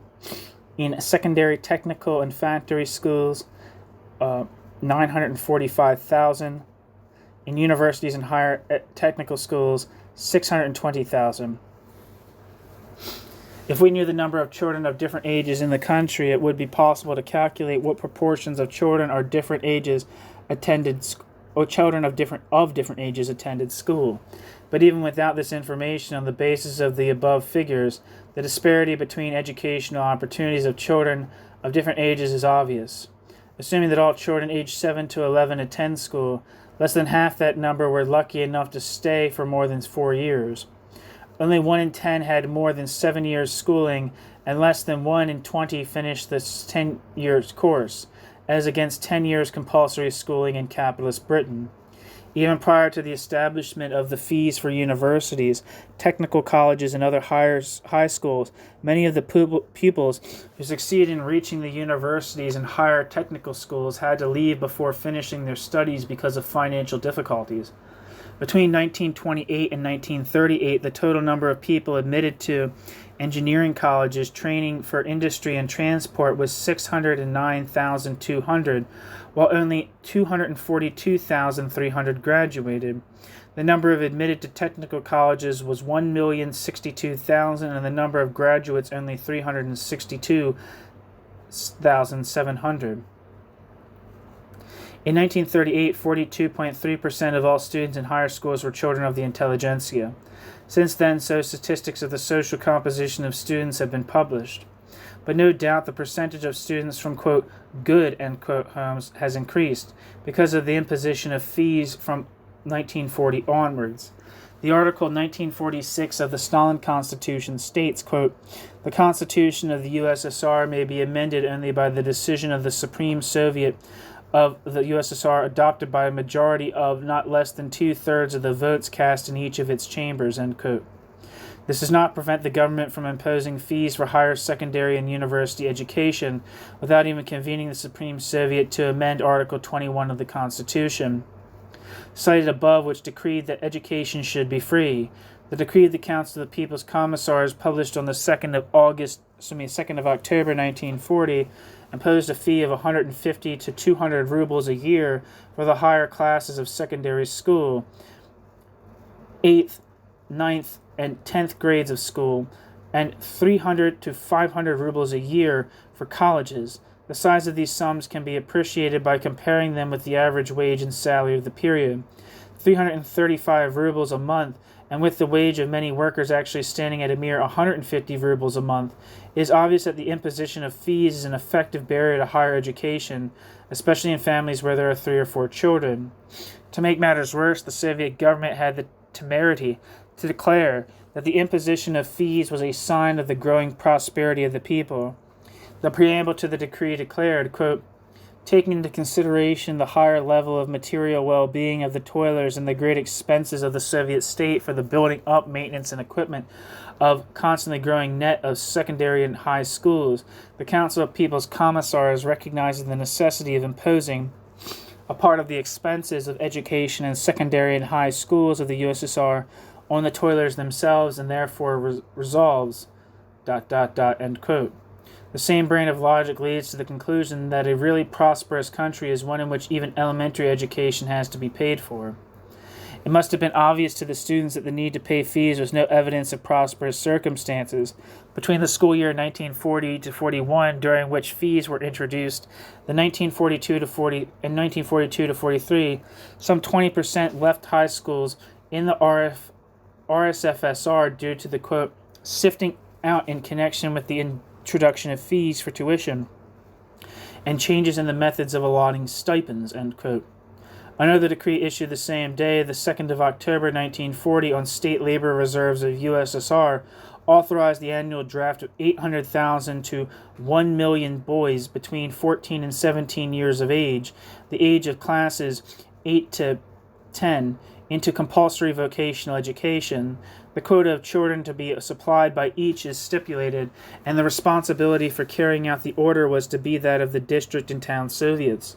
Commissions were set up consisting of the chairman of the town or district Soviet, a trade union representative, and the local secretary of the Komsomol, which instruct each school to provide a certain quota of children to be selected by the teacher. As pupils of the 8th or 10th classes were exempt, this regulation falls almost exclusively on pupils from poor families. The harshness of the discipline imposed on youths recruited to vocational schools is clear from the fact that for leaving without permission and other violations of discipline, they are subject to punishment up to 1 year's confinement in a reformatory. To widen the net, the Presidium of the Supreme Soviet decreed on the 19th of June 1947 that the age limits for labor reserve could be raised. In a number of industries, it was raised to 19 years of age. Looking at the 2 decrees issued on the 2nd of October 1940, one cannot but be reminded of the circular issued in 1887 by Dalyanov, Tsar Alexander's Minister of Education.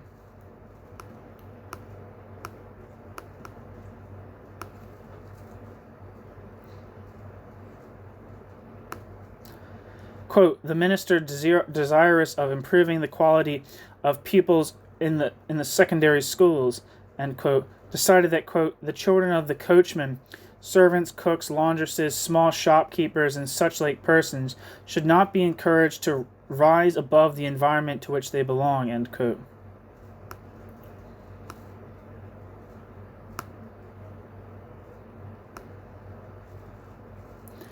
In conclusion, it is clear from what has been said above that the difference between income differentiation before the 5-year plan and that after the 5-year plan's introduction necessarily relieves the realm of quantity alone and becomes a qualitative difference also. If a specialist or factory manager receives between 4 and 8 times more than an unskilled worker, it does not necessarily mean that there is a relation of exploitation between the two. A skilled worker, specialist, or manager produces more values than an unskilled worker per hour of work. Even if the specialist receives more than the difference in the values that they produce, it still does not prove that he exploits the unskilled worker. This can be simply demonstrated. Let us assume that in a worker state, an unskilled worker produces his necessities in 6 hours a day, and that he works 8 hours, the other 2 hours being devoted to the production of social services, to increasing the amount of means of production in the hands of society, etc. As these 2 hours of work are not labor for someone else but for himself, it would be wrong to call it surplus labor. But to avoid introducing a new term and to distinguish the 2 hours from the first 6 hours, let us call it surplus labor, while the 6 hours we shall call necessary labor. For the sake of simplicity, let us say that an hour of unskilled labor produces the value embodied in 1 shilling. The unskilled worker thus produces 8 shillings and receives 6 shillings. Let us assume that the specialist produces 5 units of value, or 5 shillings, in an hour of his labor. If the specialist earned 5 times more than the unskilled worker, i.e., 30 shillings, there would clearly be no relation of exploitation between them. Even if he earned 6 times more than the unskilled worker, while he produced only 5 times more, there still would not exist a relation of exploitation, as the specialist would be earning 36 shillings a day, while he produced 40 shillings. But if the specialist earned 100 shillings or 200 shillings, the situation would be fundamentally changed. In such a case, a large part of his income would necessarily come from the labor of others. The statistics at our disposal show conclusively that although the bureaucracy enjoyed a privileged position in the period preceding the 5-year plan, it can on no account be said that in the majority of cases it received surplus value from the labor of others. It can just as conclusively be said that since the introduction of the 5-year plans, the bureaucracy's income consisted to a large extent of surplus value.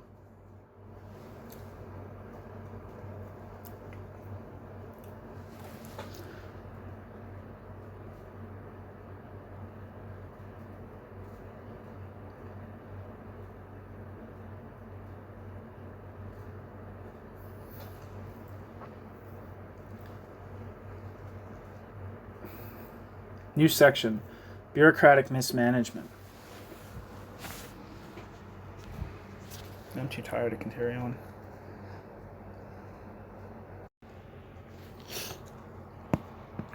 New section, bureaucratic management. What happened was that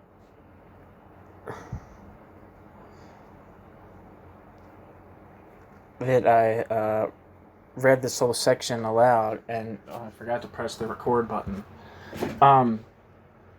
So I'm not going to be reading any of the things that are footnotes or whatever. I'm not even going to fucking bother. I'm just trying to get this thing recorded for this last section. Bureaucratic mismanagement. Under capitalism based on private ownership of the means of production, the capitalist uses for his financial compass the automatism of the market, with its blind determination of the prices of factors of production as well as the commodity produced. He must operate an accurate accounting system. His punishment for miscalculation is a financial loss for a grave mistake, bankruptcy.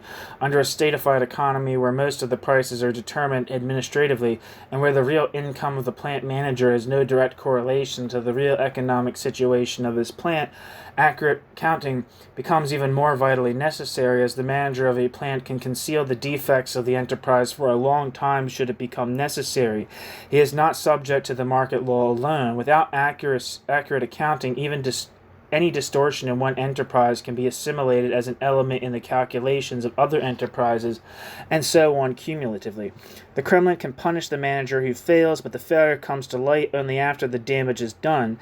Again, the administrative, extremely harsh nature of the impending punishment, demotion, imprisonment, etc., merely gives an added urgency and encouragement to the dissembling manager, and provides greater incentive for such managers to plot with other officials of the administration. Further, the same ruthless quality of retribution engenders a high degree of circumspection, not to say timidity, in any manager faced with the need to take a risk or to make a decision. Hence, a marked tendency throughout the managerial side of Russian industry to, quote, pass the buck, end quote, and to increase ad nauseum the number of unproductive officials.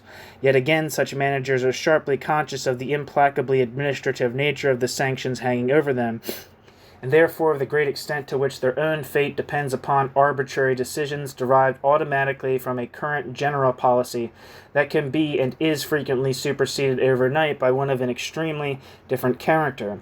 Finally, it is a commonplace that the high complexity and diversification of any modern industrial economy necessitates a maximum degree of local autonomous initiative and the widest field of managerial discretion, but this is a state of things in direct conflict with the extreme bureaucratic rule in Russia. The Stalinist industrialization drive is planned, if by planning we understand central direction.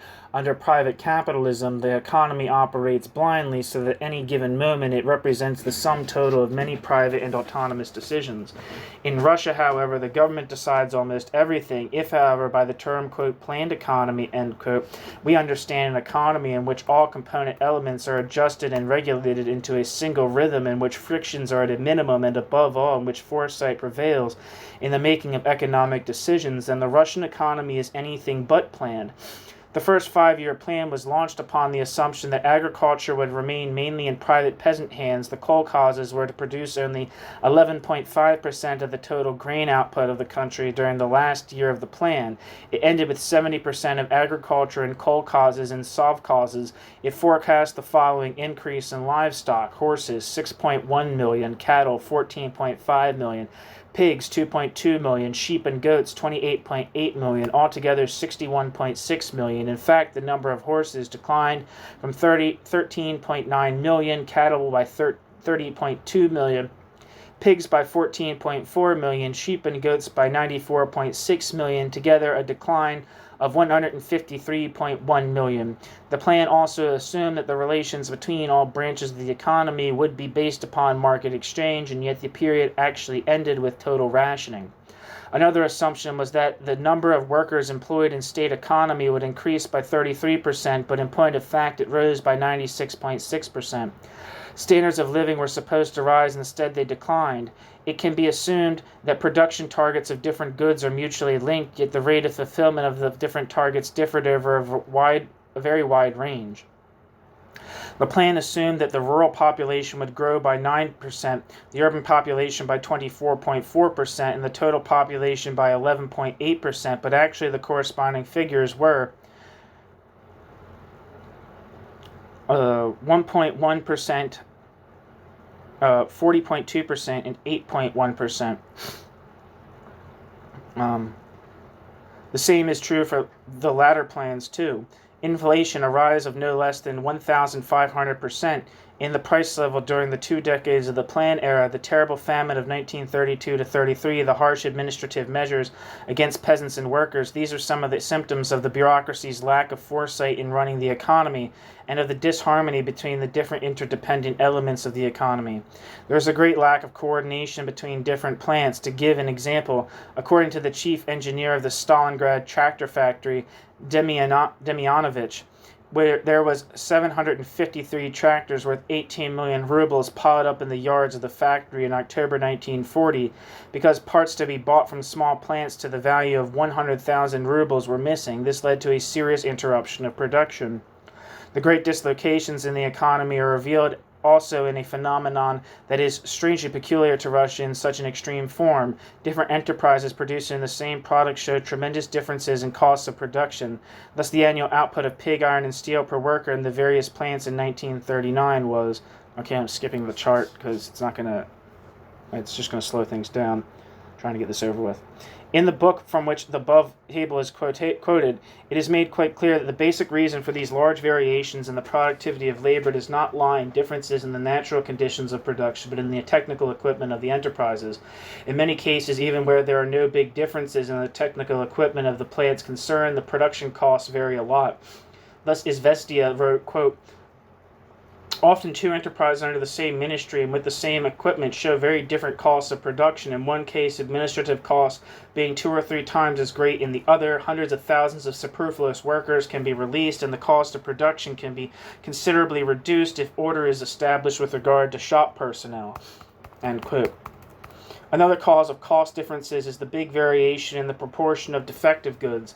In his report to the Supreme Soviet on the state budget of 1947, the Minister of Finance, Zverev, said of 2 factories producing electric bulbs that in one the cost of production was 5 times higher than in the other. The reason Zverev gave was that in one, 47.3% of the output was defective, which in the other only 7.3 was. It is obvious that such differences in production costs could not exist under conditions of capitalism based on private property. The backward enterprise would early have been driven out of production, obviously preserving these plants without equalizing or nearly equalizing their cost of production involves, from a general economic standpoint, immense wastage. The lack of coordination among different industries and the inconsistency of their development is shown in the spasmodic rise and fall of prices and in the absence of harmonious relations between them. Dr. Jasny has illustrated this very clearly. One of the examples Jasny gives is this, quote, "The development of the prices of timber and lumber during the Plan era was fantastically inconsistent. After a small decline in 1927 to 28, the lumber prices were raised by more than 100%. Effective 1st of April 1936, they remained unchanged thereafter for almost 13 years in spite of inflation, the extreme shortage of times, I don't know if that's a typo or what, and the cutting of forest far in excess of what was economically reasonable. The lumber prices were raised almost threefold, effective the 1st of January 1949, to become about 7 times as high as in 1926 to 27. Round timber, large quantities of which were used directly in construction in the USSR, declined in price 14.7% from 1926 to 27 to 1927 to 28, then was raised only moderately in 1936. Timber prices were raised slightly again in 1944, but even after this, they still were only moderately above prices of 1926 to 27. Then, to make up for all such arrears, timber prices were boosted in one stroke more than 4.5-fold in 1949. Roughly, the timber prices were close to 50% of those of lumber, sawn timber, in 1926 to 27. In 1936, they became little more than 20% of the latter. The percentage was raised to about 30 in 1944 and exceeded 40 in 1949.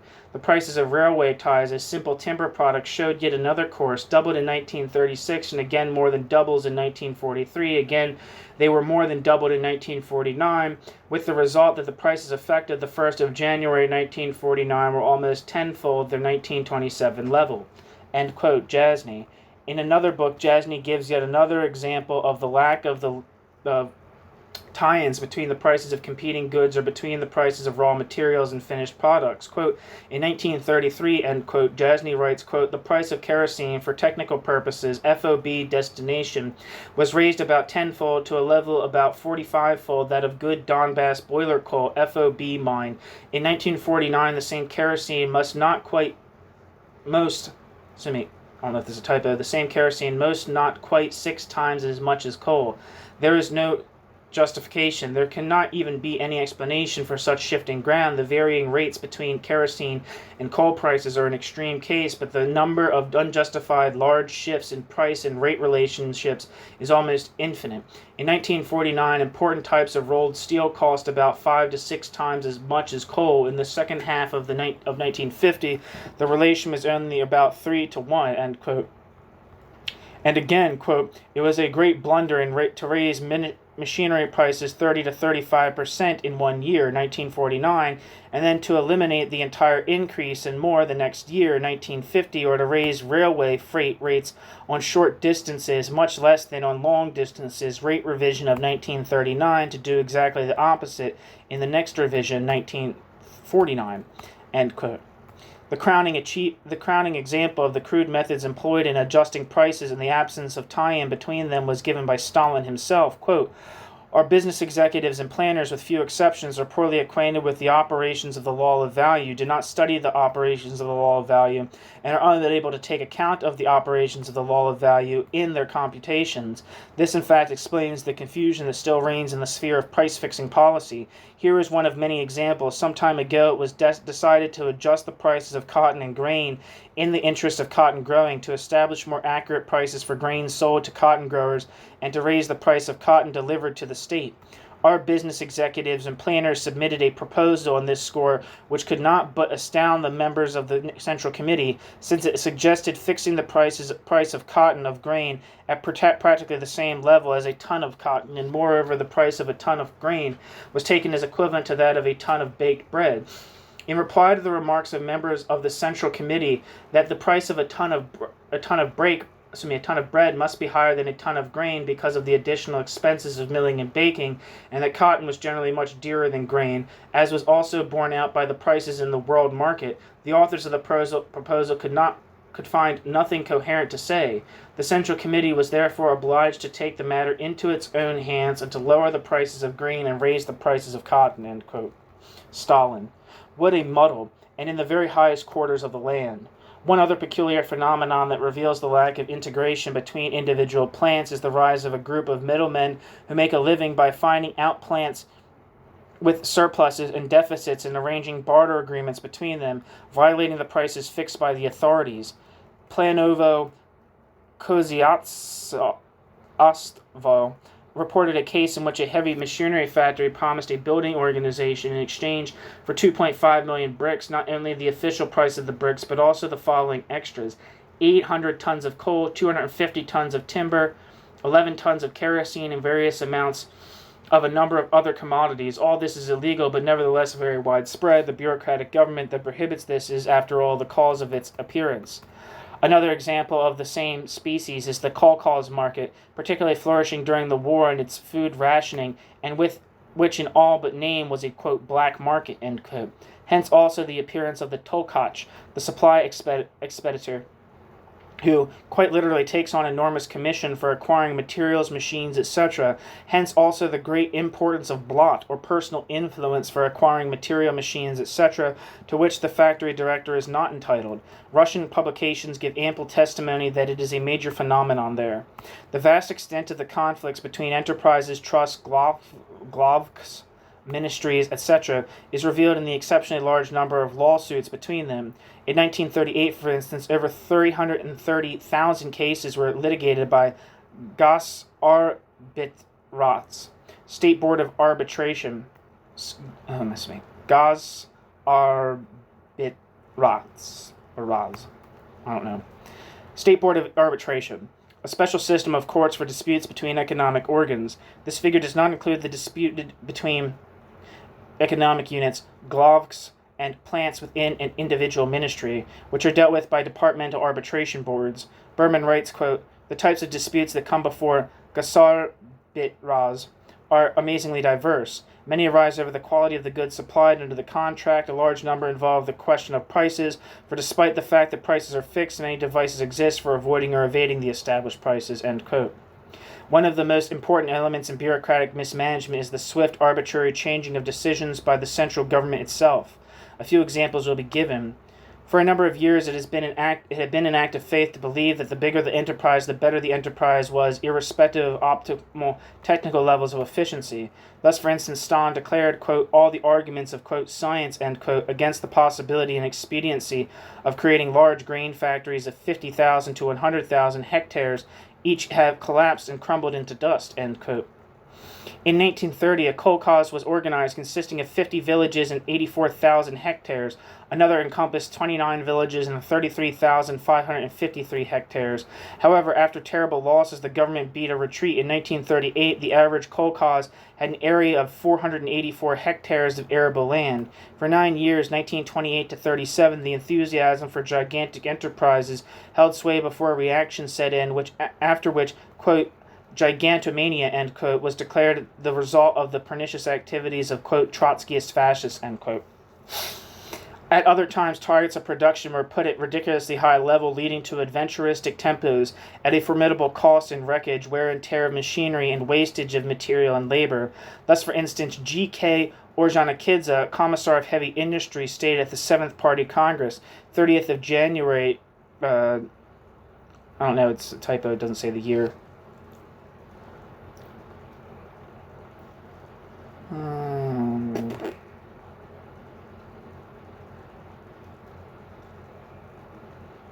It was 1934.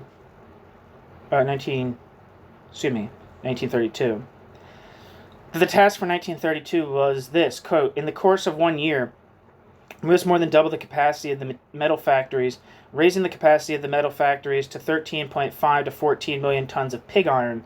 What does fulfilling the production program of the iron and metal industry in 1932 mean? It means to yield in 1 year an increase of 4 million tons. How much time did it take the countries of capitalists to achieve the same thing? England took 35 years to accomplish this. It took Germany 10 years.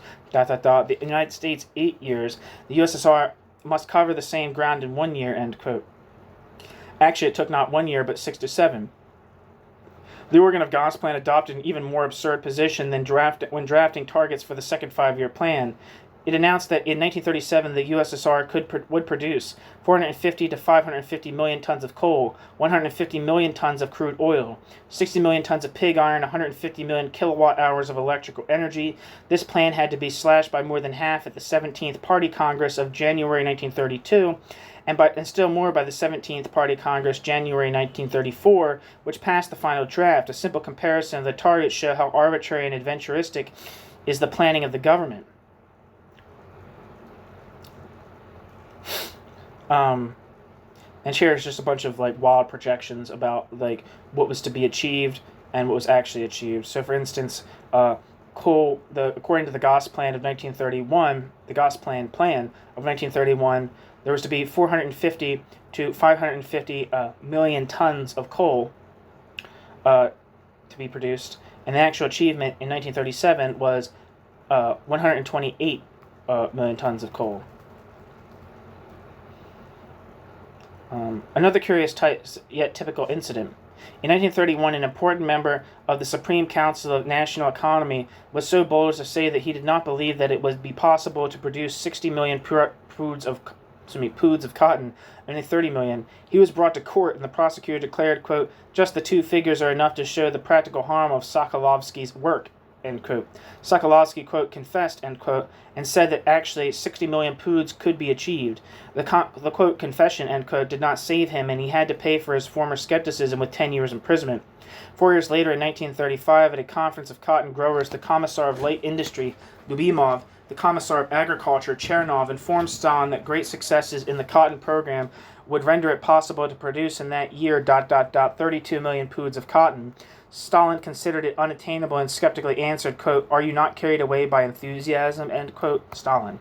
In summing up, it may be said that in Russia, instead of a real plan, strict methods of government dictation are evolving for filling the gaps made in this economy by the decisions and activities of this very government.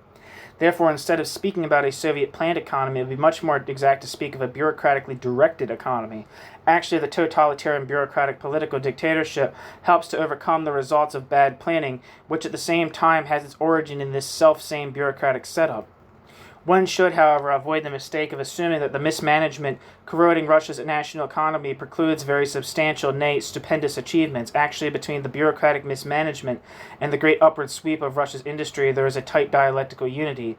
Only the backwardness of the productive forces of the country, the great drive towards their rapid expansion, together with a whole series of factors connected with this, and above all the subordination of consumption to capital accumulation, can explain the rise of bureaucratic state capitalism. Final section, Russia, an industrial giant. The efforts and self-sacrifice of the people, in the original recording that I lost, or my attempted recording, I said that that self-sacrifice should probably just made sacrifice. People were compelled to sacrifice. It was not an opportunity for self-sacrifice. It was a compulsion to self-sacrifice. The efforts and self-sacrifice of the people have raised Russia, despite bureaucratic mismanagement in ways, to the position of a great industrial power, from being, in terms of industrial output, fourth in Europe and fifth in the world, to being first in Europe and second in the world. She has stepped out of her sleepy backwardness to become a modern, powerful, industrially advanced country. The bureaucracy has thus earned as much tribute as Marx and Engels paid to the bourgeoisie. Quote, "It has been the first to show that man's activity can bring about.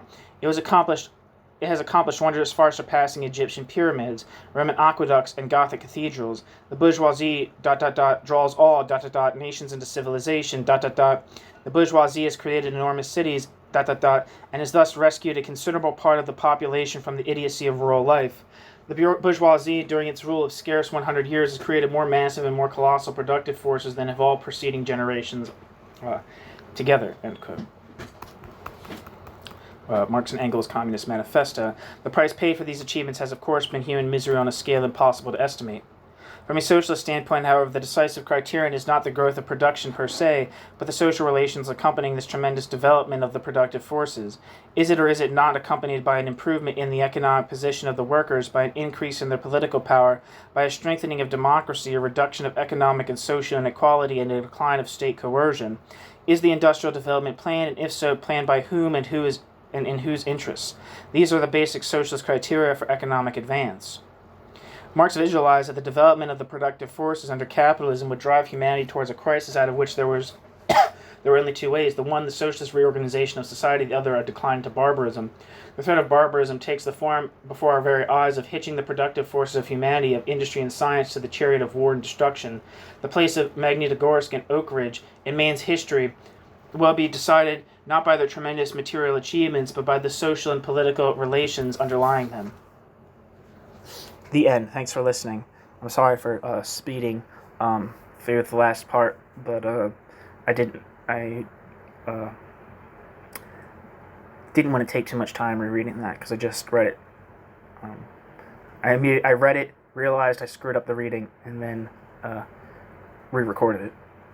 So I thank you for any patience or any rushing or not looking things up. Maybe you like that I didn't look things up though. So either way, thanks for listening. Hope you got something out of it.